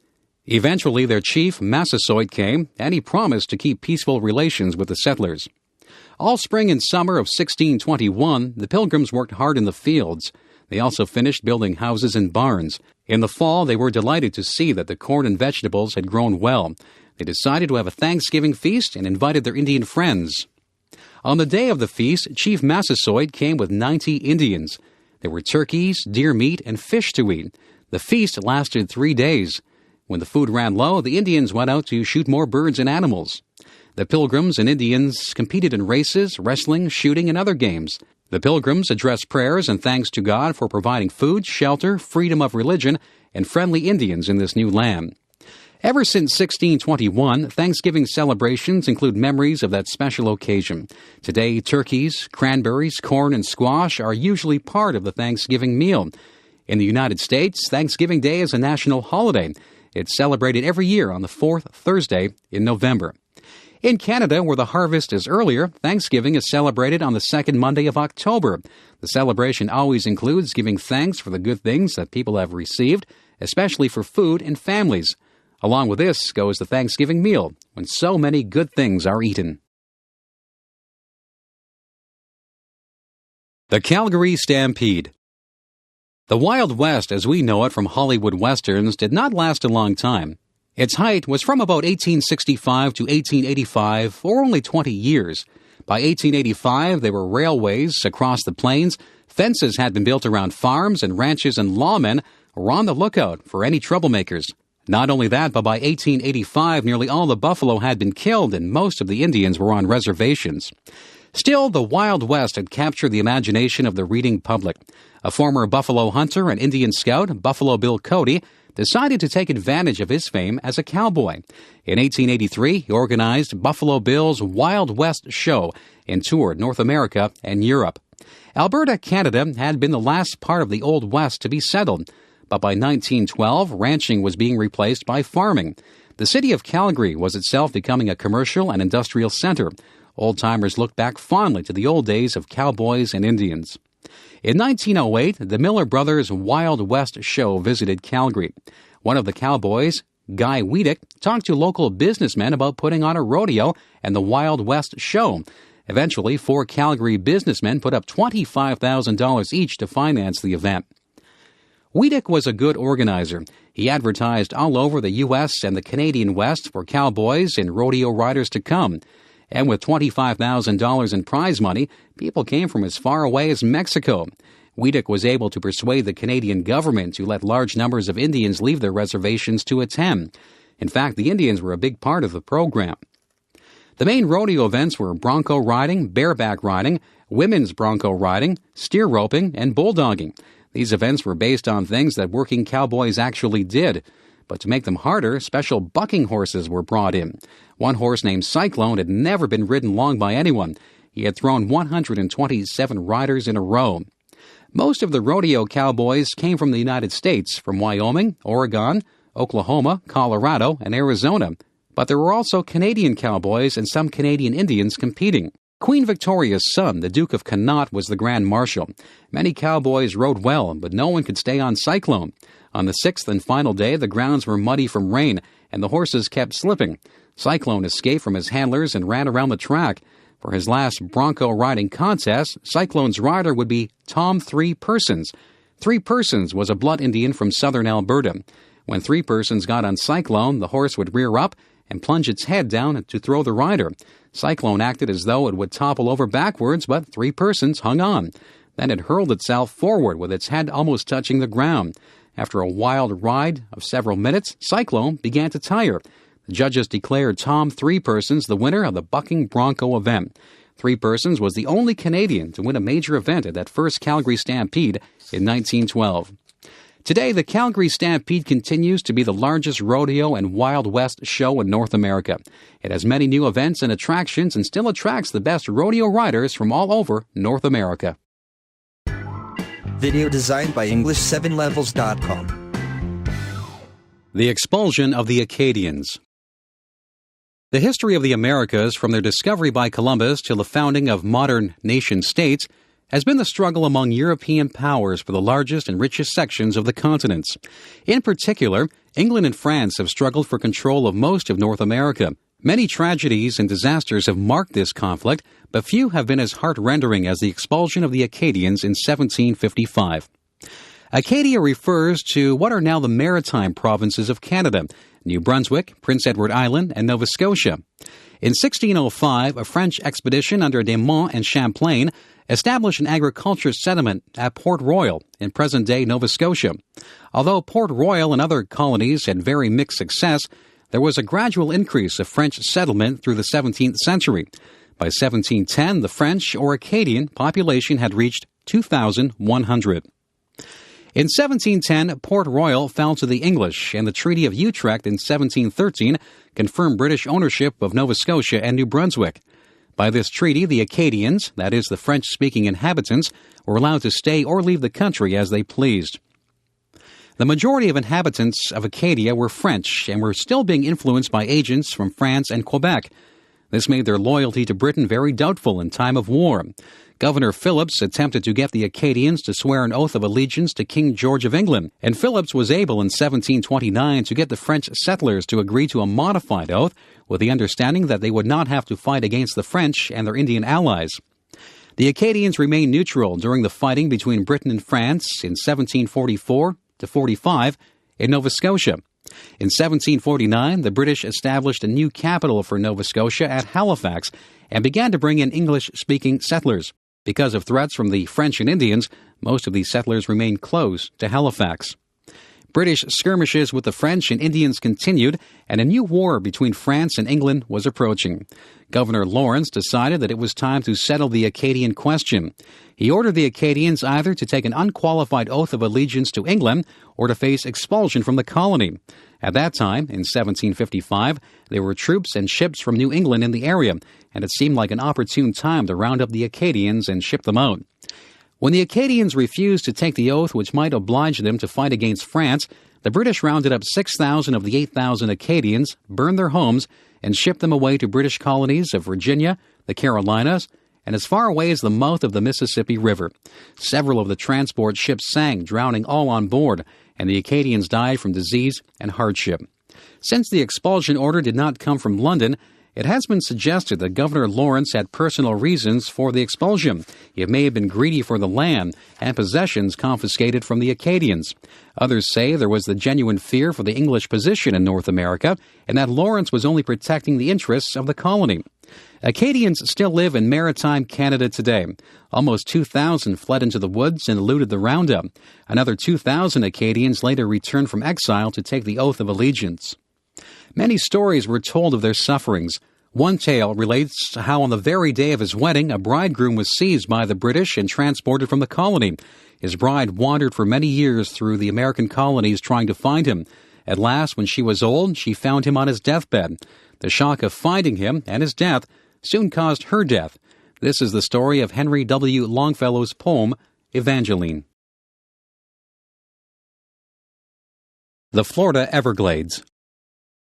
Southern Florida stretches south, dividing the Atlantic Ocean from the Gulf of Mexico. Stretching further south is the Florida Keys. These coral islands are the southernmost part of the United States. Since much of southern Florida is close to sea level, it's very swampy. The famous Everglades are wetlands where tall grass and bunches of trees grow. Part of these swamps has been drained for agricultural land. The soil is rich, and market gardening is an important activity. The Everglades that remain are too wet to be used for farming. The Everglades are a river of grass. The deeper water areas stay wet all year, but the shallower pools dry up in the dry season. Some of the water has been drained off for agricultural purposes, making the Everglades drier. Nonetheless, the best way to travel in this region is by airboats. These high boats can go through water and sail over clumps of grass. Besides the wet grasslands, southern Florida has smaller areas of tropical forest. These areas of hardwood trees are called hammocks, and they are rich in animal and plant life. Along much of the coast are mangrove trees, which provide important nesting grounds for wild birds. The Florida Keys stretch 200 miles from Miami southwest. These islands are tropical in climate. Fishing and tourism are important industries. Because of its subtropical nature, the animal and plant life of southern Florida differs from other parts of the United States. Characteristic animals are alligators and crocodiles. Alligators prefer fresh water and usually live inland, while crocodiles live in salt water along the coast. Both animals are considered dangerous. Alligator wrestling is considered a sport for the brave or foolhardy. Probably Florida is the most famous for its birds. At one time, many species were almost extinct. Their long feathers were used on women's hats. Now the law protects them. Florida has at least 6 species of herons, several egrets, wood storks, white ibises, and cormorants. Characteristic Florida birds are the purple gallinule, the aninga, the limpkin, flamingos, and roseate spoonbills. Many of these birds are notable for their size, coloring, and interesting habits. Notable animals include the key deer, a miniature form of the white-tailed deer. There are also panthers or cougars, bobcats, marsh rabbits, mangrove squirrels, round-tailed muskrats, and the manatee. Naturally, the Everglades are home to many reptiles. Snakes are common, both water snakes and land species. There are 4 poisonous varieties.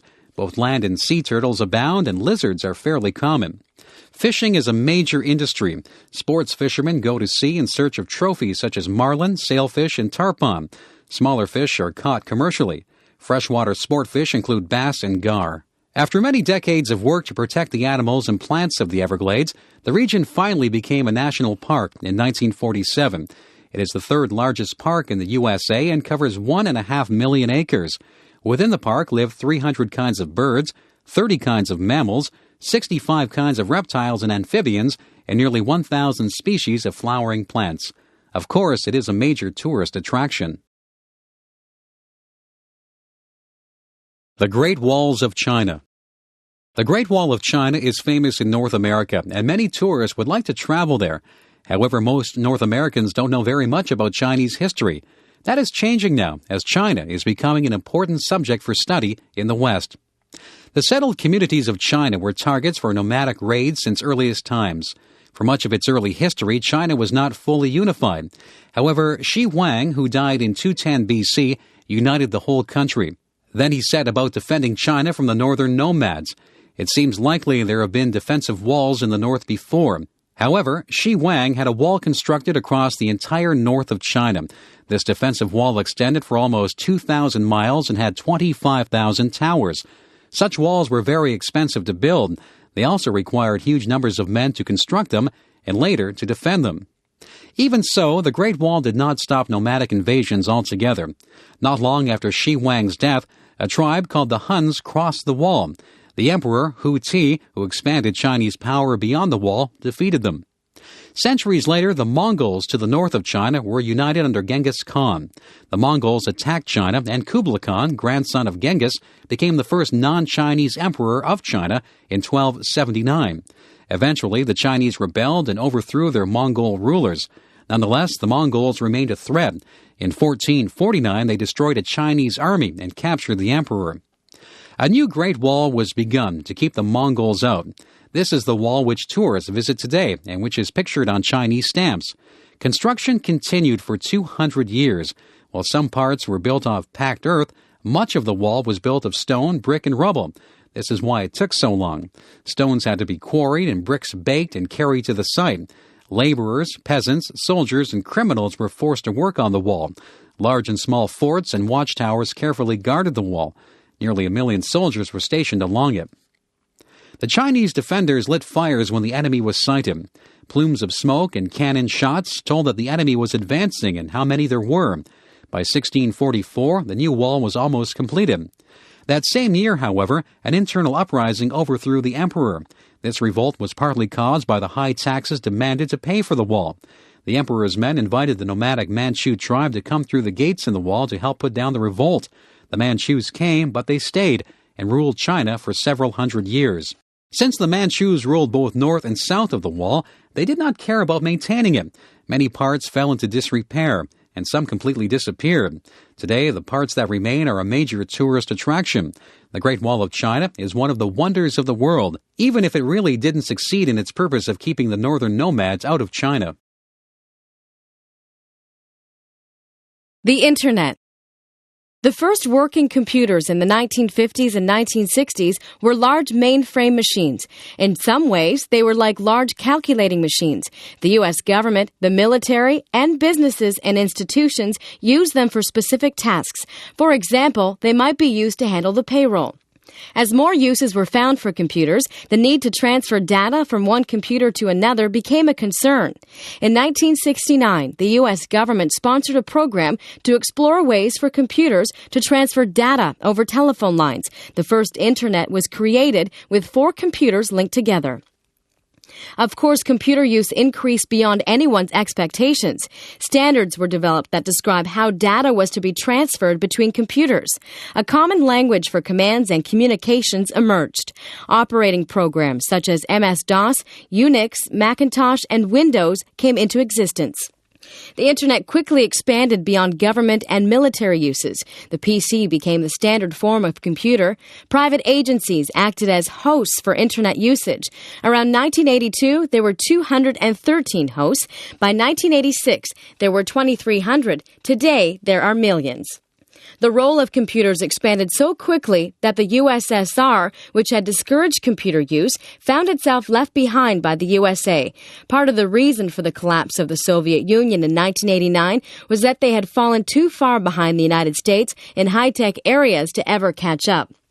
One of the most popular uses of the computer is electronic mail or email. You can send a letter by computer over the internet to anywhere in the world in seconds or less, and it doesn't cost anything extra. Now data can be transferred great distances almost instantaneously. Another major internet use is the World Wide Web. In the early days, all web pages were text only. In the 1990s, it became possible to make web pages interactive and multimedia. Interactive means that readers could click on items on the web page and get more information. They could also communicate directly with the web page owner. Multimedia means that web pages were no longer text only. They could also have graphics, film, video, and audio. This has helped to turn computers into popular entertainment. Nowadays, people spend hours every day surfing the net. However, there are some problems. For some people, computers are addictive. Many businesses are trying to control employees using the net during working hours. Since the internet includes just about every kind of information, not all of it is good. You can find directions on how to become a criminal or a terrorist. There are scam artists who want to cheat you out of money. There are also aggressive pornography salesmen, not to mention people who want to kill your computer with viruses. Since the internet is not closely regulated, it's up to individual users to follow computer etiquette. Parents need to supervise their children's use of the net. Although the internet has some disadvantages, many people see the net as one of the greatest inventions of modern times. The planetarium. All around the world, stargazing is a popular activity. The night sky lit up with stars is one of the most impressive scenes in nature. Besides its natural beauty, people study the night sky for many reasons. Some believe that they can read the future in the stars. Others think that the stars influence the weather, while some people worship the stars and the planets. There is a problem with stargazing. If the night is cloudy, people on the ground cannot see the stars. Also, bad weather makes being outside at night uncomfortable. Besides, not everybody wants to stay up late at night. A planetarium is an ideal solution to all these problems. A planetarium is usually a large dome-covered building. It has seating like a theater. The program here is a star show. A special projector throws a picture of the night sky on the ceiling of the planetarium theater. Like a movie projector, the planetarium projector can show a constantly changing program. It can show how the stars look right now, how they looked thousands of years ago, and how they will look in the future. Planetariums can be both entertaining and educational. School children can go to learn about the 9 planets of the solar system or about the various groupings of stars. Planetarians can teach you how to find the stars and planets yourself when you're out at night. There can also be dramatic showings about changes to the universe over time. This is also a way to view special phenomena like Halley's Comet, which only appears once in a lifetime. Planetarians can also show how ancient people view the skies. Shepherds living out under the sky imagined that groups of stars represented wonderful people and huge animals. Stories were told about these constellations. Sometimes the story explained how the people or animals became stars. For example, why Orion, the mighty hunter, is chasing Taurus, the bull. Planetarians can project these figures on their screen. They can also speed up changes in the heavens. It takes about 28 days for the moon to travel through all its phases. Changes in the moon or in the sun can be shown easily. Planetarians can also show the sky the way it appears in another part of the world, or the way it appeared on a famous historical occasion. Special heavenly phenomena, such as a meteor shower, can also be demonstrated. Things that appear only rarely in the real sky can be shown every night. A planetarian is usually concerned to put into special programs to keep its audience coming back. Since the heavens are always moving and changing, there is no shortage of ideas for programmers. Alexander Graham Bell. The Victorian period was a time of many new inventions. Earlier discoveries such as the steam engine, the screw propeller, the power of electricity, and the possibility of sending messages along a wire were now applied to everyday life. Inventors such as Thomas Edison and Nikola Tesla explored new methods for harnessing electric power. Some of the greatest discoveries were made by Alexander Graham Bell. Bell was born in Scotland in 1847. Both his father and grandmother taught speech methods and worked with deaf and dumb children. Alexander was also interested in this work, especially as his mother was almost deaf. Alexander's 2 brothers died of tuberculosis, and he himself contracted the disease, so his parents decided to leave Scotland for a drier, healthier climate. They moved to Bradford, Ontario, Canada, and lived in a roomy, comfortable house overlooking the Grand River. Today, the Bell Homestead is an historical museum that attracts visitors from all over the world. At that time, Canada did not have a lot of business opportunities, so Alexander found a job teaching speech in Boston, USA, but he returned to Brantford every summer. In Boston, Bell married one of his deaf students. His father-in-law suggested that there were good business opportunities in inventing communication devices. Bell soon developed a method for sending more than one telegraph message at the same time. While working on improving the telegraph, Bell and his assistant Thomas Watson found a way to send the human voice over wires. On August 10, 1876, Bell sent the first telephone message over wires strung between Brantford and Paris, Ontario, 8 miles away. The telephone caused an international sensation, with government leaders asking to have one, but Bell didn't stop there. He worked on the recording properties of wax cylinders and other approaches to flat phonograph records. He also developed the photophone, which later led to the development of the motion picture soundtrack. Bell worked on these inventions at his laboratory in Washington, D.C., but he didn't like the hot, humid summer weather there, so Bell began looking for a new place to spend his summers. He decided to build a summer home in Cape Breton Island, Nova Scotia. The island reminded Bell of his native Scotland. Now he had space during the summer to do experiments outside. He soon began to experiment with flying machines. Bell designed and tested huge kites, hoping to come up with a frame for a flying machine. Along with some enthusiastic friends, Bell also experimented with airplanes. On February 23, 1909, one of these planes flew through the air for half a mile. This was the first airplane flight in the British Empire. The Alexander Graham Bell Museum in Baddeck, Nova Scotia, displays many of these inventions. Bell was also interested in making a faster boat. Since much of a boat stays underwater, the water resistance slows the boat down. Bell thought that if you could raise the boat out of the water, it would go much faster. Working on Cape Breton Island, Bell and his friends developed the hydrofoil, a boat that would skim the surface of the water at high speeds. Hydrofoils are in use in many places today. Every time people use the telephone, listen to a recording, watch a movie or television, or ride on a hydrofoil, they owe a debt to that great inventor, Alexander Graham Bell. The story of Anne Frank. War, persecution, and economic depression affect not only adults but also old people, children, babies, the sick, and the handicapped. Since history is written mostly about politicians, soldiers, intellectuals, and criminals, we don't read very often about how events affect ordinary people. Now and then, a special book will shed light on what it was like to live in the midst of terrible events. Such a book is The Diary of Anne Frank. Anne Frank was born in Frankfurt am Main, Germany, in 1929. Her father, Otto Frank, was a businessman who moved the family to the Netherlands in 1934. In Amsterdam, Otto started a company selling pectin to make jams and jellies. Later, he began a second company that sold herbs for seasoning meat. Otto Frank had decided to leave Germany because of the policies and personality of the new German Chancellor Adolf Hitler. Hitler had a personal hatred, not only for Jewish people, but also for everything Jewish.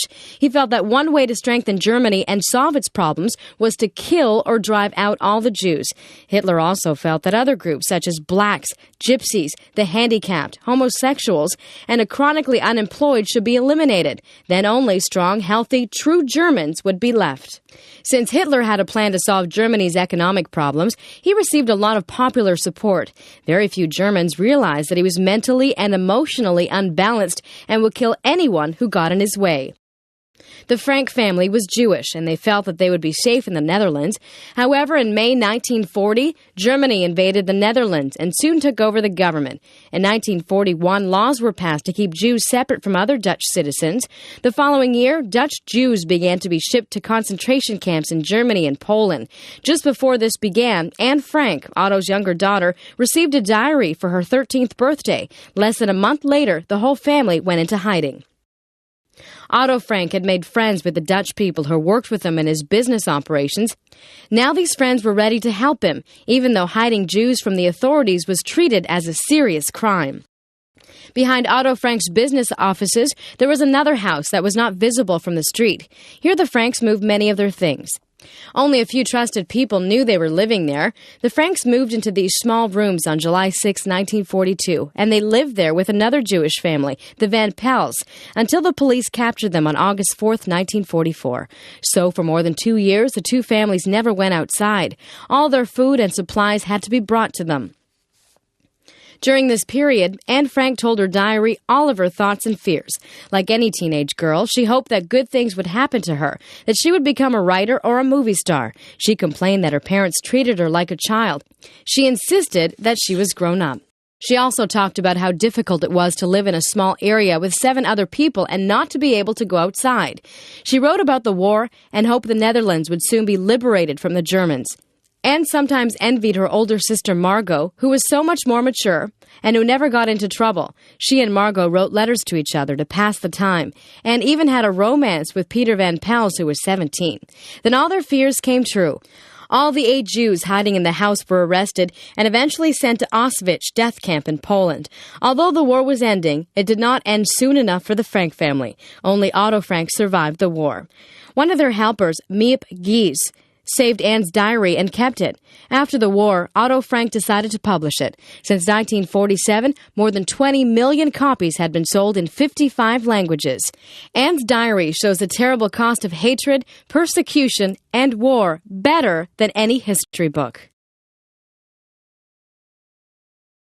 Charlotte Church.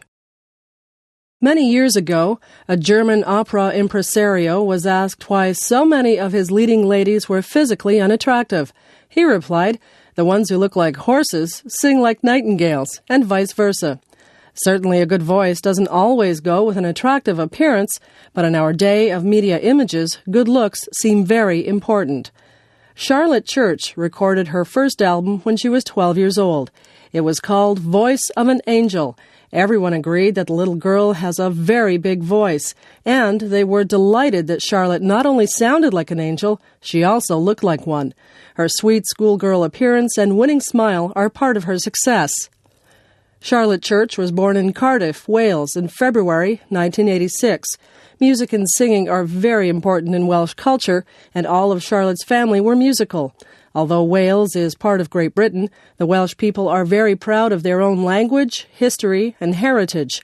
Now that Wales has its own parliament in Cardiff, Welsh culture is promoted even more strongly. Charlotte sings some of her songs in the Welsh language. Charlotte began singing along with the radio as an infant, and by the age of 3, she could sing a number of popular songs. She began singing lessons when she was 9. Charlotte first appeared on television early in 1997. This led to a number of other TV and concert appearances. In 1998, she signed a contract with Sony to record 5 albums. Since Charlotte's first album appeared, she has spent a lot of time doing promotional tours. Since she's a schoolgirl, her 2 tutors travel along with her. Voice of an Angel was recorded in 5 days in Cardiff, Wales. All the songs were ones that Charlotte already knew and liked. These included Pie Jesus, The Lord's Prayer, Jerusalem, and Danny Boy. The album came out on November 9, 1998, and within a couple of weeks was number 4 on the popular music charts. She recorded her second album, Charlotte Church, in 1999. Traveling involves doing showcases for people in the music industry and the media. This is to encourage people to promote your music. Charlotte also appeared on various U.S. talk shows, including David Letterman and Jay Leno. She finds that she gets asked the same questions over and over again. Besides media celebrities, Charlotte has met many leading public figures. Since she is a Roman Catholic, Charlotte was especially excited to meet the Pope.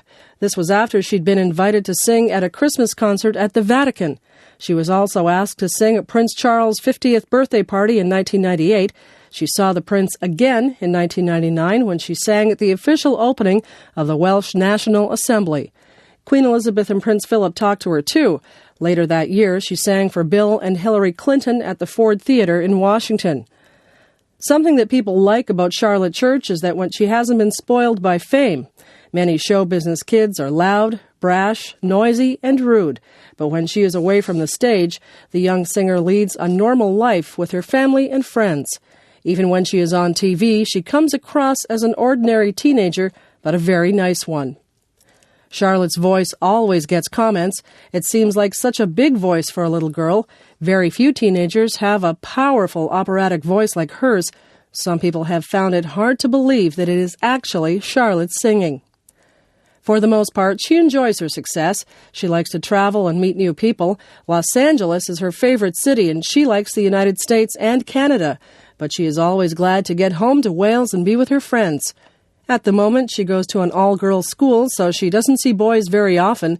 But at age 15, an interest in boys is likely to become a factor in her life. Charlotte now has recorded 3 albums, and we can expect a 4th in 2001. She also has written an account of her life for all her fans. It is entitled Voice of an Angel, My Life So Far. Video designed by English7levels.com. Christmas holidays. In many ways, Christmas is the most important holiday in North America. It is the most important commercial festival. Most retail stores do half their annual business in the 6 weeks or so before Christmas. Christmas is an important holiday from work and school. Many workers take the whole week off between Christmas and New Year's Day. It is the biggest time of the year for parties, gift-giving, home decorations, and visiting. Many homeowners compete to see who can have the best display of lights. It is also an important time for the entertainment industry. Many Christmas movies, TV shows, recordings, concerts, and plays are produced every year for the Christmas season. It is also the time of year when the largest number of people attend church, because Christmas is a religious festival too. It celebrates the birth of Jesus. How all these different things came together to become Christmas is a long story. Why, for example, is Jesus' birthday celebrated on December 25th? No one knows the exact day that Jesus was born, but Jesus was born during the Roman Empire, and for the Romans, December 25th was a very important day. The Romans had many gods and many religions. 2 religions, both of which had one main god, were the worship of the invincible sun and Mithras. These gods were both honored on December 25th. Because December 25th was just after the shortest day of the year, it was a natural time to worship the sun. December was also a time to celebrate the end of the agriculture year. The Romans held one of their main festivals, the Saturnalia, beginning on December 17th. That lasted for a week. The Romans also began the custom of celebrating New Year's Day on January 1st. So the last half of December and the beginning of January was a wonderful time for partying and games. The early Christians didn't know what day Jesus was born. At first, they celebrated his birthday on January 6th. However, as most people in the Roman Empire were becoming Christians, it was decided to move the date to December 25th. The celebration lasted 12 days until January 6th and took the place of all other festivals. That way, people who were used to celebrating on December 25th would feel more comfortable. As different peoples became Christian, they brought their own customs to be part of Christmas. The people of Northern Europe used evergreen trees and mistletoe as symbols of spring and eternal life. The evergreen tree became the Christmas tree. The mistletoe is hung from the ceiling at Christmas for couples to kiss under. It was also in Northern Europe where the idea of Santa Claus, or Father Christmas, began. In Roman times, there was a man who became known as Saint Nicholas. He is said to have given gifts to the poor and provided dowries for poor girls who wouldn't otherwise be able to marry. The idea of the gift-giving saint became joined with the northern idea of spirit of Christmas festivities. It was a poem written in 1831 by the American writer Clement Moore, which popularized Santa Claus throughout the world. "'Twas the night before Christmas" told the story of how Santa visits every house in the world on Christmas Eve and brings toys for good girls and boys.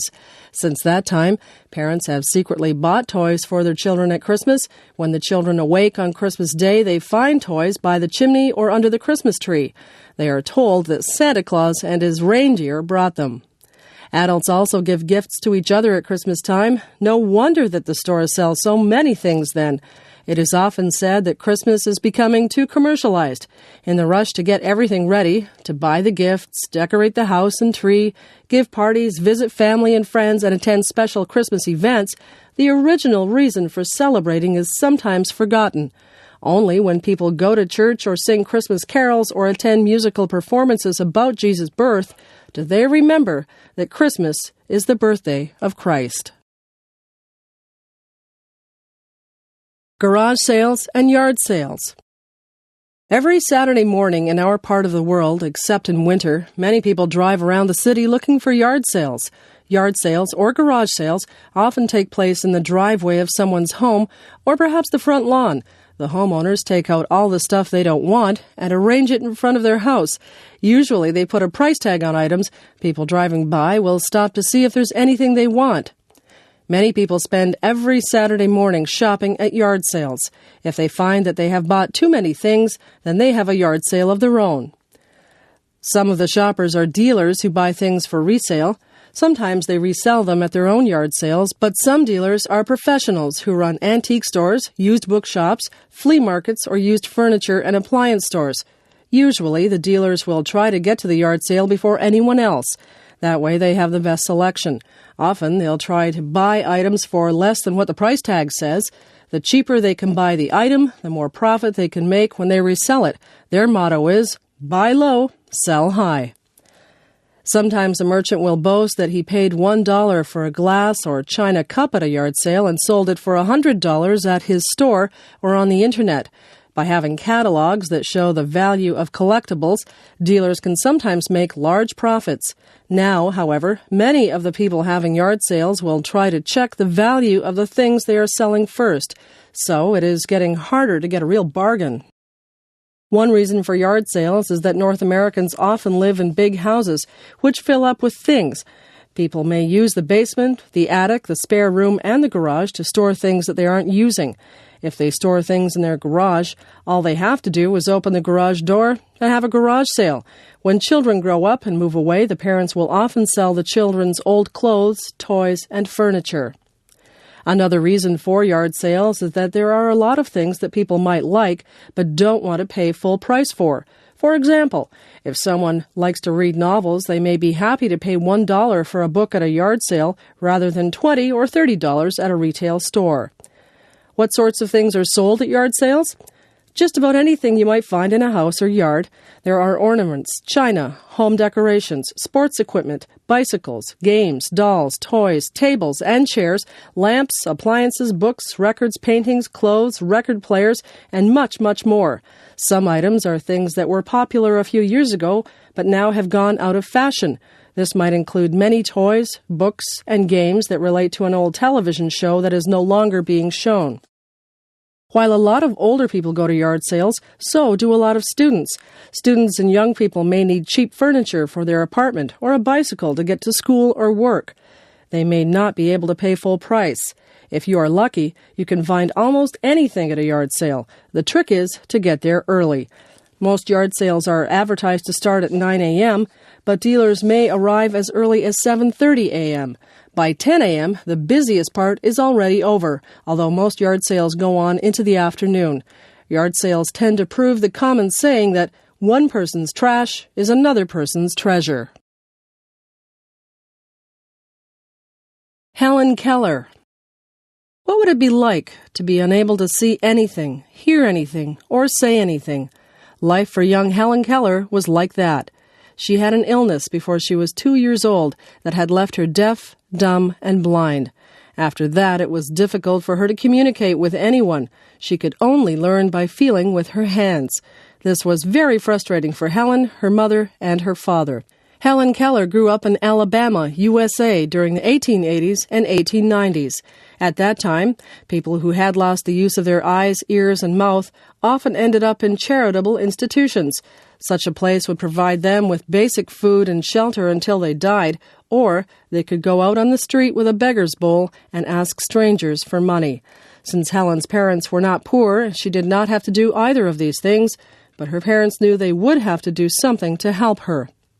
One day, when she was 6 years old, Helen became frustrated that her mother was spending so much time with a new baby. Unable to express her anger, Helen tipped over the baby's crib, nearly injuring the baby. Her parents were horrified and decided to take the last chance open to them. They would try to find someone to teach Helen to communicate. A new school in Boston claimed to be able to teach children like Helen. The Kellers wrote a letter to the school in Boston asking for help. In March of 1887, a teacher, 20-year-old Anne Sullivan, arrived at the Kellers' home in Tuscumbia, Alabama. Anne Sullivan herself had a very difficult life. Her mother had died when she was 8. 2 years later, their father had abandoned Anne and their little brother Jimmy. Anne was nearly blind and her brother had a diseased hip. No one wanted the two handicapped children, so they were sent to a charitable institution. Jimmy died there. At age 14, Anne, who was not quite blind, was sent to the School for the Blind in Boston. Since she had not had any schooling before, she had to start in grade 1. Then she had an operation that gave back some of her eyesight. Since Anne knew what it was like to be blind, she was a sympathetic teacher. Before Anne could teach Helen anything, she had to get her attention. Because Helen was so hard to communicate with, she was often left alone to do as she pleased. A few days after she arrived, Anne insisted that Helen learn to sit down at the table and eat breakfast properly. Anne told the Kellers to leave, and she spent all morning in the breakfast room with Helen. Finally, after a difficult struggle, she got the little girl to sit at the table and use a knife and fork. Since the Keller family did not like to be strict with Helen, Anne decided that she needed to be alone with her for a while. There was a little cottage away from the big house. The teacher and pupil moved there for some weeks. It was here that Anne taught Helen the manual alphabet. This was a system of sign language. But since Helen couldn't see, Anne had to make the signs in her hands so she could feel them. For a long time, Helen had no idea what the words she was learning meant. She learned words like box and cat, but hadn't learned that they referred to those objects. One day, Anne dragged Helen to a water pump and made the signs for water, while she pumped water over Helen's hands. Helen at last made the connection between the signs and the thing. Water was that cool, wet liquid stuff. Once Helen realized that the manual alphabet could be used to name things, she ran around naming everything. Before too long, she began to make sentences using the manual alphabet. She also learned to read and write using the square hand alphabet, which was made up of raised square letters. Before long, she was also using Braille and beginning to read books. Helen eventually learned to speak a little, although this was hard for her because she couldn't hear herself. She went on to school and then to Radcliffe College. She wrote articles and books, gave lectures, and worked tirelessly to help the blind. The little girl who couldn't communicate with anyone became, in time, a wonderful communicator. Trial by jury. If you are a citizen of Canada or the United States, it is very likely that you will be summoned at some time for jury duty.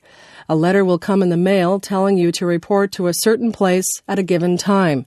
There are legal penalties for not attending because jury duty is considered every citizen's responsibility. Often, a large number of people, perhaps several hundred, will be summoned at one time. When you arrive, you will join a lineup of others who are registering for duty. Eventually, you will get to a table and talk to an official. If you have a special reason for not being a juror, such as ill health, you may be excused at this point. Those not immediately exempted will become a part of a jury panel. Out of this panel, a number of juries of 12 people will be chosen. These will decide a variety of criminal cases over the next few weeks. What follows is the experience of one woman in a jury pool. She went ahead with others into a large courtroom where they spent the whole day. At the front of the courtroom were the judge and the lawyers for the prosecution and for the defense. One of the lawyers explained what the case was going to be about. The names of the jury panel were in a box at the front. When someone's name was called, they went up to the front of the courtroom.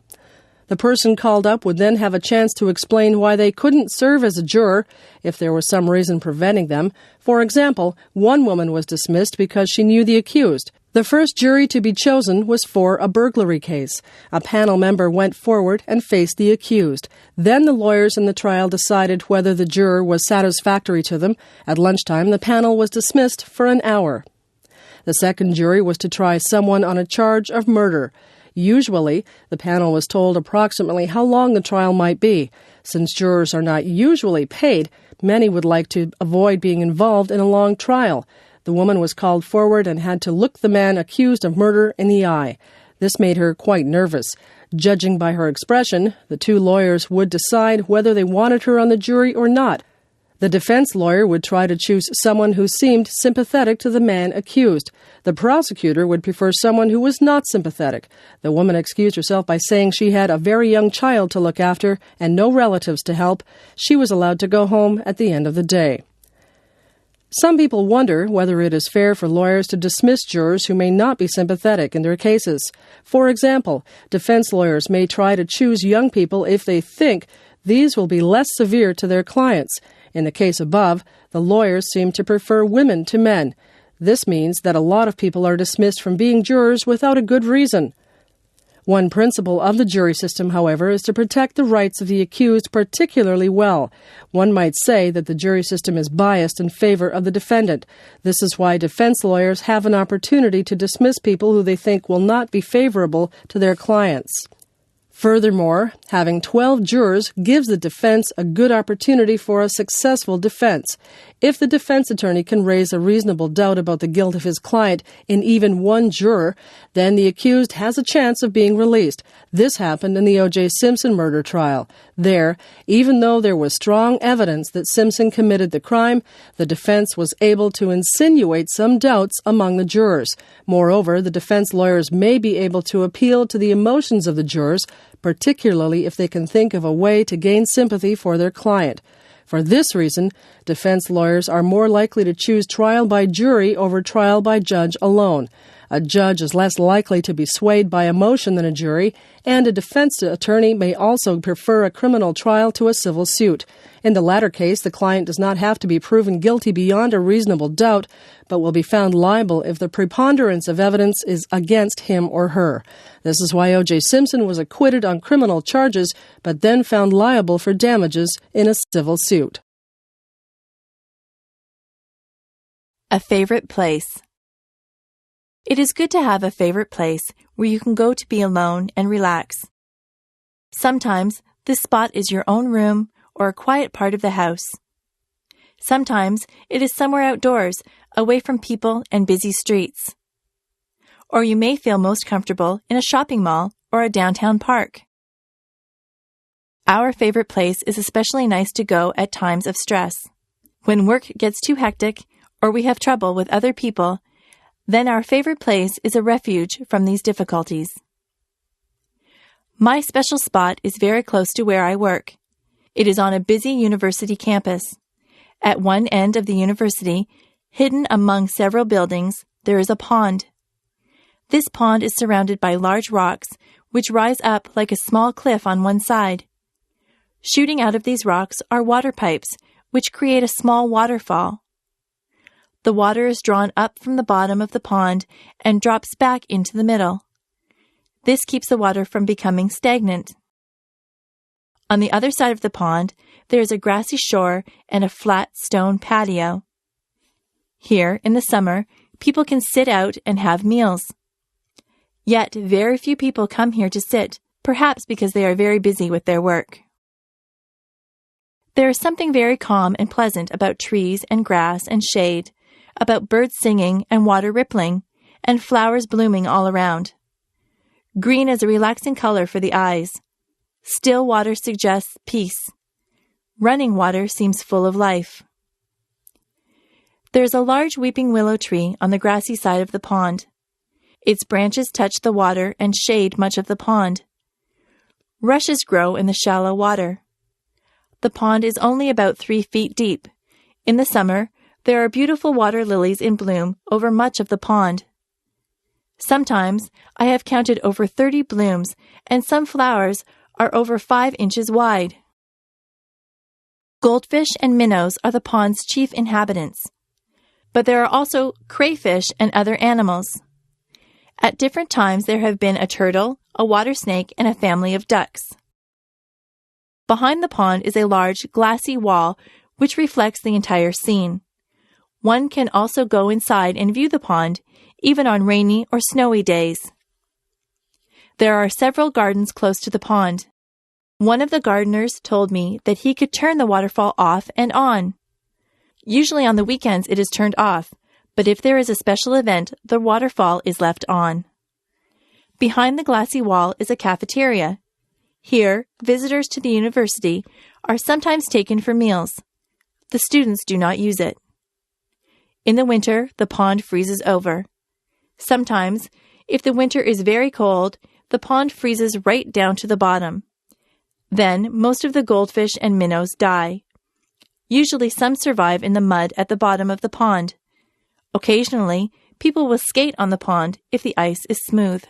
When spring comes, a lot of the old rushes and water lily leaves from the previous year are cleared away. This makes the pond more attractive and gives the new plants room to grow. If there are too many rushes, they are sometimes cut down in summer. Then visitors can see the water lilies better. Chances are that if you ever visit Brock University in St. Catharines, Ontario, you will hear about Pond Inlet. And if you come in the summer, you will probably see me there, thinking about my next article. Business ethics. What do business and ethics have to do with each other? Business is about making profits. Ethics is about right and wrong. How are they connected? Well, business ethics is the study of right and wrong as applied to business actions. Some businessmen would say that there is no need for business ethics. If we don't break the laws of the country, we have nothing to worry about. However, we can do many bad things without breaking laws. In some countries, it would be legal for a businessman to pollute the land, sea, and air, to confine his workers to barracks, and to hire children to work in factories. But these things may not be right.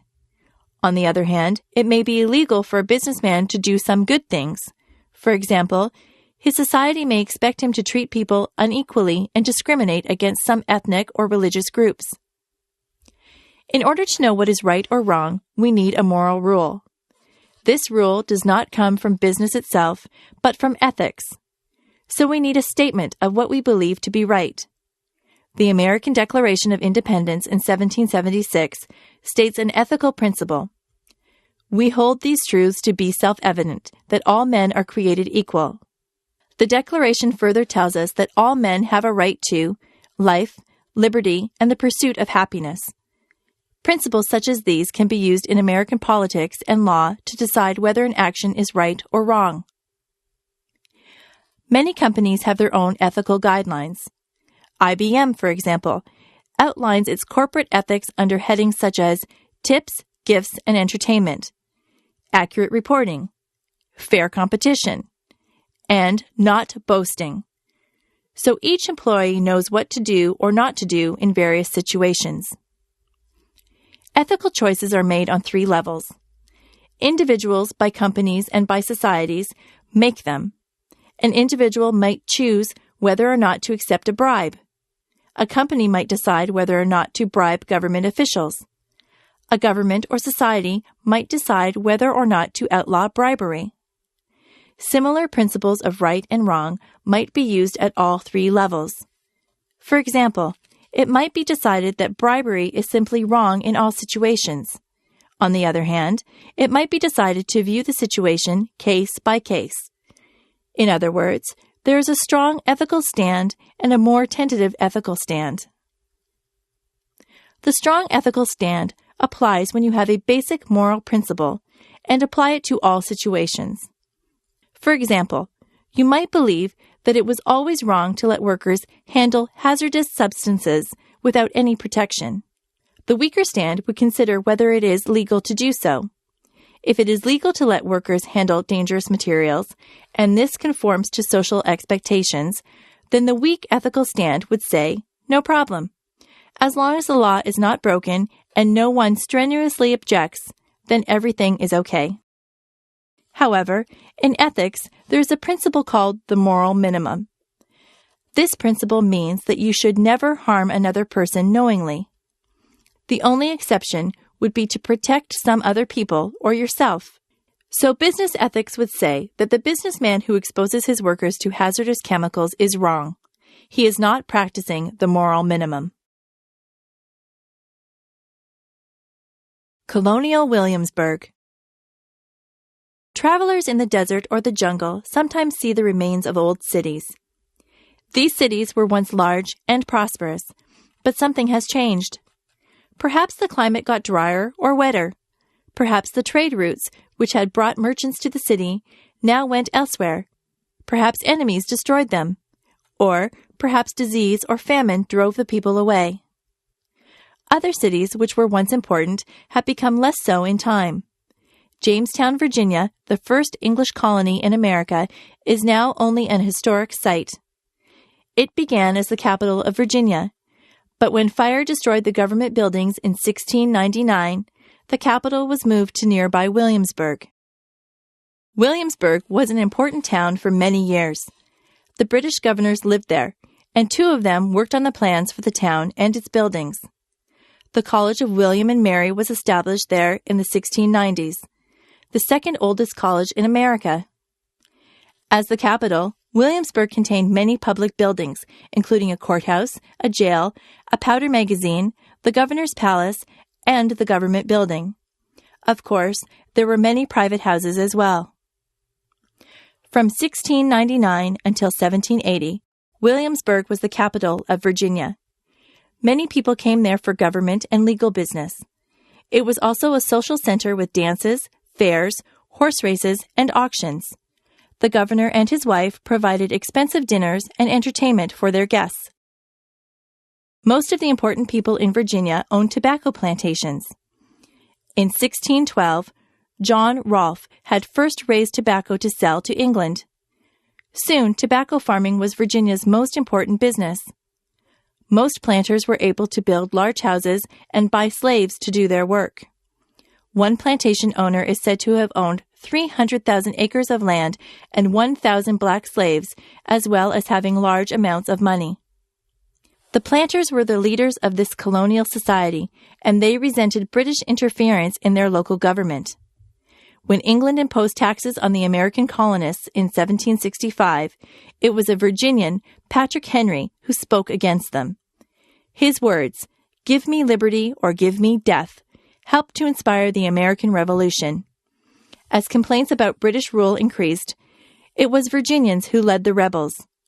George Washington became commander of the Revolutionary Army, and Thomas Jefferson drafted the Declaration of Independence in 1776. In 1780, the capital of Virginia was moved to Richmond. Williamsburg was now simply a small college town of local importance. Not much changed in Williamsburg for many years. In the 20th century, the Reverend Dr. Goodwin, who was the priest at the Williamsburg Church, had the idea of restoring Williamsburg to the way it appeared in colonial days. Goodwin approached John D. Rockefeller Jr. with his idea, and Rockefeller agreed to finance this project. Beginning in 1926, the old buildings of Williamsburg were restored to their original form. First were the college buildings, then the Raleigh Tavern, the government building, the governor's palace, and so on. Buildings that had been destroyed over time were reconstructed from plans and descriptions. Soon the restored buildings were open to the public. Guides, dressed in 18th century costumes, show visitors through the buildings and gardens. Visitors can also travel to nearby tobacco plantations. Now, tourists who pay admission to visit this wonderful historic town finance much of the work of restoration and conservation.